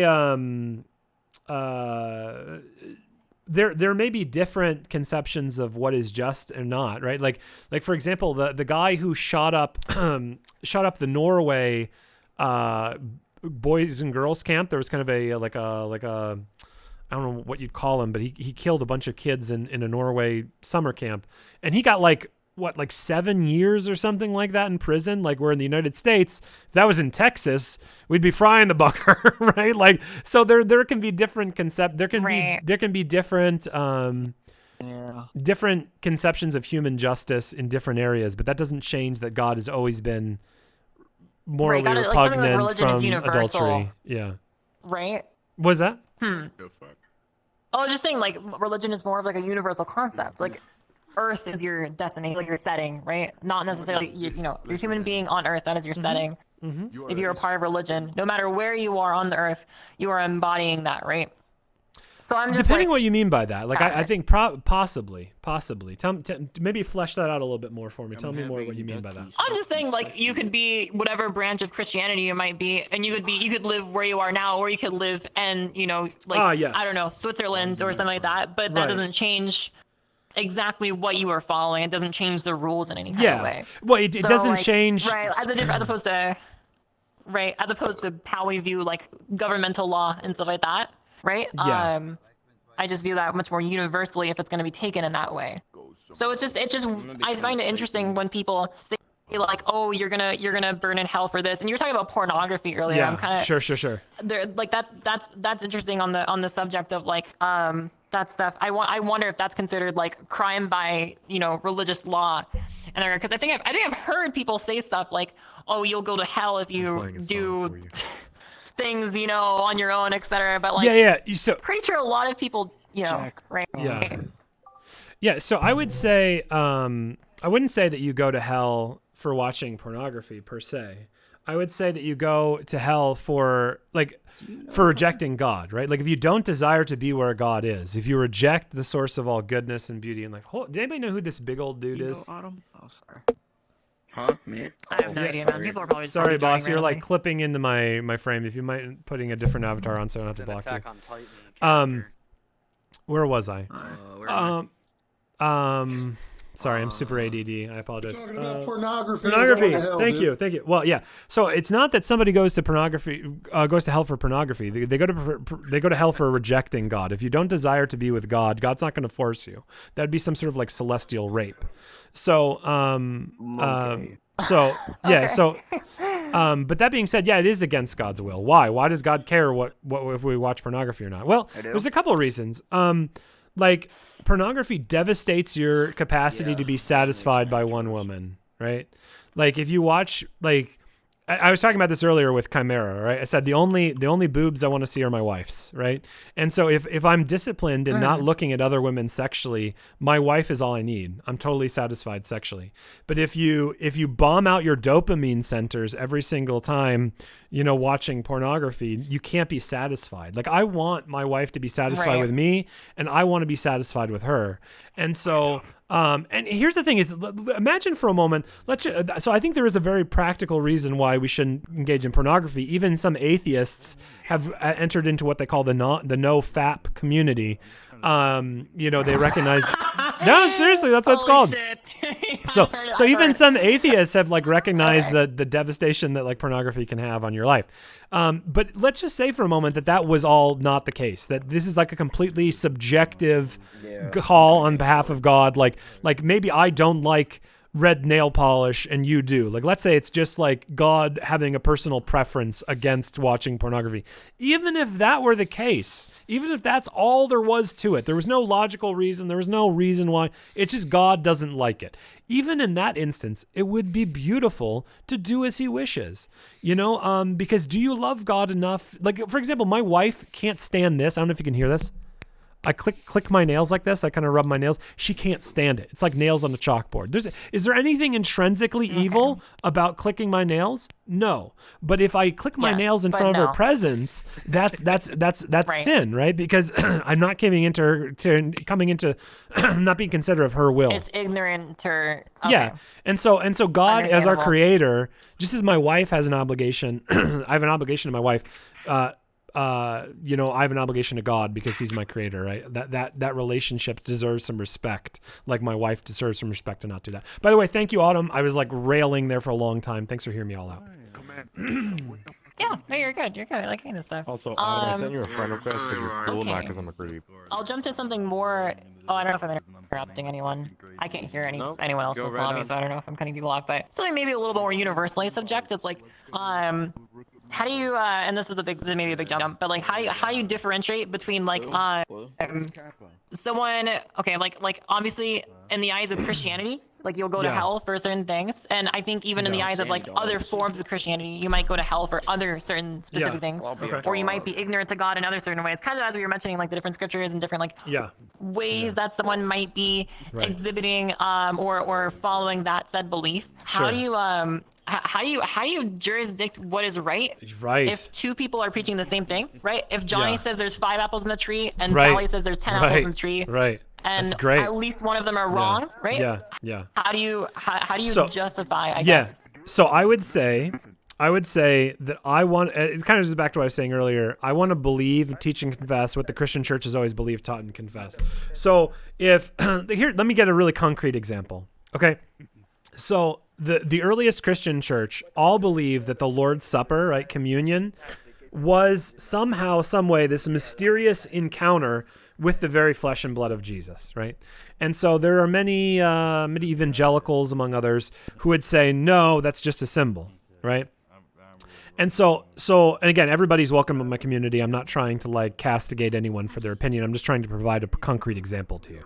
So for me, when you look at Ignatius of Antioch, who was a disciple of John the Apostle, right? So you got Jesus, his disciple or student was John, and his disciple or student was Ignatius of Antioch. You have Ignatius of Antioch saying that the Lord's Supper is the medicine of immortality and the antidote to prevent you from dying. Jesus says the exact same thing in John 6:53 and following. So for me, how do I jurisdict between that question of is the Lord's Supper really the body and blood of Jesus or is it merely a symbol? I look at what did all the early Christians believe, teach, and confess, and I go with that opinion. Now, there are some things that we don't really know, and there are some things that are really of a non-opinion. Did Adam and Eve have belly buttons or not? Like, think about that one for a moment. Like, that's a real, like, there may be different opinions on it, but it's not significant. So, but any significant doctrinal issues, I go with what did the early Christian church believe, teach, and confess. By the way, I think I just got hey, Zora, thanks so much for the follow, friend. We're getting close to 1,000. So. Hey, let me ask one question real quick before I take off, man. Yeah. Real quick, and this is sure, in all seriousness and not trying to be confrontational. Yeah, no, please. Okay, Christianity. Yeah. Following the Bible. Yeah. Following the Christian God. In 2021, you still got other gods like Allah, Shiva. True. Buddha. Yeah. Brahma, Ganesha. Vishnu. Yeah. Now in the recorded time, there have been tens of thousands Oh of yes. gods that people Yes. have worshipped Exactly in every right. corner of the world. Exactly right. Yes. And there's been tons of guys. There's been tons of guys, men of their God, Yep. that sit and say We- that their God we- is we're the true God. one. Yeah, you're exactly right. Exactly. Yeah. Now let me Yeah. ask you this: now, all Yeah.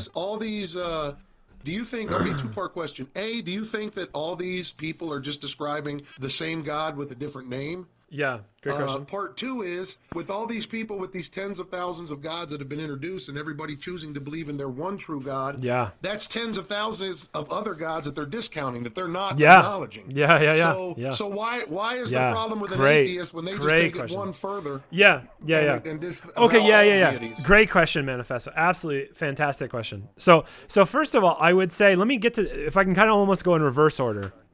So I've heard this question, this critique from atheists a lot, and it sounds very good, but I would say that I have more in common with, for example, a Hindu than an atheist, right? You know, I'm just an atheist to one more God than you are, right? Yeah, but that's true. But the thing is, like, the Hindu and I at least have common ground that there is a creator of this world, that we're here with intention, that this creator can be prayed to, that kind of thing. So it does sound like there's more commonality between me and the atheist, right? Because we are atheists. We're both atheists to 99.9% of the deities.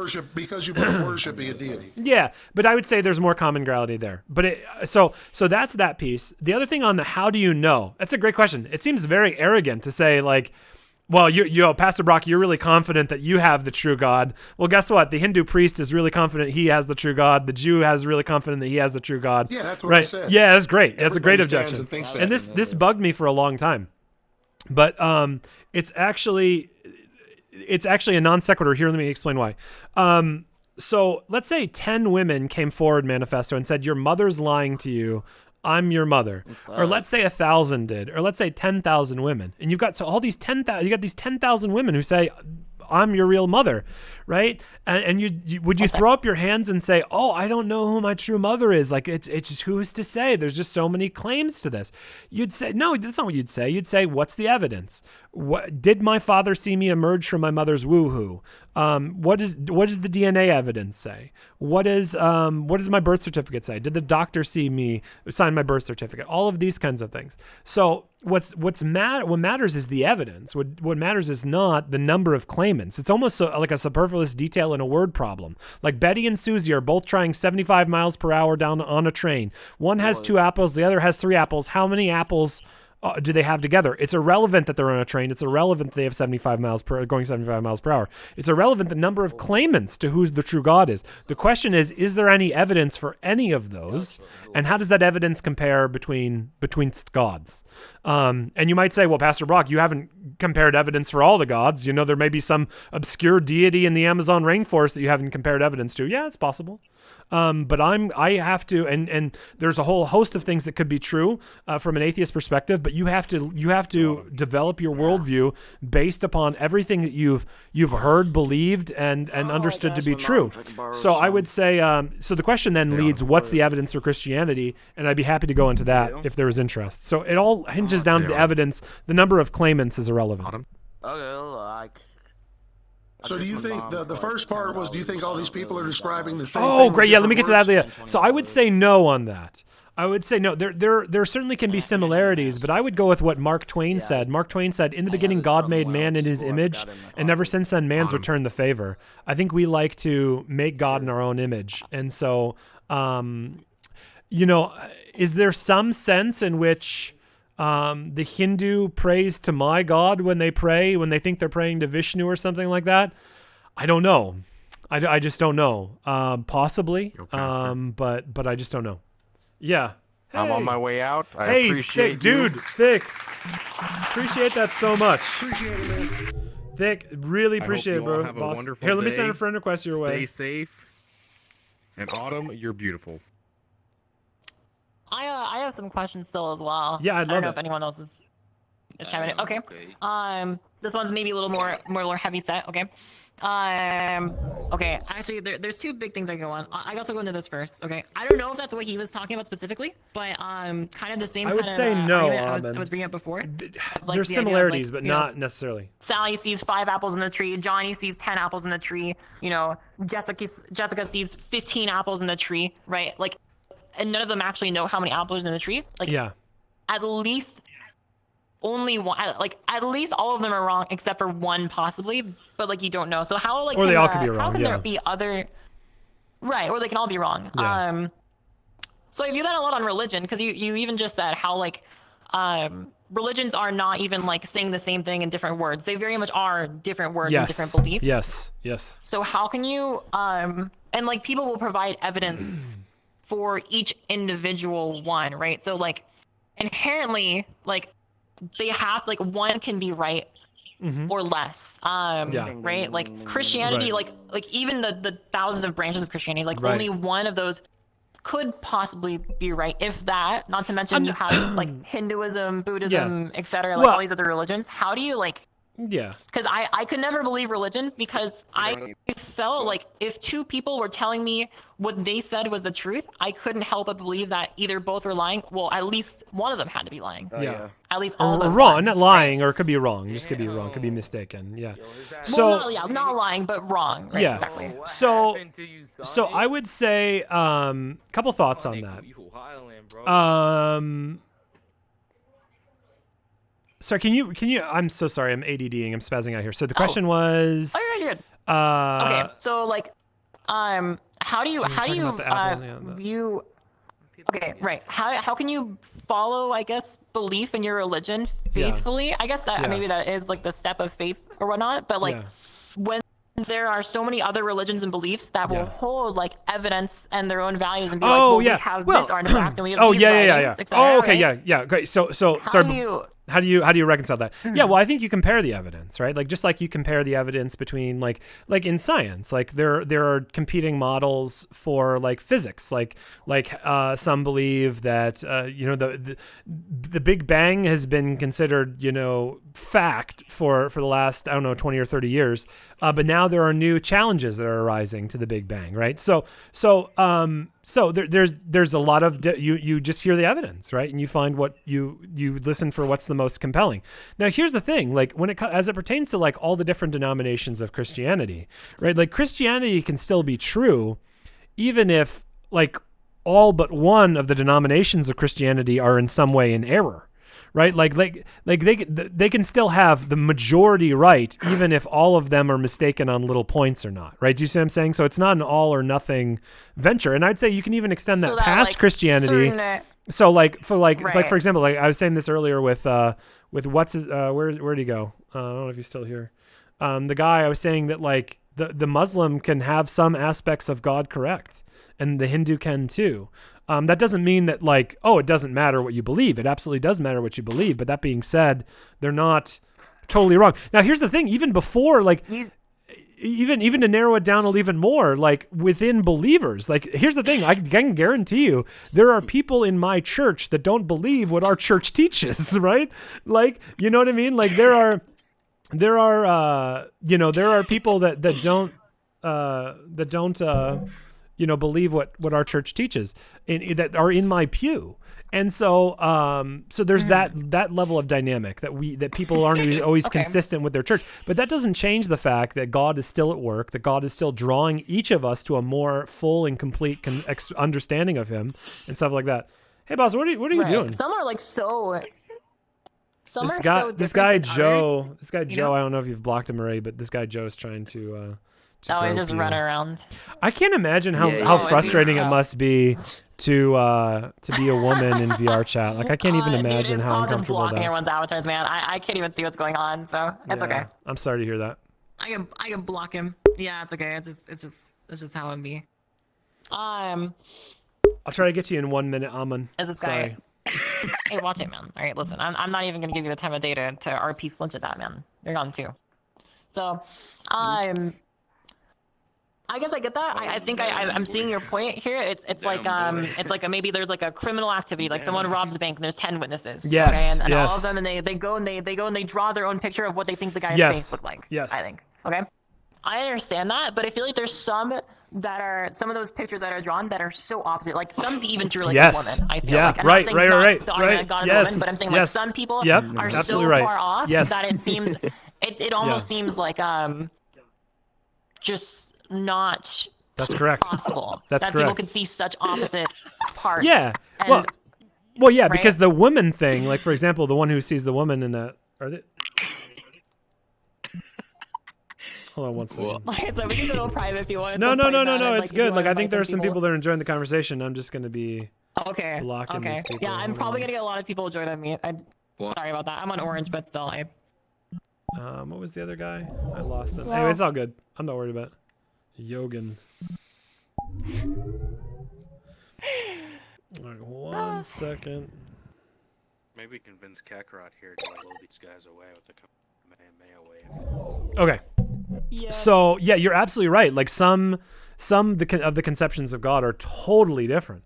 But that's my point, is that these are inventions. Going back to that Mark Twain quote I showed earlier, in the beginning God made man in his image, and ever since then man's returned the favor. We like to make the like the racist likes to make the depiction of the criminal black when he was not actually black, right? Like, so we have these biases where we like to change things for our own preferences, right? And so like that's absolutely the case. But I would say, yeah. Do you? Okay, here's the question. But that doesn't mean that one of like them's not other people's- correct. Right. Okay. So that was actually kind of pertaining to what I was going to ask you. Yeah. How do you validate other people's religions, or do you try to correct them? Like, if someone comes in, if someone came to you and tried to Oh, tell you have the best freaking that, questions. You have so good. These are great. Thank you. Yeah. If someone came into the room and they told you that Hinduism was correct and they provided all their evidence, and obviously you have your amount of evidence for Christianity and such like that, and you were both battling, how does anything come out of that, right? Great. How can any one person come out on top of that, I guess? Right.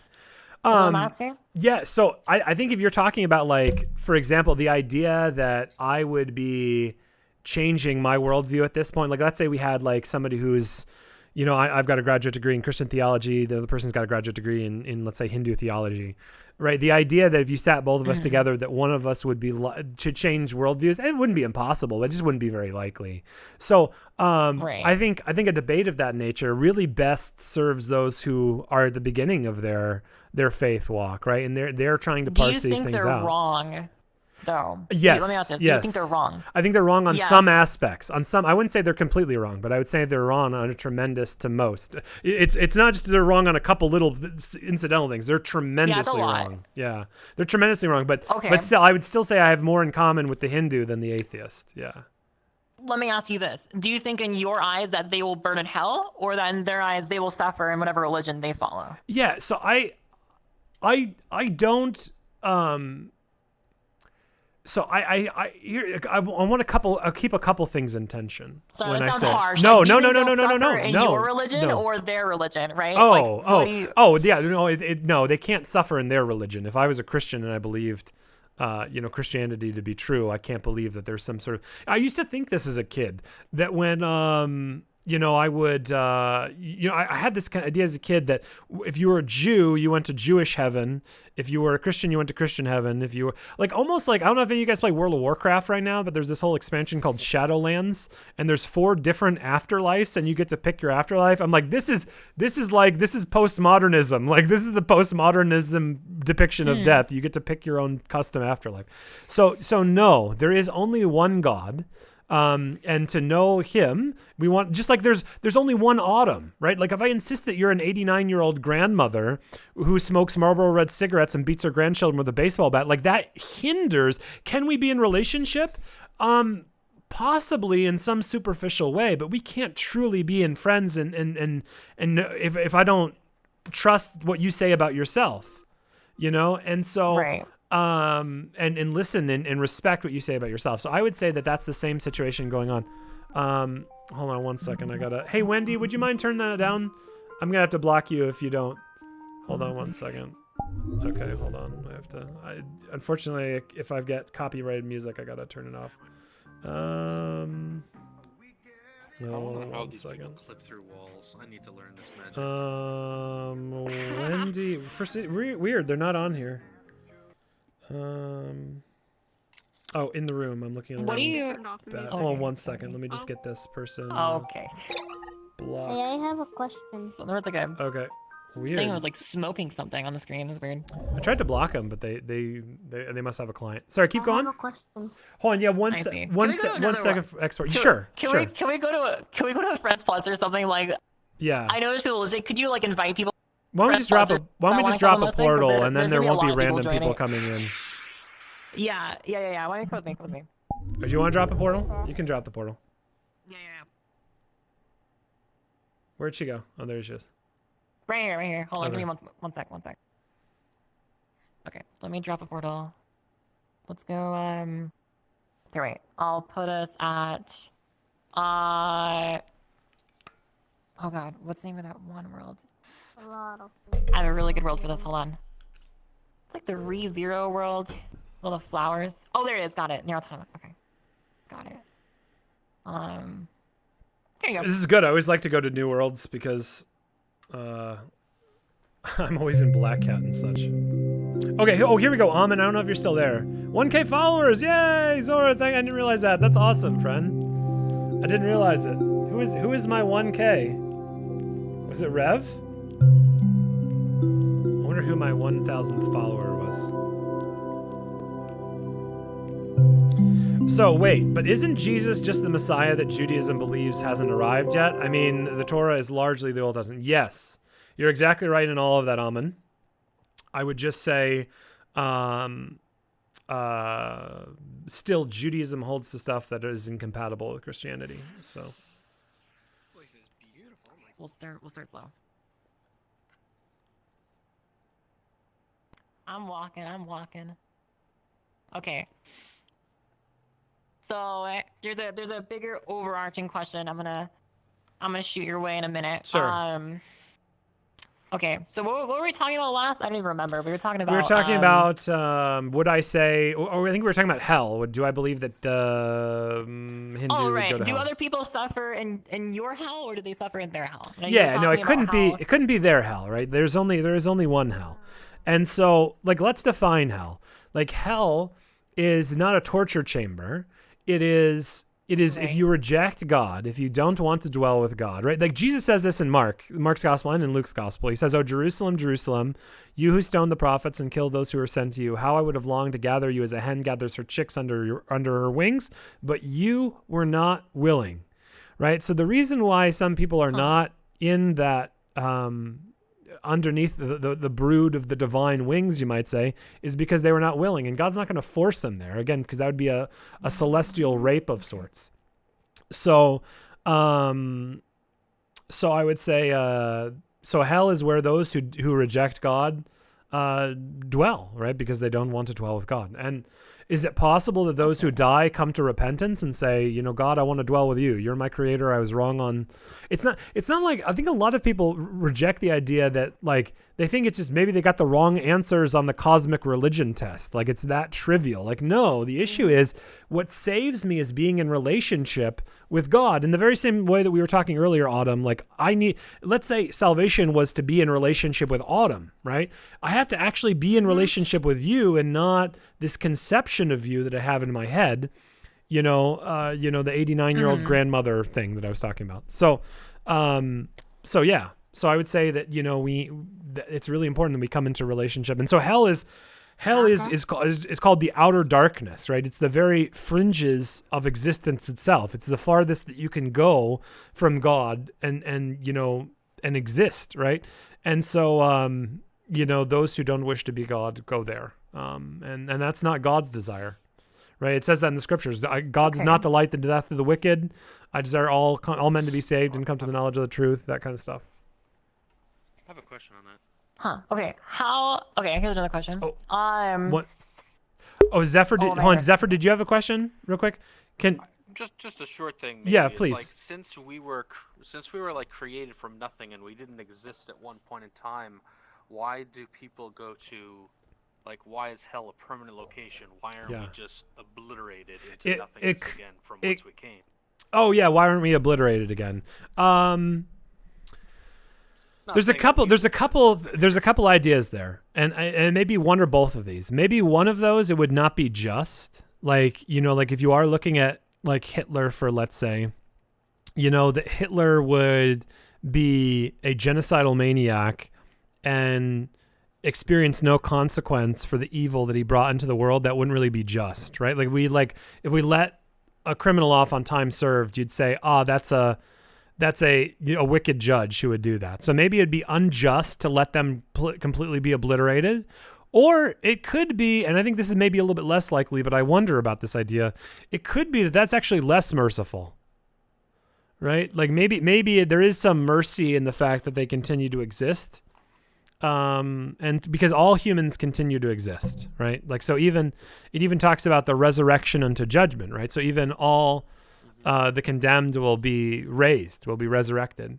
And so, maybe it's more merciful. I don't know. Maybe I think the most scriptural is the former. Like, it'd be unjust to just let everyone who's condemned to enter into, the nothingness. But I do entertain the idea of the second. I like the idea of the second more. But I have to be careful, right? Because I was just going on a tangent about how we like to make God in his own image, or our own image, right? The whole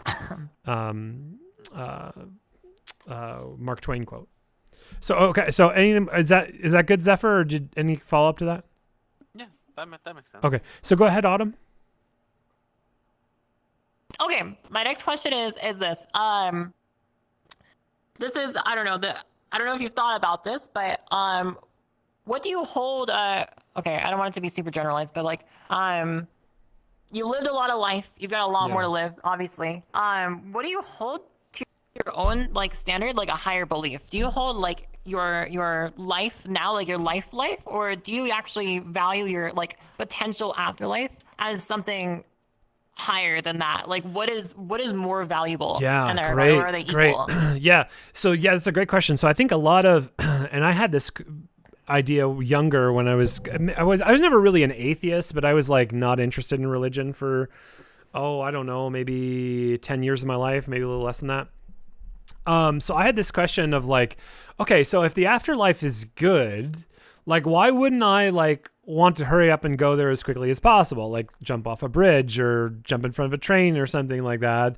Okay, well, I guess that's suicide, but why wouldn't I just want to do that? So, so the issue is that certainly, the Apostle Paul says to depart and to be with Christ is better by far, right? It is better by far to be with Christ. But that doesn't mean that this earthly life does not have tremendous value and potential to it. And I was kind of talking about this earlier. I don't know if you were with it. No, you weren't with us when we were talking about this.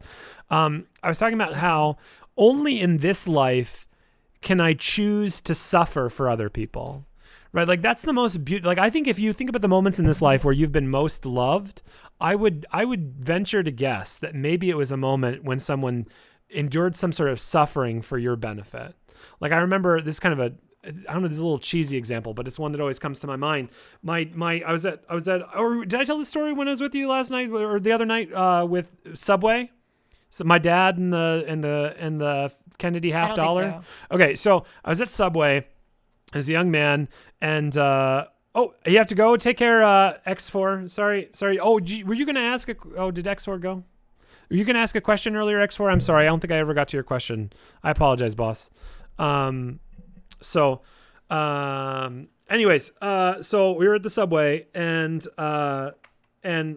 I scarfed down my sandwich and my chips like every young boy does. And I'm like, Dad, I need some more Cheetos. We need to get some more fuel in this puppy. I need some more Cheetos. And he pulls out his little coin purse. He pulls out his little coin purse, and he's got this Kennedy $50 that he's been holding on to since like 1969 or something like that. And he's been holding on to it, and he was about to drop this coin they've been holding on to for like 30 years, just to get me a bag of chips. And I was like, Dad, you can't do that. Right. And like, that has meaning, right? But he was willing to do it for just like something as simple and trivial as a little bag of chips.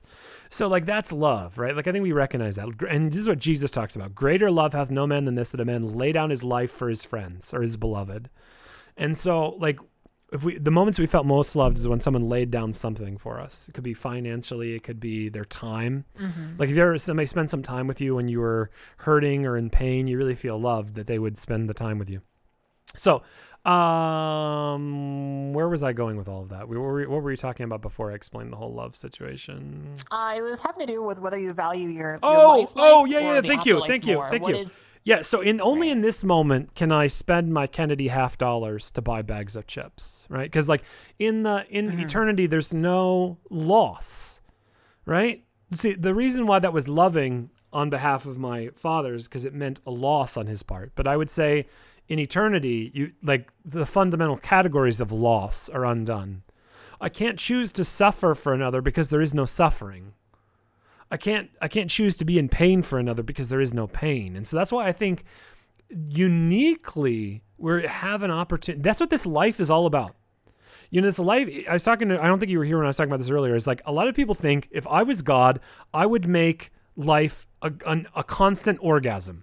Like just a 24/7 constant orgasm. Okay. Interesting. And I think there's a lot of, especially young people, like hypersexualized kind of, you know, like I think, you know, that's, and consequently, by the way, that's actually the Muslim conception of eternal life. And if you are, I'm just putting this thought out there, if you are looking to consolidate military power and you are trying to rev up the military aged male, how do you conceptualize eternal life? Now take that same hypersexualized conception of eternal life and give it to the 87-year-old man who's in the nursing home down from me who's about to die. Like he's not so interested in that. Man, he's not so interested in that. No, he's not so. You're not so interested in that at 87. So anyways, I think that's a little hint to the veracity of that particular religion. But anyways, I digress. Where was it? So, idealized sense of afterlife. Afterlife. Yeah. Right. So it's better to be in the afterlife. But that being said, this temporal life is of tremendous value as well, and it gives me opportunities I'll never have again. Like coming on VR chat on your Saturday instead of playing WoW and loving on some people. Right. So they're essentially not differently valued. Like you, or maybe I don't know. Do you think you hold the afterlife to a higher, like you are doing this life so that you can be in the afterlife? Yes, I wouldn't say that so much. Like yes and no. That's not wrong. That's not wrong. But I wouldn't God's really. will, right? Yeah. Go ahead. Is that death should be far, right? If God's will is that death should be far, then you are living for God in that sense, because your original intent or idea was, why don't I just jump off a bridge now? Yeah. If that's the case. Yeah. But by that same logic, because you are extending your life, you are living for Him or for said afterlife, right? So I think that's where I would say this. I'm not living just for in the afterlife, right? Like the afterlife is good because Jesus is there, and so what am I doing with this life I'm living that Jesus might be here, right? Like Jesus is. I am becoming an icon. I am becoming a image bearer of Christ when I love on my daughters, right? And so obviously it could be better to be with Jesus. Like if you know, well, this is what Paul says, right? To die is gain. For a Christian to die, death is not loss, it is gain. But that being said, I get to be like Jesus to my daughters in how I love them and how I respect it. So both there, I wouldn't say one's, well, yes, I think you would have to say eternal life is better. It's of higher value. But I would say that this present life has its reasons and purposes, and and I don't try to like seek death. I leave, whether I stay or whether I go, I leave that to God. And I try to love as much as I can in this life. That's my purpose. And right. Yeah. Do you think a lot of people share that same belief? Do you think a lot of people are alive for God? Do you think probably people have lost their will? Maybe like not you, right? Yeah. Because you're obviously not suicidal or something, but maybe someone who is, they keep going for God, right? Oh, interesting. So can you give me like, give me maybe a concrete example, like envision a scenario or a person where you think. Okay. Maybe someone is going through an absolute crisis. They have clinical depression. Maybe they just got out of college and they're completely broke. They're in tens of thousands of dollars of debt. Yeah. They have no future ahead of them. The degree they got was in art, and it's not going to be of any purpose. They've never found anyone meaningful in their life. They don't have very many friends. Maybe their friends passed away because they were suicidal and they committed suicide. Maybe they feel like they're in the same line of sight. Yeah. And they don't know why they should keep going anymore, but they have religion. Is that reason for them to keep going? Do you think? Do you think they keep going because of God? I think what I think what the hope is for that person is that maybe even this suffering can be redeemed, right? Because I would say that, like, from my worldview, God can redeem suffering. We see that in the cross above all, right? Like, even worse than all of those things is to, those are things are excruciating. All of those things you described, Autumn, those are excruciating. But the word excruciating comes from the Latin excruciatus, literally meaning out of the cross. And so the highest possible pain is defined by what Jesus was willing to suffer for you and I. And so God can, it says in the scriptures, all things work for the good for those who love God. And so, like, even the good of being in painful situations can be brought for the good. There are good things that can come of that. I'd be happy to provide some concrete examples. Like, I know religious people say, oh, well, God can bring good from bad. And then they say nothing. And it's like, what are you talking about? Like, you're going to need to explain that to me. So I'd be happy to provide an example if that's what you're kind of feeling right now. I have a follow-up question. Okay. If someone like that did give up on life, and they were religious and they were under the eyes of God and they tried, were they wrong for giving up? Giving up in terms of, like, committing suicide? Yes. Suicide is a grave sin. But I think, I've talked to some people who have, I was listening to a TED talk about somebody who committed suicide. He went on the Golden Gate Bridge or some big bridge, and he jumped off, and as soon as he jumped off, it was instant regret. And so I think if someone jumps from a bridge, even within a couple seconds, if they say, Lord, save me, like, that is enough. Everyone who calls upon the name of the Lord will be saved. And so I think that I wouldn't necessarily assume that every person who commits suicide is condemned. That being said, if you are, that's what I would say to someone who's family of someone who's already committed suicide. To the person who is contemplating committing suicide, I would fear that those words might be heard as saying, oh, well, just go ahead and commit suicide, and then with your last words ask forgiveness, and you got some sort of cosmic loophole going for you. That's not what I'm saying. If the rules can be bent, right? Yeah, that kind of just leads me to another point. If the rules can be bent, why don't people bend them more often, right? If you tell me more. If what do you mean by right? Okay. So if people can be like, oh, they can beg for forgiveness at the very end, you know what I mean? Like, they could just go through life and either they could be a shitty person, or maybe they've felt they need to give up because of things that have happened to them, etc. Right? And they've made a wrong choice by either giving up or by doing those things. But can just at the very end just be like, actually, now I will commit my faith, and, like, in their last 5 minutes of their life, like, is that enough? Like, yeah, is that, like... Great question. Yeah, so I think a lot of people conceive that. Like, let's use, like, something even more poignant. Let's talk about Hitler. Right, the classic example is, like, could Hitler be saved? Right, like, it's a lot of people. The way they describe Christian salvation is like, Hitler is down there in the bunker, and he's like, oh yes, my life is over. I'm about to be stormed by the Allied forces, and so I'm going to kill myself. But I prayed a little prayer to Jesus, and he must accept me into heaven. Right, like God is not bound by loopholes. Right, God is better than the U.S. tax code, right? He's not bound by loopholes. Now, here's the thing: if so, that kind of, like, loophole. Hold on, let me get some water here real quick. I am like, I'm like having the hardest time talking. Give me 1 second. So God is not bound by loopholes. Man, I still have this stupid thing in my throat. Whatever. God is not bound by loopholes. But if Hitler had said, instead of, oh, you must accept me because I said the little prayer, if he instead said, my God, what have I done? My God, what have I done? I've killed millions. Have mercy on me, O Lord. If he did that, yeah, is that? Yes, if he had sincere repentance, yes, it would be possible.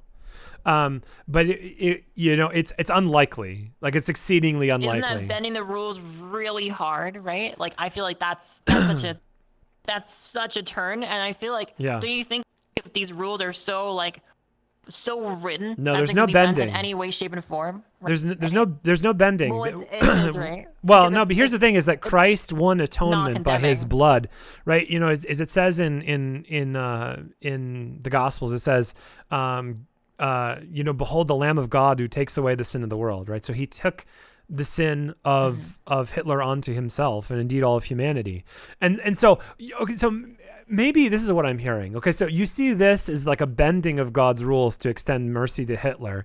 Why doesn't God bend the rules to extend mercy to the Muslim or to the Jew? Is that kind of what you're saying there? Why can't he bend the rules for them? Is that kind of what you're saying? I'm just more so curious how like someone can just like, I don't know, like just like sin and do whatever they want, and then just like at the end of it just be like, actually though, I'm gonna last second.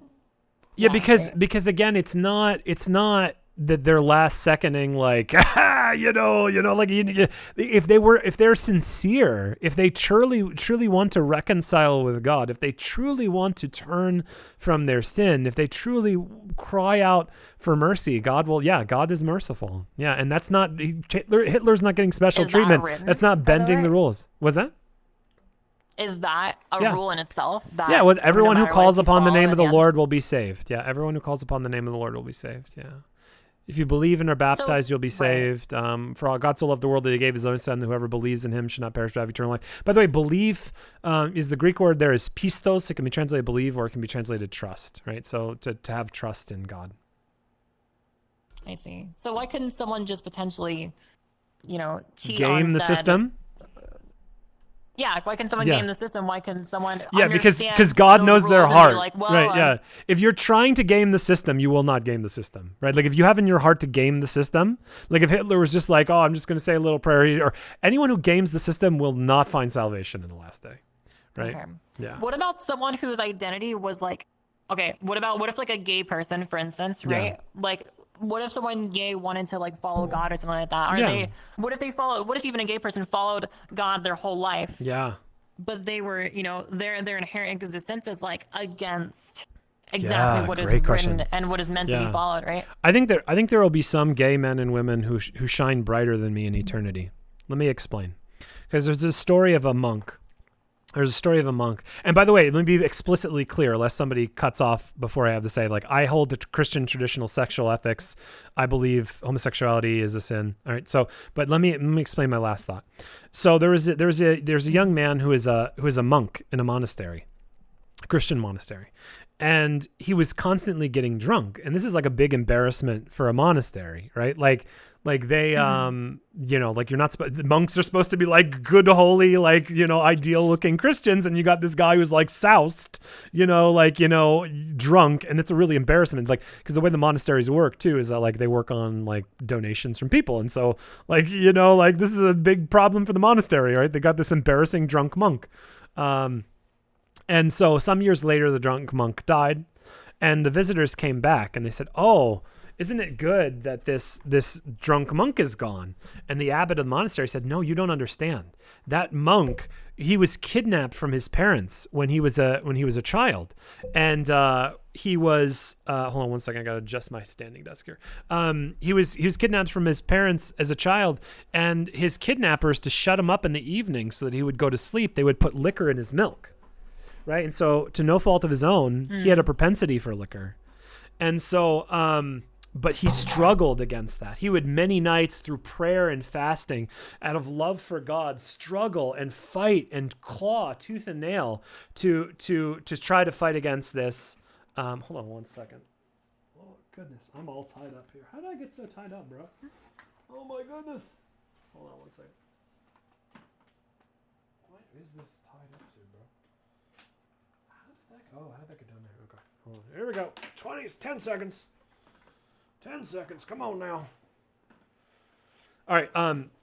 So how could so he would fight tooth and claw against his alcoholism, and sometimes he lost, and so I would say, that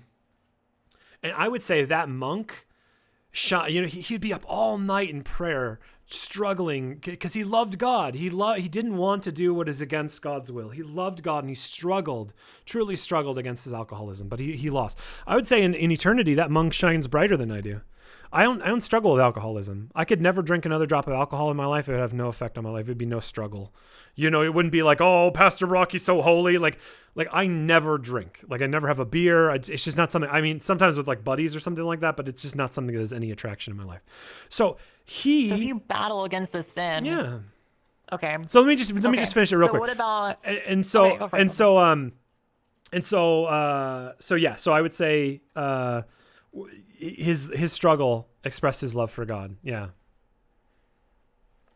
So go ahead.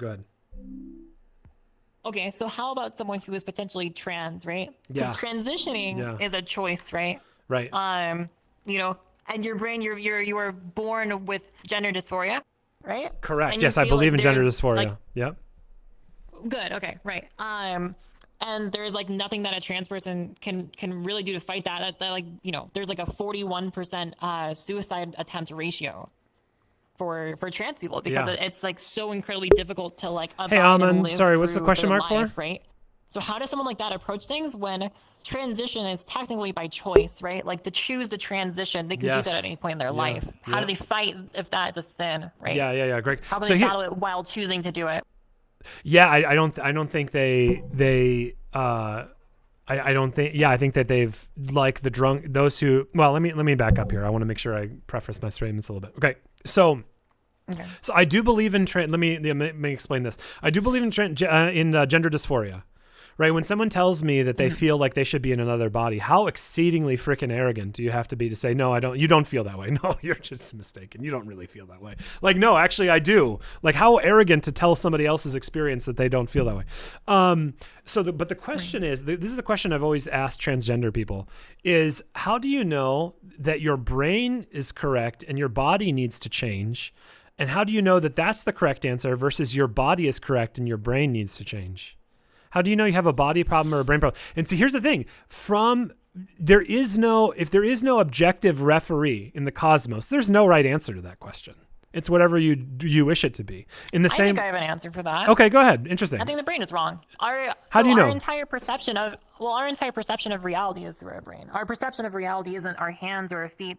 We have nerves that transmit information. My feeling of touch, my sense of sight. Sure. Transmits information to my brain. My brain is in my entire segmentation of reality itself. Everything I see and hear and touch and smell and all of the above and taste, it doesn't matter. That is like my existence is only my brain. Earth only exists in my brain, and my reality is technically the only one that'll ever exist in my eyes. Right? Hence, if my brain is actually correct, then my brain is my brain. Right? That this isn't a whole simulation. I think the brain is the absolute perception of everything, right? So the brain would be the wrong answer. Here, does the brain ever misperceive things? Like, for example, there are some people that believe there are some absolutely.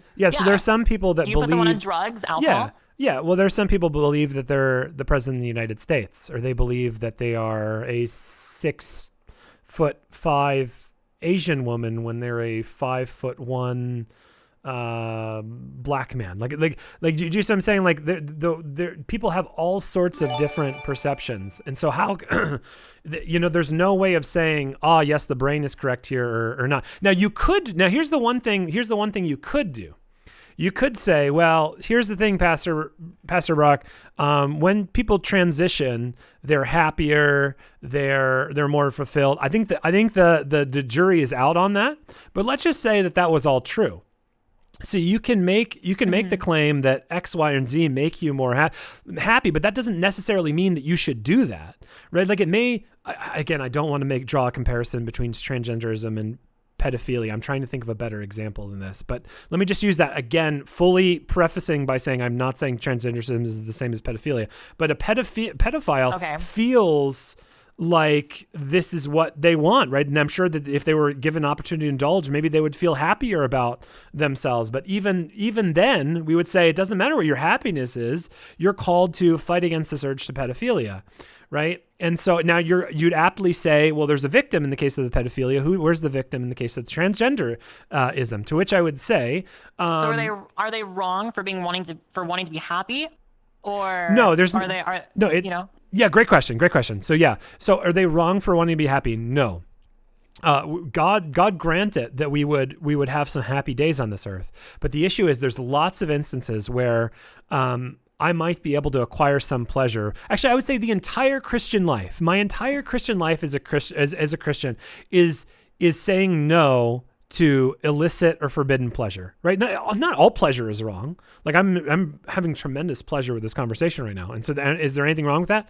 Absolutely not. And when I give my daughters a hug earlier, is there any problem with that pleasure? Absolutely not. But there are some forbidden pleasures, right? And so my entire life as a Christian is like, so if I get frustrated, like a lot of times if you ever watch me on VR chat, like sometimes I get frustrated because some people that have differing worldviews are not nearly as courteous as you are, Autumn. I'm just been so impressed. And so sometimes it gets very combative and antagonistic. And I have to resist the pleasure of wanting to just pummel them rhetorically and like be rude to them. Right. And so like, that's my life as a Christian. Or let's say I don't want to do the dishes. I have to resist the pleasure of staying on the couch to go do the dishes, or like whatever it is that I'm called to do in this life. My problem is that I indulge sinful pleasures. I sit on the couch when I shouldn't. I pummel people when I shouldn't. Right. And so I think that's what the entire Christian life is. And so I would say to the person who's transgender is that's another one of your struggles, just like you're called to struggle against being rude to people because there's a pleasure in being rude to people. In the same way, we're called to struggle against the pleasure of satisfying that gender dysphoria. Okay, so this is where I go full circle, right? Yeah. The question earlier relating about someone who is going to commit suicide, right? And that they should try and fight it, but they could be forgiven for it. Maybe, right? Yes. Depending on like their sincerity or not. Yes. And someone who is fighting if someone was to fight being transgender, like to not transition because of religion. Yes. Okay. If they commit suicide because they can't be happy, because they can't live as their identity and they kill themselves. Yeah. Are they religiously correct for doing that? No, they're not religiously correct for committing suicide, right? So I think it's a false dichotomy for people, right? I think it's a false dichotomy, like that the only choices are either I indulge or not indulge is kind of an offensive word. Either I transition or I commit suicide. Like I don't agree with that dichotomy. Right, like it may be true. It may be very true that someone, if they don't transition, maybe they'll have a tremendous suicidal ideation. By the way, it's also true. 41%. It's also true that some people transition, and because they're so unhappy with their transition, they commit suicide too. So it's not always, effective. But I would say that it's not a one or the other, right? Like I think not always, I think but there's certainly cases where it is. Yeah. Right? Well, there's also been many studies done. Like 80% of people feel much more fulfilled, much more confident, much more happy, right? Since being able to transition. And again, I'm trans, right? Sure. So I've been through that. I am far more confident. Yeah. Far more able with everything in my life and able to do what I please, right? Appropriately. Sure. So my life has improved dramatically versus what it used to be. I couldn't be where I was. I was suicidal before, right? And here I am now, right? I'm doing so much better for myself since I've made my own choices, right? Long time ago. Sure. So, I would say that the person who is trans and is battling suicidal ideation because they've not transitioned because they want to do the will of God, I would say let's talk and let's let me love on this person. Let me try to support this person. Let's try to find ways besides suicide. So I think it's a false dichotomy, either suicide or transition. I think it may be a very difficult life, just like it was a very difficult life for that monk. But I would say that monk's life was beautiful, was exceedingly beautiful, like was the ideal Christian life, right? Because Christ lays down his life for us, and so we lay down our life for Christ. Yeah. Okay, so what if me, as someone who's already transitioned, suddenly changed and had faith in religion? Should I immediately stop my transition and try and go back, or should I? Am I wrong to even believe in God at that point? Have I made too many? It's permanent, right? So yeah. Well, see, here's what I would say. There's this great story that I love to tell in situations like this. Okay, so there was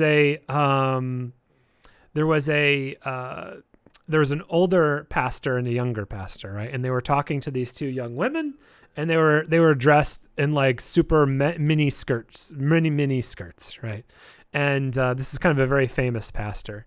And the younger pastor said to the older pastor after this conversation was ended, he said, "Why didn't you scold them for wearing miniskirts, right? And the older pastor said, if I can show them the beauty of Jesus, they'll change their own miniskirts.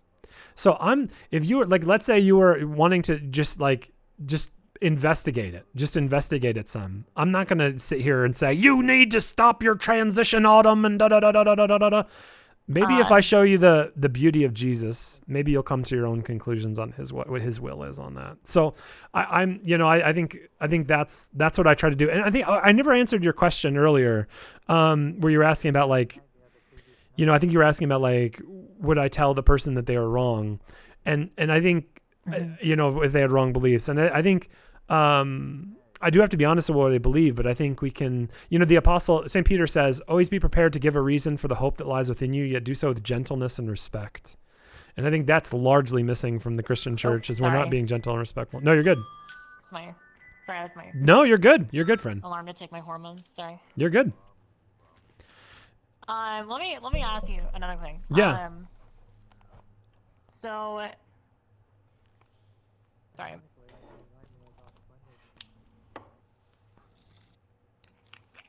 Really quick, 1 second. You're good. All right.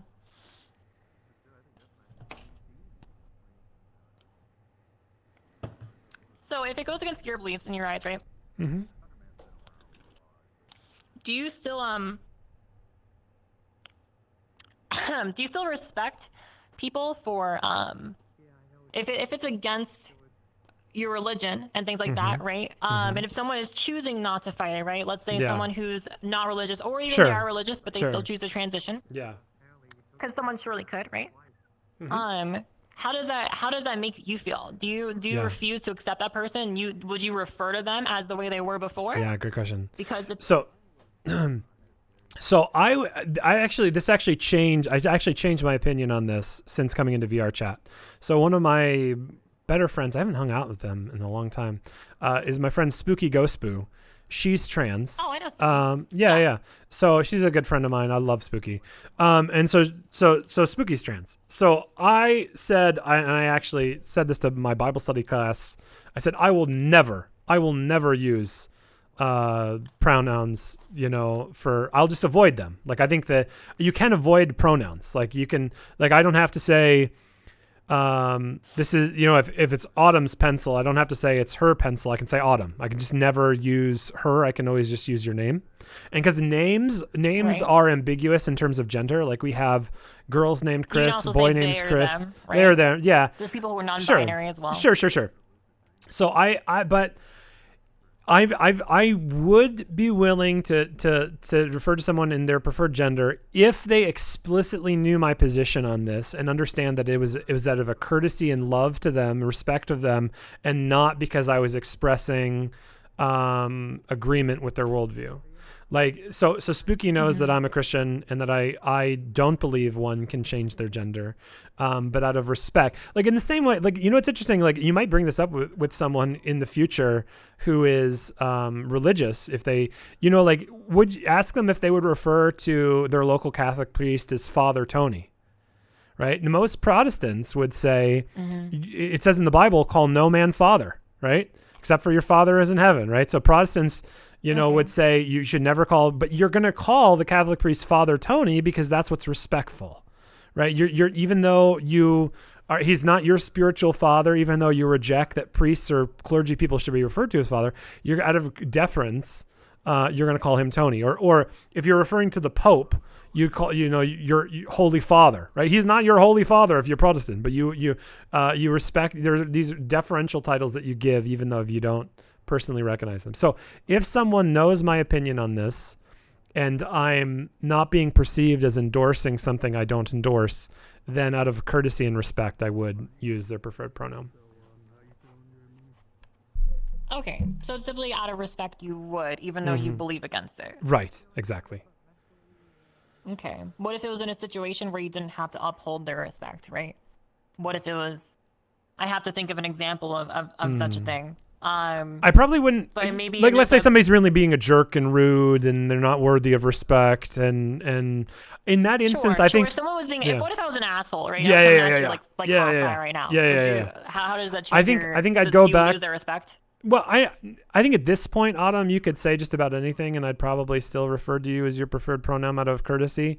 But if someone is like really being disrespectful and I didn't have a chance to express my nuances on my view, I think I'd go back to my default strategy of just referring to them by their name and not using pronouns. Okay. Yeah. Fair enough. Just because not because of any like disrespect or to that person specifically, but I haven't had that chance to explain my personal nuances on it. Okay. Yeah. What if you were walking down the street? Okay.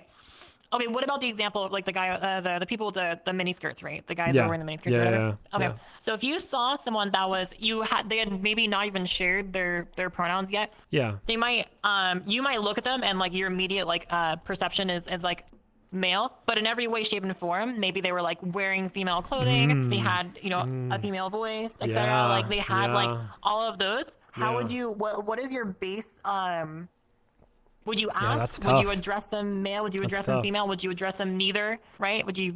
I would refer try them to by their avoid. name I would after try to asking? avoid pronouns as much as possible. I would again because I don't want to be. I want to be loving and respectful, but I also don't want to be seen as endorsing something that I believe is not good. So yeah, it's a struggle. It's a struggle. Like where does the line cross? And some would probably say some What of if you people say didn't I've know already their crossed the name, line. right? Was that? What if you were put in that position? What if you what if that person was being looked for and someone asked you if you knew where they went and you're like, oh, he went that way or she went that way, like you didn't know their name, right? The You were individual forced went to- that way. Right. Okay. That's how I would try to avoid at all costs pronouns. Yeah. The thing that's tricky though is like, what if you needed to get attention? Like, you know how sometimes you need to get the attention of a stranger, madam, sir, right? You know, like that person, like that wouldn't work, right? So I don't know. I think that's probably a more tricky situation. I have to think. I never thought about that till you brought it up just now. So I don't know how maybe I just say excuse me, right? That would get the person's attention, without having to reference their name. So I would just try to avoid the pronouns. Yeah, I don't think "hey you" is particularly courteous, but yeah, no, that might work. Right. Okay. Yeah. I have a question out there. Oh, okay. Oh yeah, no, go ahead. You're good. Fire away. So I live in a Christian family. Yeah. Where we live in a Christian family. Now I am teetering on Sure. atheism. Sure. Based around the fact that my beliefs are that I believe that there's somebody out there, like a greater God, Yeah. somebody Yeah. that has powerful. Sure. But I don't believe I don't know if it would be God or Sure. who it would be. And the thing is that I don't mean to make this like sound like a hard question. This might be a hard question. And, No, please. It's just I hear it a lot from like people that I'm friends with that are atheists that say. Yeah. So I've always thought of the scientific science behind it that's my biggest realization is that Yeah. using logic and Sure. and what we know of the Bible. Mhm. The Bible states that God created Earth. Yeah. And created the oceans, but then that would not lead to the theory of how were dinosaurs there alive? How do we if stuff like that? That's always been one Yeah. of my biggest thoughts of everything is Well, how does that relate? How do those two Yeah. match up? Because of the Yeah. like just general science and logic. Well, yeah, no, I would say, well, I mean, there are different views on, for example, the age of the earth and such. I mean, there's a wide house within the Christian church on that, and so there are people of differing. So I don't think there's anything necessarily in conflict with everything you're saying there. With, maybe what we'd call an old Earth creationism. Yeah. All right. Yeah, no, I'm a man of science too. I mean, I usually make an argument for the complexity of abiogenesis from ATP synthase. Like here, let me change my avatar real quick. So I talk about how you'd need to have ATP synthase in the first abiogenetic cell, and how when you look at the complexity of that, I think it's well, let me just make the argument here real quick. So do you see this? Can you see my avatar, by the way? Yeah, yeah. So there's this little green thing up at the top, this little like T-Rex looking like thing. This is what's called adenosine triphosphate. Okay. And it's basically the energy source of everything in your cell when it comes to DNA duplication, to like the spinning of a bacterial flagellum for locomotion. So you need ATP synthase in the very first cell. Okay. And so the way that ATP synthase works is you have lots of protons outside of the wall. There's this walled phospholipid bilayer, and there's lots of protons outside the wall. There's not so many protons inside the wall. And so the protons want to even out through an entire space. Like you ever take like a drop of food coloring, it doesn't pool up at the top. It wants to even out through the entire glass of water. Yeah. And so in the very same way, these protons want to even out on both sides of the gradient. And so the protons want to go inside the wall. And so they follow there's this little hole in the wall that they can track through. And as they go through, it like a gear, it spins this little orange thing. Now what happens next is the raw ingredients, the raw materials for the ATP get attracted into what's called the hexamer here. And again, we're talking about the very first cell here.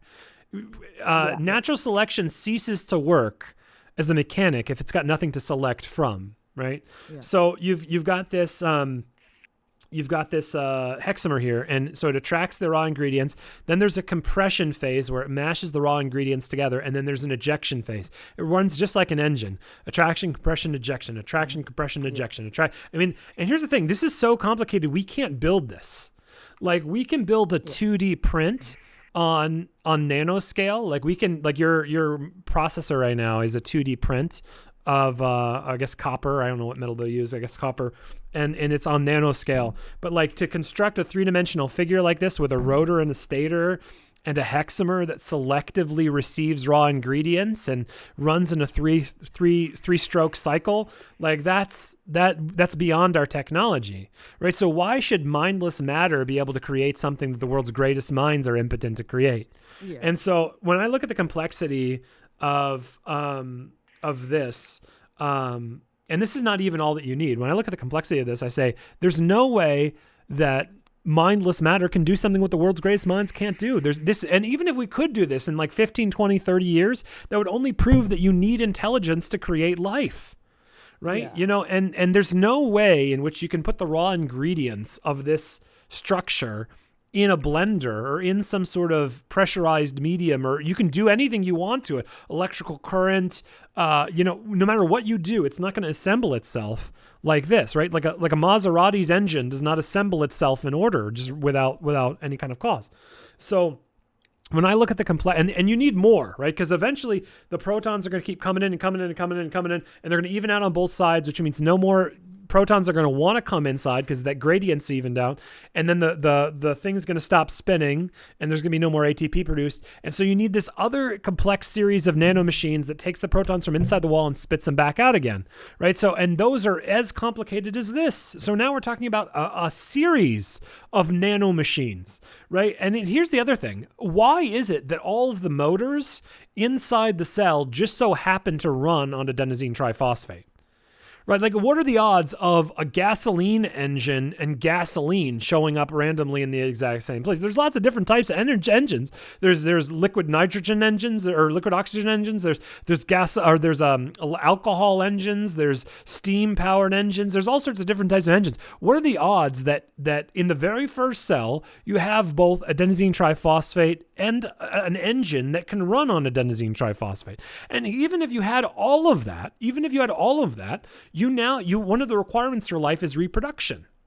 So you need to reproduce all this machinery, and that becomes exceedingly complex. And then you've got a chicken or an egg problem. Which comes first, the ATP from the factory or the DNA, right? Because the DNA requires ATP to duplicate. So which comes first, the chicken or the egg? And so when I look at this, I say this is staggering, right? You should believe that we're here with intention.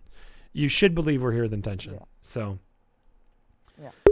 Zephyr asked on Twitch, death is when everyone logs out at the same time. There you go. Okay, all right. My body's an MMO and all the cells are player characters doing quests. There you go. I like that. That's an interesting thought experiment. I like that. So,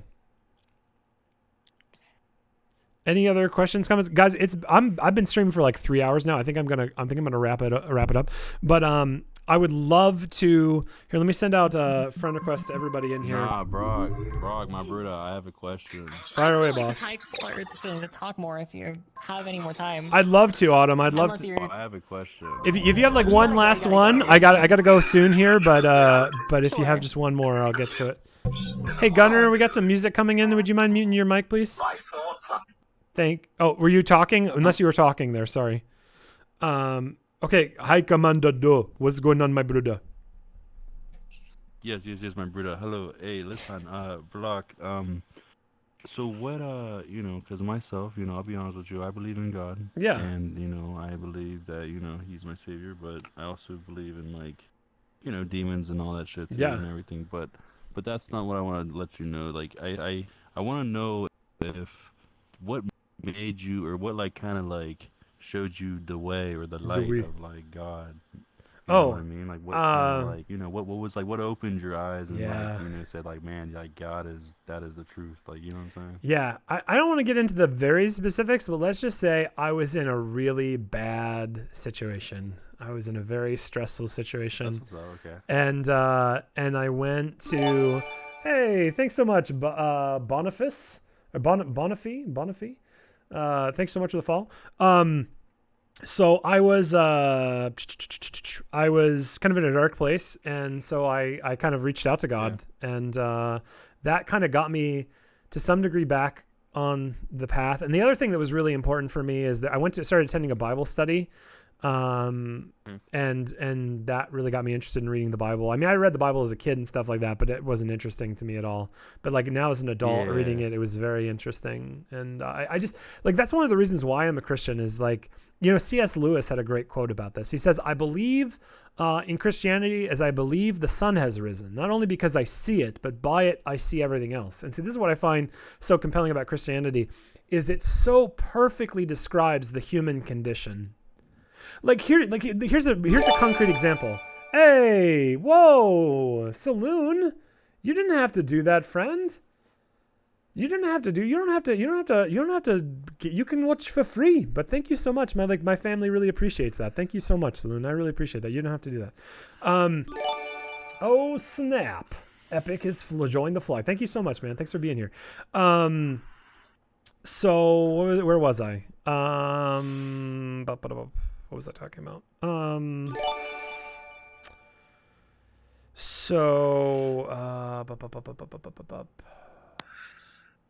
I have no idea where I was going with that. But yeah, so I started attending a Bible study and then got really interested in theology and yeah. So thank you so much, guys. I really appreciate it. Thanks for the love. What's that? I have one question to ask you. Yeah, fire away, Gunner. I know you're Christian and everything, but yeah. like I know my family is raised in Christianity, but I believe in God and everything.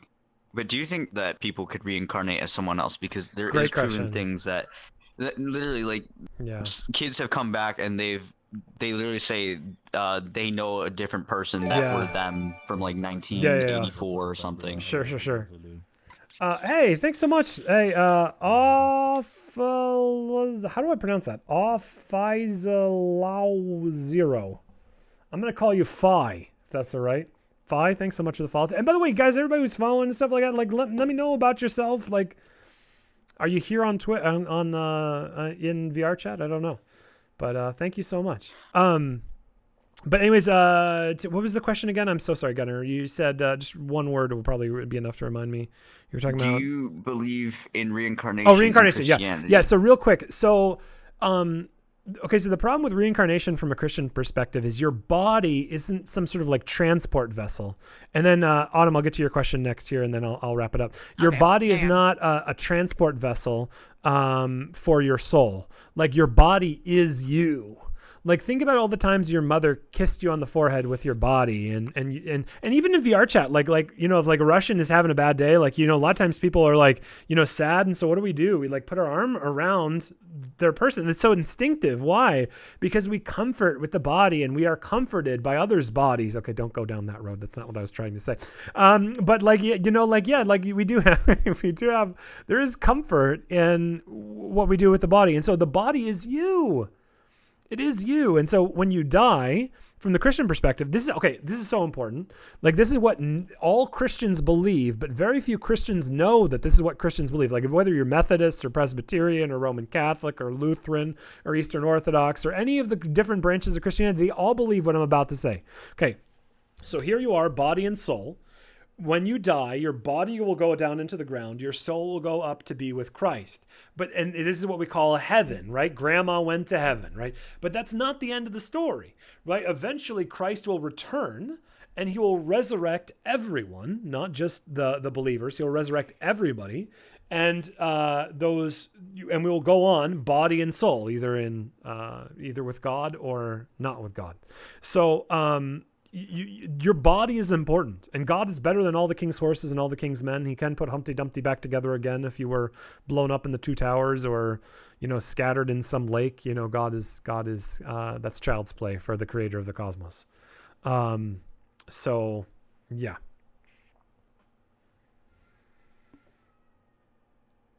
All right. So any other? Okay. Let's get to Autumn's question. Then I really got to get going. Okay, guys. But let me send out friend requests to all of you. Okay, go ahead, Autumn. Okay, just to come back to the trans thing we were talking about earlier. Yeah. Right. Okay, so you're mentioning that if you respected someone, you would respect them by their pronouns, even though obviously your beliefs run against it, but your sense of courtesy won't allow you to go that far with someone, right? And if you didn't respect someone, that you wouldn't endow them that courtesy, and that you would refer them just as their name. Right? I should clarify a little bit. I wouldn't say necessarily that it's if I didn't respect them out of spite, I may not use it. I don't know if I feel comfortable saying that, but maybe if I assume that everybody I've had lengthy conversations with, I would respect, even if they were. I mean, it would take a lot for me to not respect you. So anybody who I had a chance to explain myself, I might be willing to. Yeah, if a person on the street, I wouldn't want to be seen as endorsing something I don't endorse. So I would try to avoid that. Yeah. Okay, let me ask you a question. So the question is, so let's say you were you knew someone who's trans. You know me, or you might know Spooky, right? Let's say you were with a group of pals, right? You and the boys cracking open a cold one, okay? You got 5 of your buds around you, okay? Yeah. And they're all talking about Autumn, and they're okay, and they're all talking about me, and they're talking about me as a he, and they're almost saying, oh yeah, that Autumn person, yeah, he brought up some great points, and he's a cool dude, blah, or whatever, or he he does that, I don't like that, okay? Would you stick up for me, or would you carry on if they were all in your same religious belief as well? Right? How would that make you feel? What would your answer to that be? That's a good question. Would you stay silent? That's a good question. No, I would say let's try to be courteous. I think that's my impulse. Is that seems to me, especially if you're making light of it, it seems to me discourteous. So. Well, I'm your affiliate or whatever, and I'm well, that goes against what we believe. Brock, what are you thinking, man? Yeah, no, I agree. I would say with you, I agree. I agree with you, right? That goes against what we believe, and I agree with you that this is an important issue. But let's try to be courteous, right? It goes back to what 1 Peter says, right? Always be prepared to give a reason for the hope that lies within you. Do so with gentleness and respect. Right? What's very interesting? What's very interesting is the word respect comes from the Latin respecare. Specare is where we get the English word spectacles from, like spectacles that you can see. So specare means to see, and so respecare means to look back to another. If you ever somebody made a decision that's important for you, and they didn't even look back to see your opinion on it, you felt very disrespected, disrespecare. You were not looked back to, and so, I think you're good. So, yeah, I think let's try to be respectful. Let's try to be respectful. Yeah. So always be with gentleness and respect. Even if they all disagreed, and continued to misgender, say me, for instance, would you still refer to me the right way, even against their will, right?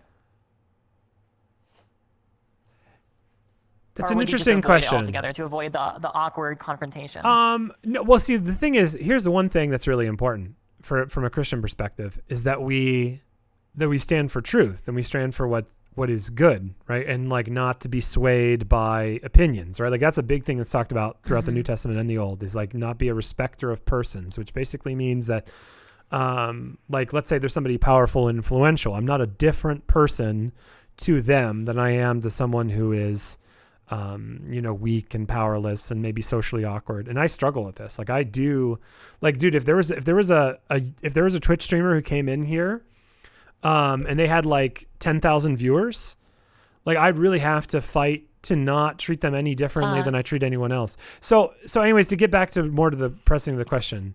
So it's a struggle. I'm trying to think of what is the right thing to do in this particular instance. And it's sometimes it's difficult and I don't think I always get it right. So if someone asked, what's my opinion? I mean, I've expressed my opinion on being transgender, but I guess I would struggle to be as respectful as I could, but not affirm things that I hold are false. So I think that's the line I try to draw. Okay, fair enough. All right, I just because and if somebody kept bringing it up, I guess I would say like, what is the significance of this? Like for what purpose? And here's the thing: is like they're just intentionally trying to be spiteful and be like it's one thing to confess the truth; it's another thing to be a prick about it. I mean, let's for example, like Westboro Baptist Church, right? And so like if you're just continually bringing it up, like I don't know how that's of any service. Like Christians are called to confess the truth. But I don't think it's of any help. Yeah. I'm perpetually, take kind of as my, example, Paul before the Areopagus. Okay. So Paul is up in the Areopagus. There's like lots of these pagan idols. Okay. A lot of false beliefs, very pertinent to our discussion here. Right. And he says to them, men of Athens, I see you are very religious. Right? He doesn't insult them. He doesn't say, oh, hey, pagans who worship false gods. Like he doesn't say that. He says, oh, men of Athens, I see you are very religious in every way. Right? And I noticed here among your many gods, there's an altar to the unknown God. Basically, the men in Athens had they had all these different gods, but they're like, we probably missed one. So let's put an altar out to the unknown God. And Paul says, what you understand as unknown, I preach to you as known, right? And so he's courteous, right? And so like I think that's a pretty important example. So I don't think so. Anybody who goes in there and says you pagans and blah, blah, blah, blah, like I don't think that's following an apostolic precedent. I don't think that's following an apostolic precedent. Yeah. I just see it's weird. I see it weird because like 30 years ago, no one Christian would say that. I don't think maybe it's possible. It's 1 in 100,000. It's right? It's possible that. It's possible that. Well, but here's the other thing: is it's all about respect, right? And so I think we're always trying to parse out like that tension between confessing the truth and trying to be respectful. Like that is a very live tension, right? Because if you err too much on trying to be respectful, you may be perceived as endorsing something you don't endorse. And so I just think maybe that recognizing that maybe that was not a very live tension in people 50 years ago. It was like, for example, like how to be respectful to people who wear shoes on their heads that's not an issue in my vocabulary. But if all of a sudden a lot of people wear shoes on their heads, like that would be something that would have to come up, right? You don't have speed limits until cars starts speeding. Well, trans people have been around since forever. Does religion shape with society? Yeah, see, that seems like a retreat. Yeah. It seems like a retreat, right? Like it seems like like we're changing with the times. And I want to PR. Yeah, was that right. PR? It almost seems like PR to a certain extent. No, I don't think it's PR. Let's not be dicks to so many No, people, I think it's right? about I don't care if I'm seen as a dick to someone. What people's opinion of me I'm completely irrelevant. What is of eminent importance to me, Autumn, is that I love you. Right? Like that's of prime importance, right? Like I don't see the thing is, dude, like I go on to VR chat servers all the time and people just are ruthless trolls, right? Just ruthless trolls. And so like, if that was something that I was concerned about was PR, like I wouldn't be I wouldn't be doing this. So I don't think it's any kind of retreat for the sake of PR. I think it's just trying to be courteous to everybody around them. Yeah.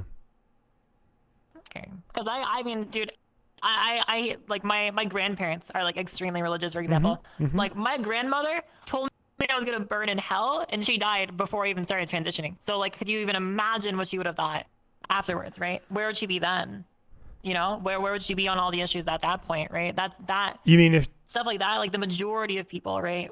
Well, it just they can't move past it, and that's what's so difficult, right? Well, I would say, because I want to be respectful, but I want to be on the clear end. Like, I mean, I think I wouldn't have phrased it the way that your grandmother phrased it, but I would say like it is a big deal.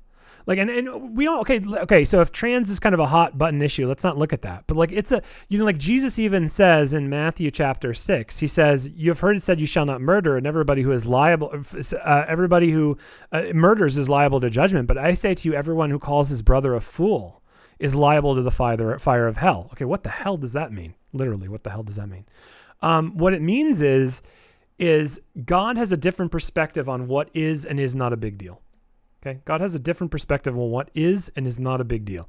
Like if we insult someone, like there's no police coming by to arrest us. We say it's no big deal, get over it. People insult us.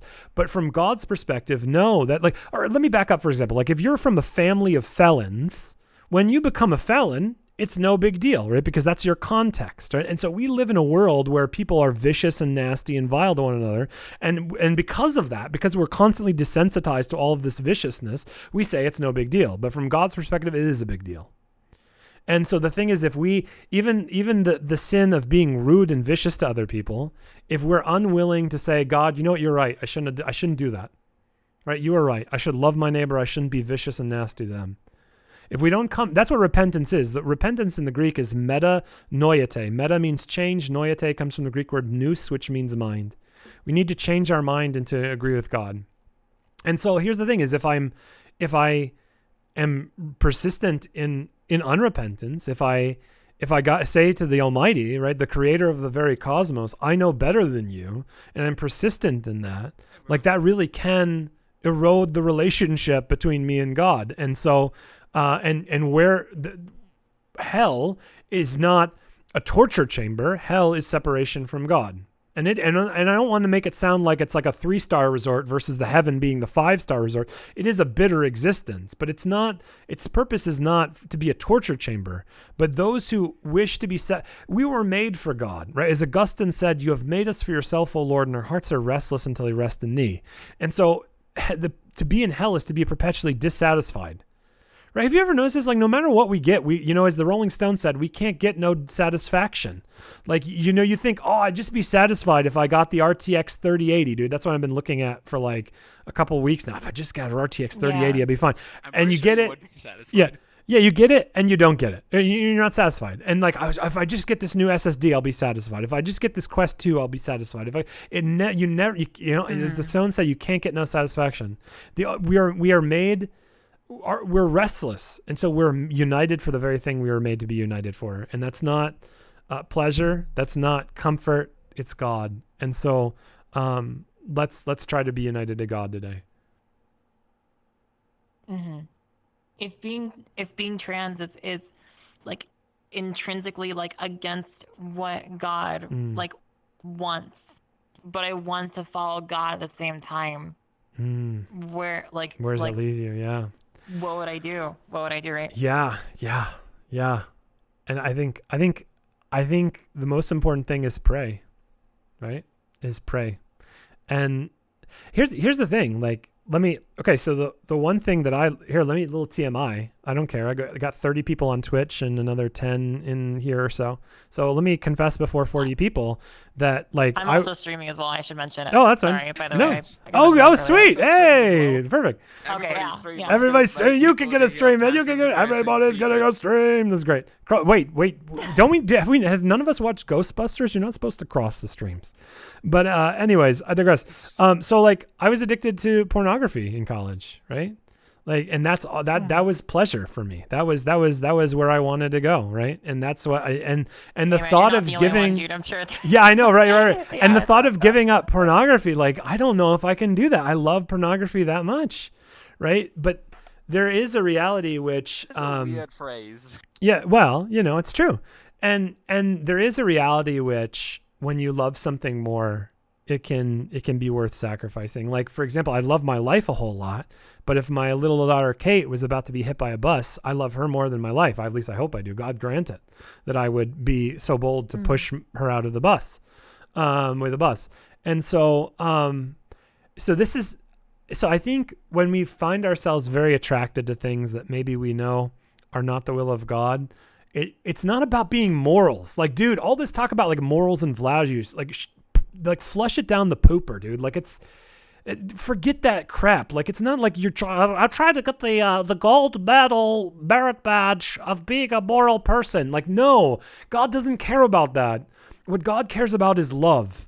Okay, so and throw the transgender thing away for a moment. Just throw that away for a moment. Okay. Right, like 100 times a day, there's a fork in the road. There's a fork in the road, right? Between, do I love my own comfort, do I love my own pleasure in myself, or do I love God? And let's begin to go down the love of God path, right? That's begin. Why I asked about the whole current life versus afterlife thing. I think, at what point do you value, should I non-transition because my current life is less valuable than the next one? Or should I transition because this life is just as valuable and maybe even, well, in my eyes, it's my only guarantee, right? Current life is my only absolute, I can't guarantee anything after, right? So I guess my advice to you would be, go down the path of God and see where that leads you. Right, goes back to what I was saying with the miniskirts thing. Is maybe you might find it's worth giving up, and so don't worry about that. Just go down the path. Let's try to draw closer to God today. And here's the thing: is God was abiding with me in the midst of my pornography addiction, and God will abide with someone who is struggling to be near Him in the midst of their, their whatever situation they find themselves, whatever sin attracts them most, right? God, this is the beauty, is that God loves us while we were yet sinners. There's this other story that it's from the early Christian church. It talks about a father, and he was given charge, or his son. He was given charge by his father over a field, and your job is to take care of the field. And the father said. And the son, he's like, all right, the son did what most young men do. He's like, whatever. And so he goes, he forgets about the field entirely. He does whatever he wants to do. He plays Fortnite for 6 months or whatever. And he comes back and he looks at his field, and it's just completely inundated with weeds, just inundated. And like harvest is coming up, man, and he's got to get all these weeds weeded. And he's just so overwhelmed.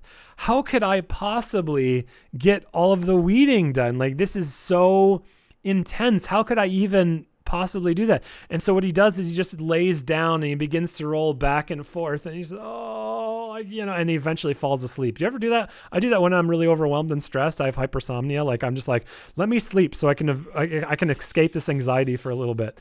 And so that's what he did. He lays down and begins to sleep. And his friend comes by and he wakes him up and he says, man, don't you know your father is a good man? If you had just cleaned the length of your bed, like a little 6 foot by 3 foot spot, do you not know that your father would honor your efforts? And so, okay, so maybe you find yourself deep in the midst of porn addiction or whatever is contrary to the will of God. Okay, so maybe I can't completely give all of that up today, but can I clean my 6 foot by 3 foot spot?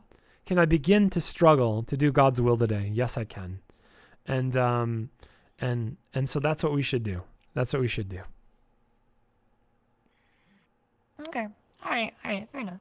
Yeah. I see your point. I see what you mean. Yeah. Okay. Yeah. Well, cool. So yeah. And so this is the thing, is that God, and there's the other section in Romans where it says God loves the ungodly. right? You know, he justifies the ungodly. He makes righteous. He makes holy the ungodly as a gift, not as something you earn, as a gift.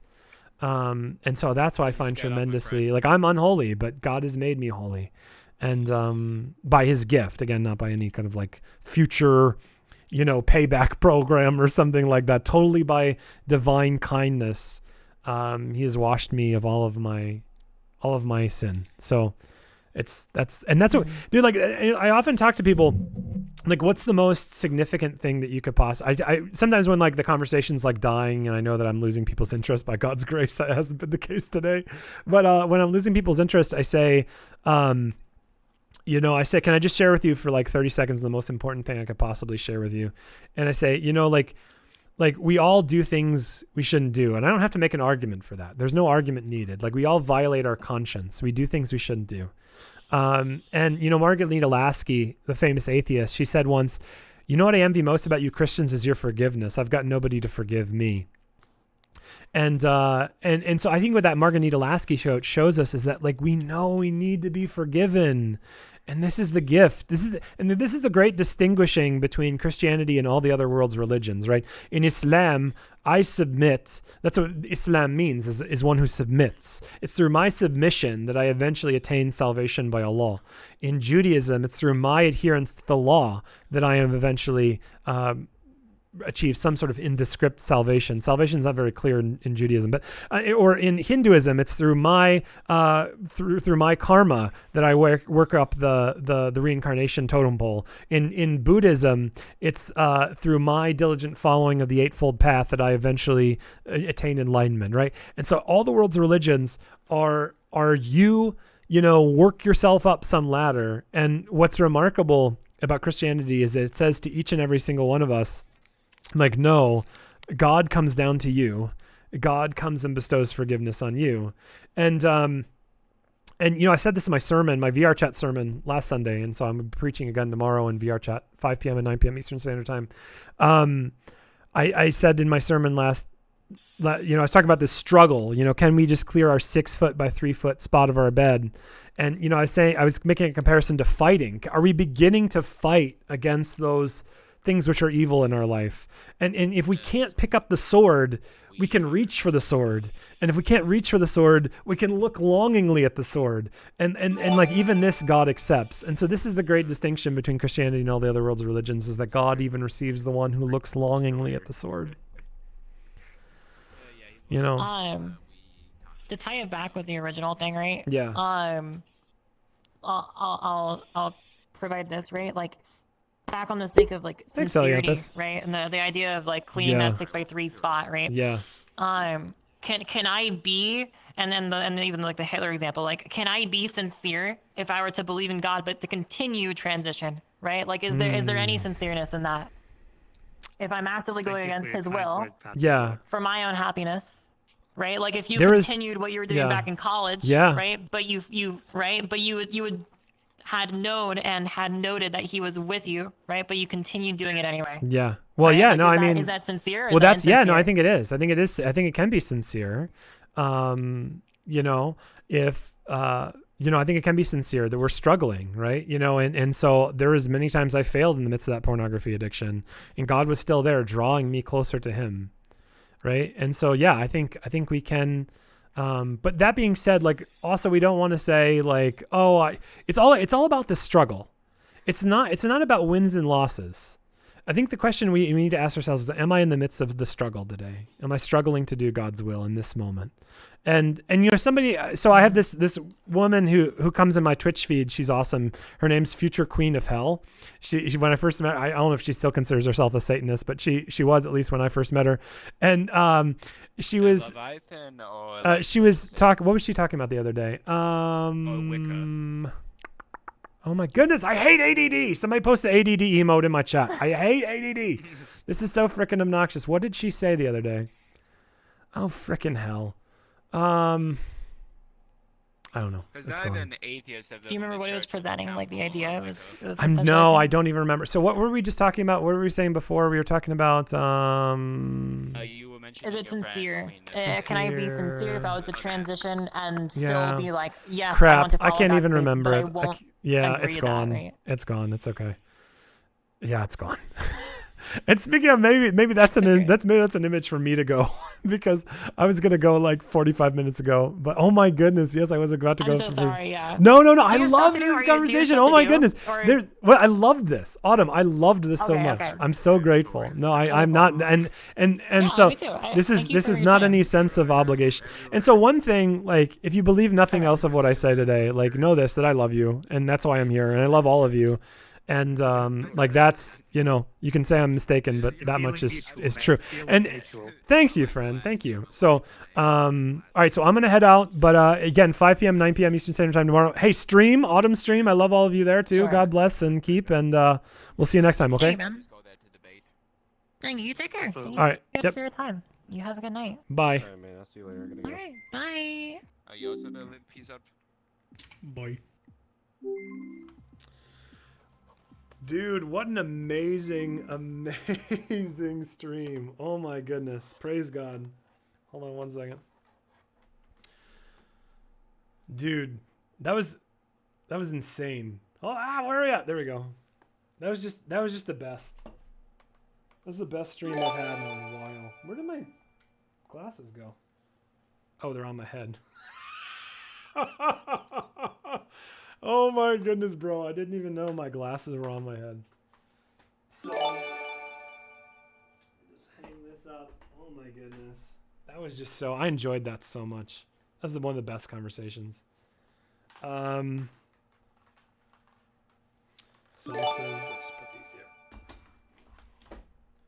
So thank you guys every month. Again, like I'm just so honored that you guys would hang out with me today. I'm so honored that you would spend your time. 19 is just insane. We were up to like 30 something earlier. Dude, I'm just so grateful for all of you. Thank you so much for being here. Okay, let me get to some of this stuff on, I'm so behind on chat. Okay, love thy neighbor. Okay, ADD emotes. Someone gifted subbed me. I didn't even notice. Yes.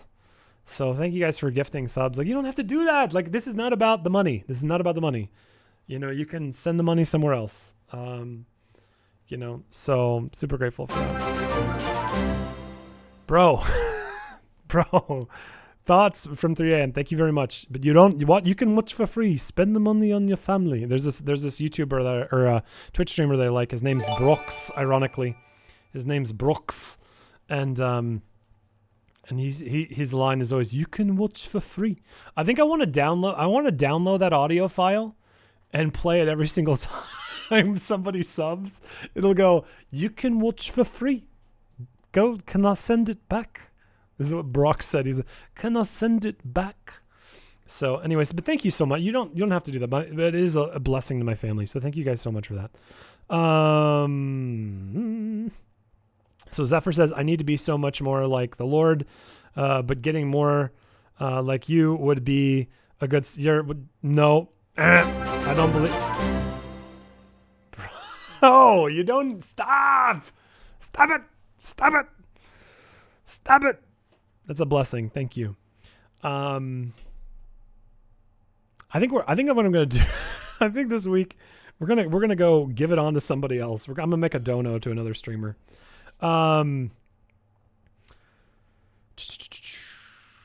Met you in Pug sometime last year, but didn't know you had Twitch. Yes, so quick. That was new. This is a new thing. I'm so geeked right now. This is exciting. I've never streamed at this time, bro. I never streamed at this time. It's so funny. Like, I don't want to say this. I'm not sounding like I'm some holy or pious person. I'm not. And that's not just like false humility. Like some people are like, oh, I'm really not a good person. Yes, I am. Like, I'm not, I'm like, there's some of that going on, but I want to like pummel that to the ground. Like, I just want to share this story with you because I think it is some value of the way that God is at work right now in VR. That's why I'm sharing it. Not because like, let's unbuckle. Hold on, wait. We have to unbuckle these for this. Back in college, this is what you were doing when you wanted to like look like really preppy. You wanted to like look like a real BMOC, a big man on campus. Oh God, come on. All right, so you'd pop your collar, like I'm not doing this in any kind of prideful way. At least I don't want to. Probably some of it. But anyways, I digress. I need to tell you the story. So I was planning on playing WoW this afternoon. I was planning on just crushing some mythic dungeons on WoW. And I was like, Lord, I have not been in VR chat at all this week. I've been so obsessed with myself. I've been so obsessed with playing WoW and like my own pleasure. And I haven't been about showing your love to my community in VR chat. And so, Lord, I just want to do your will. And like, dude, this is just like, it's just, look at this. I mean, we got 33 people in here and you guys are kind enough and gracious enough. Like, don't sub. Like, that's not reverse psychology either. But like, so yeah, I'm just grateful. I'm just grateful for all of you. So, okay. Love what you do, man. I saw you pop in once during one of Gene's Bible studies. Well, thank you very much, Carly. Appreciate your encouragement here today. So Thoughts from 3 a.m. says, your views are so refreshing. I'm also from Autumn's viewers, and your understanding and respect while sticking to your faith and trying to show love to people is so admirable. Well, thank you for that. Thank you for that, Thoughts. That's truly like a tremendously encouraging, like I'm getting verklempt. Do you remember that from, and there we go too. And then Ricky AMV tells me to F off. There's VR chat. There you go. There it is. Where would we be if without somebody coming in from the VR chat community and telling me to F off? You guys don't see it because my mod caught it. But yes, Leaky AMV telling me to F off. Well, there we go. We've come full circle. But thank you very much, Thoughts. That's I'm humbled. I'm humbled. That is of more encouragement. That is a greater gift to me than I can express. It's a greater gift to me than I can express. So, dude, I don't want to end this. I don't want to end this. This has been such an amazing day. I might have to do this on Saturdays more often, because the other advantage is I feel like I'm more on my game than I am at like 11:30 at night. Do you know what I mean? Like my brain is working. Well, actually, I don't know. Maybe not. I had a bunch of ADD moments today, but yeah, I know my brain's a little bit working now. Don't end it then. End it on a good note. There you go. I like it, Leaky. I am pounding the coffee though. I don't know. I'm torn. So yeah, well, let's get some jams on for a moment, because I'm not quite ready to end the stream. I'm trying to get there eventually, but I'm enjoying myself. So hopefully you are too. Looks like 28 of you are. So what? That's strange. That's not what I meant to play. I meant to play some Harris Heller. Oh, you know what happened? So I connected my Spotify account to my Amazon account. And now whenever my family wants to play some sort of music in the entire house, it goes through my Spotify account. I have to be very careful now when I hit play, because we're going to get like some Frozen. I'm going to get sued by Disney. Oh my goodness. It's about the same, to be honest. So when can we have Mito chat? What is Mito chat? Carly says, how do you try to minister to people and be respectful while still remaining true to the word? I'm always scared that I'm tolerating sin or not talking enough about it. Well, you know what, Carly? Like, that was that entire conversation. That was that entire, like, I still wonder if I struck that line correctly.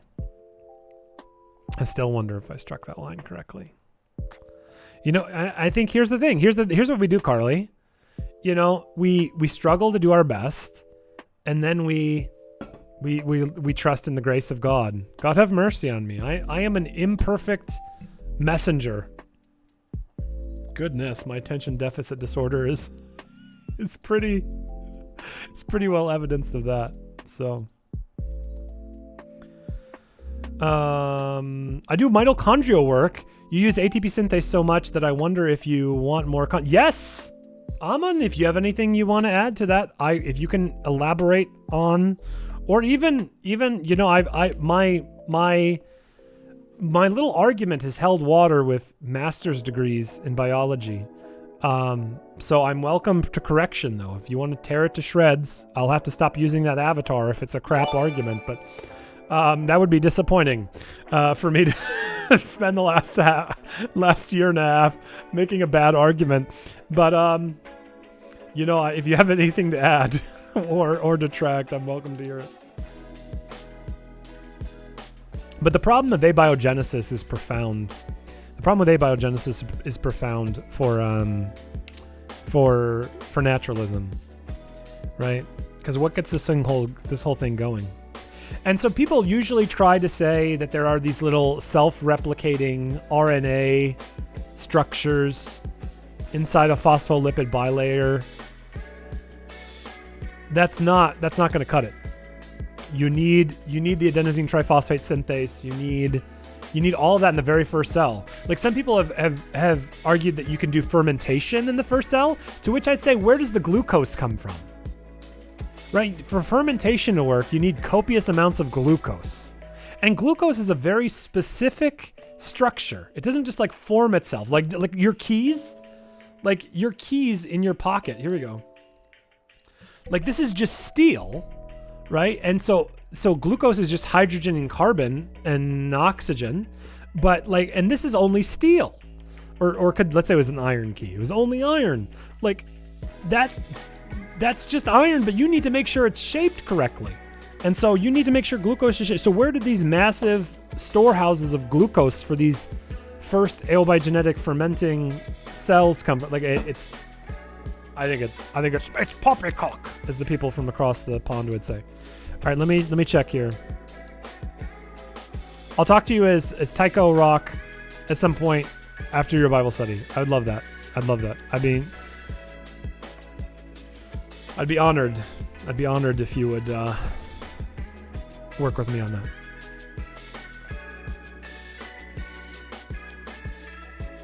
Would it be possible to extract ATP from people and make an energy drink made of energy? I don't know what happens when you just there was this game back in the days. It was called Critters or something like that. Do you remember? Let me look at this real quick. Let me see if I can show you. It was called Critters or Creatures. Dude, this game was back in the day, bro. Back in the day. Let's see if we can find it here.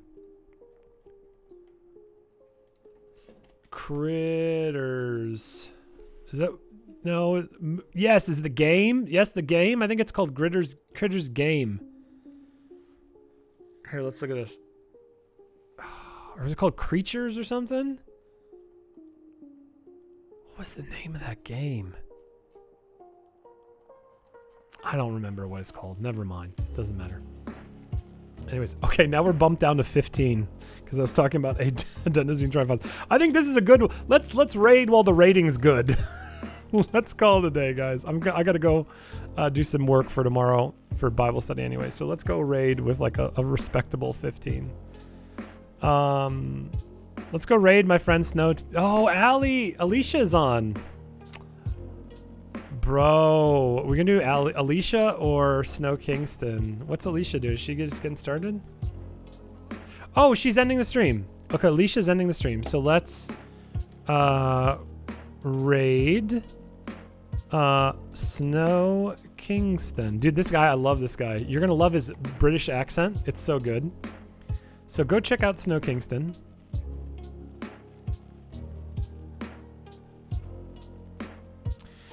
All right, guys. Much love. Thank you guys so much for being here today. What an amazing day. What an amazing day. Take care and God bless. We'll see you. Bye.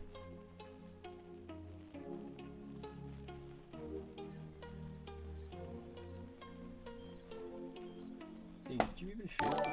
Oh, God. Thanks for the raid. Ah, Mr. Pastor, how you doing? Hey, Tommy.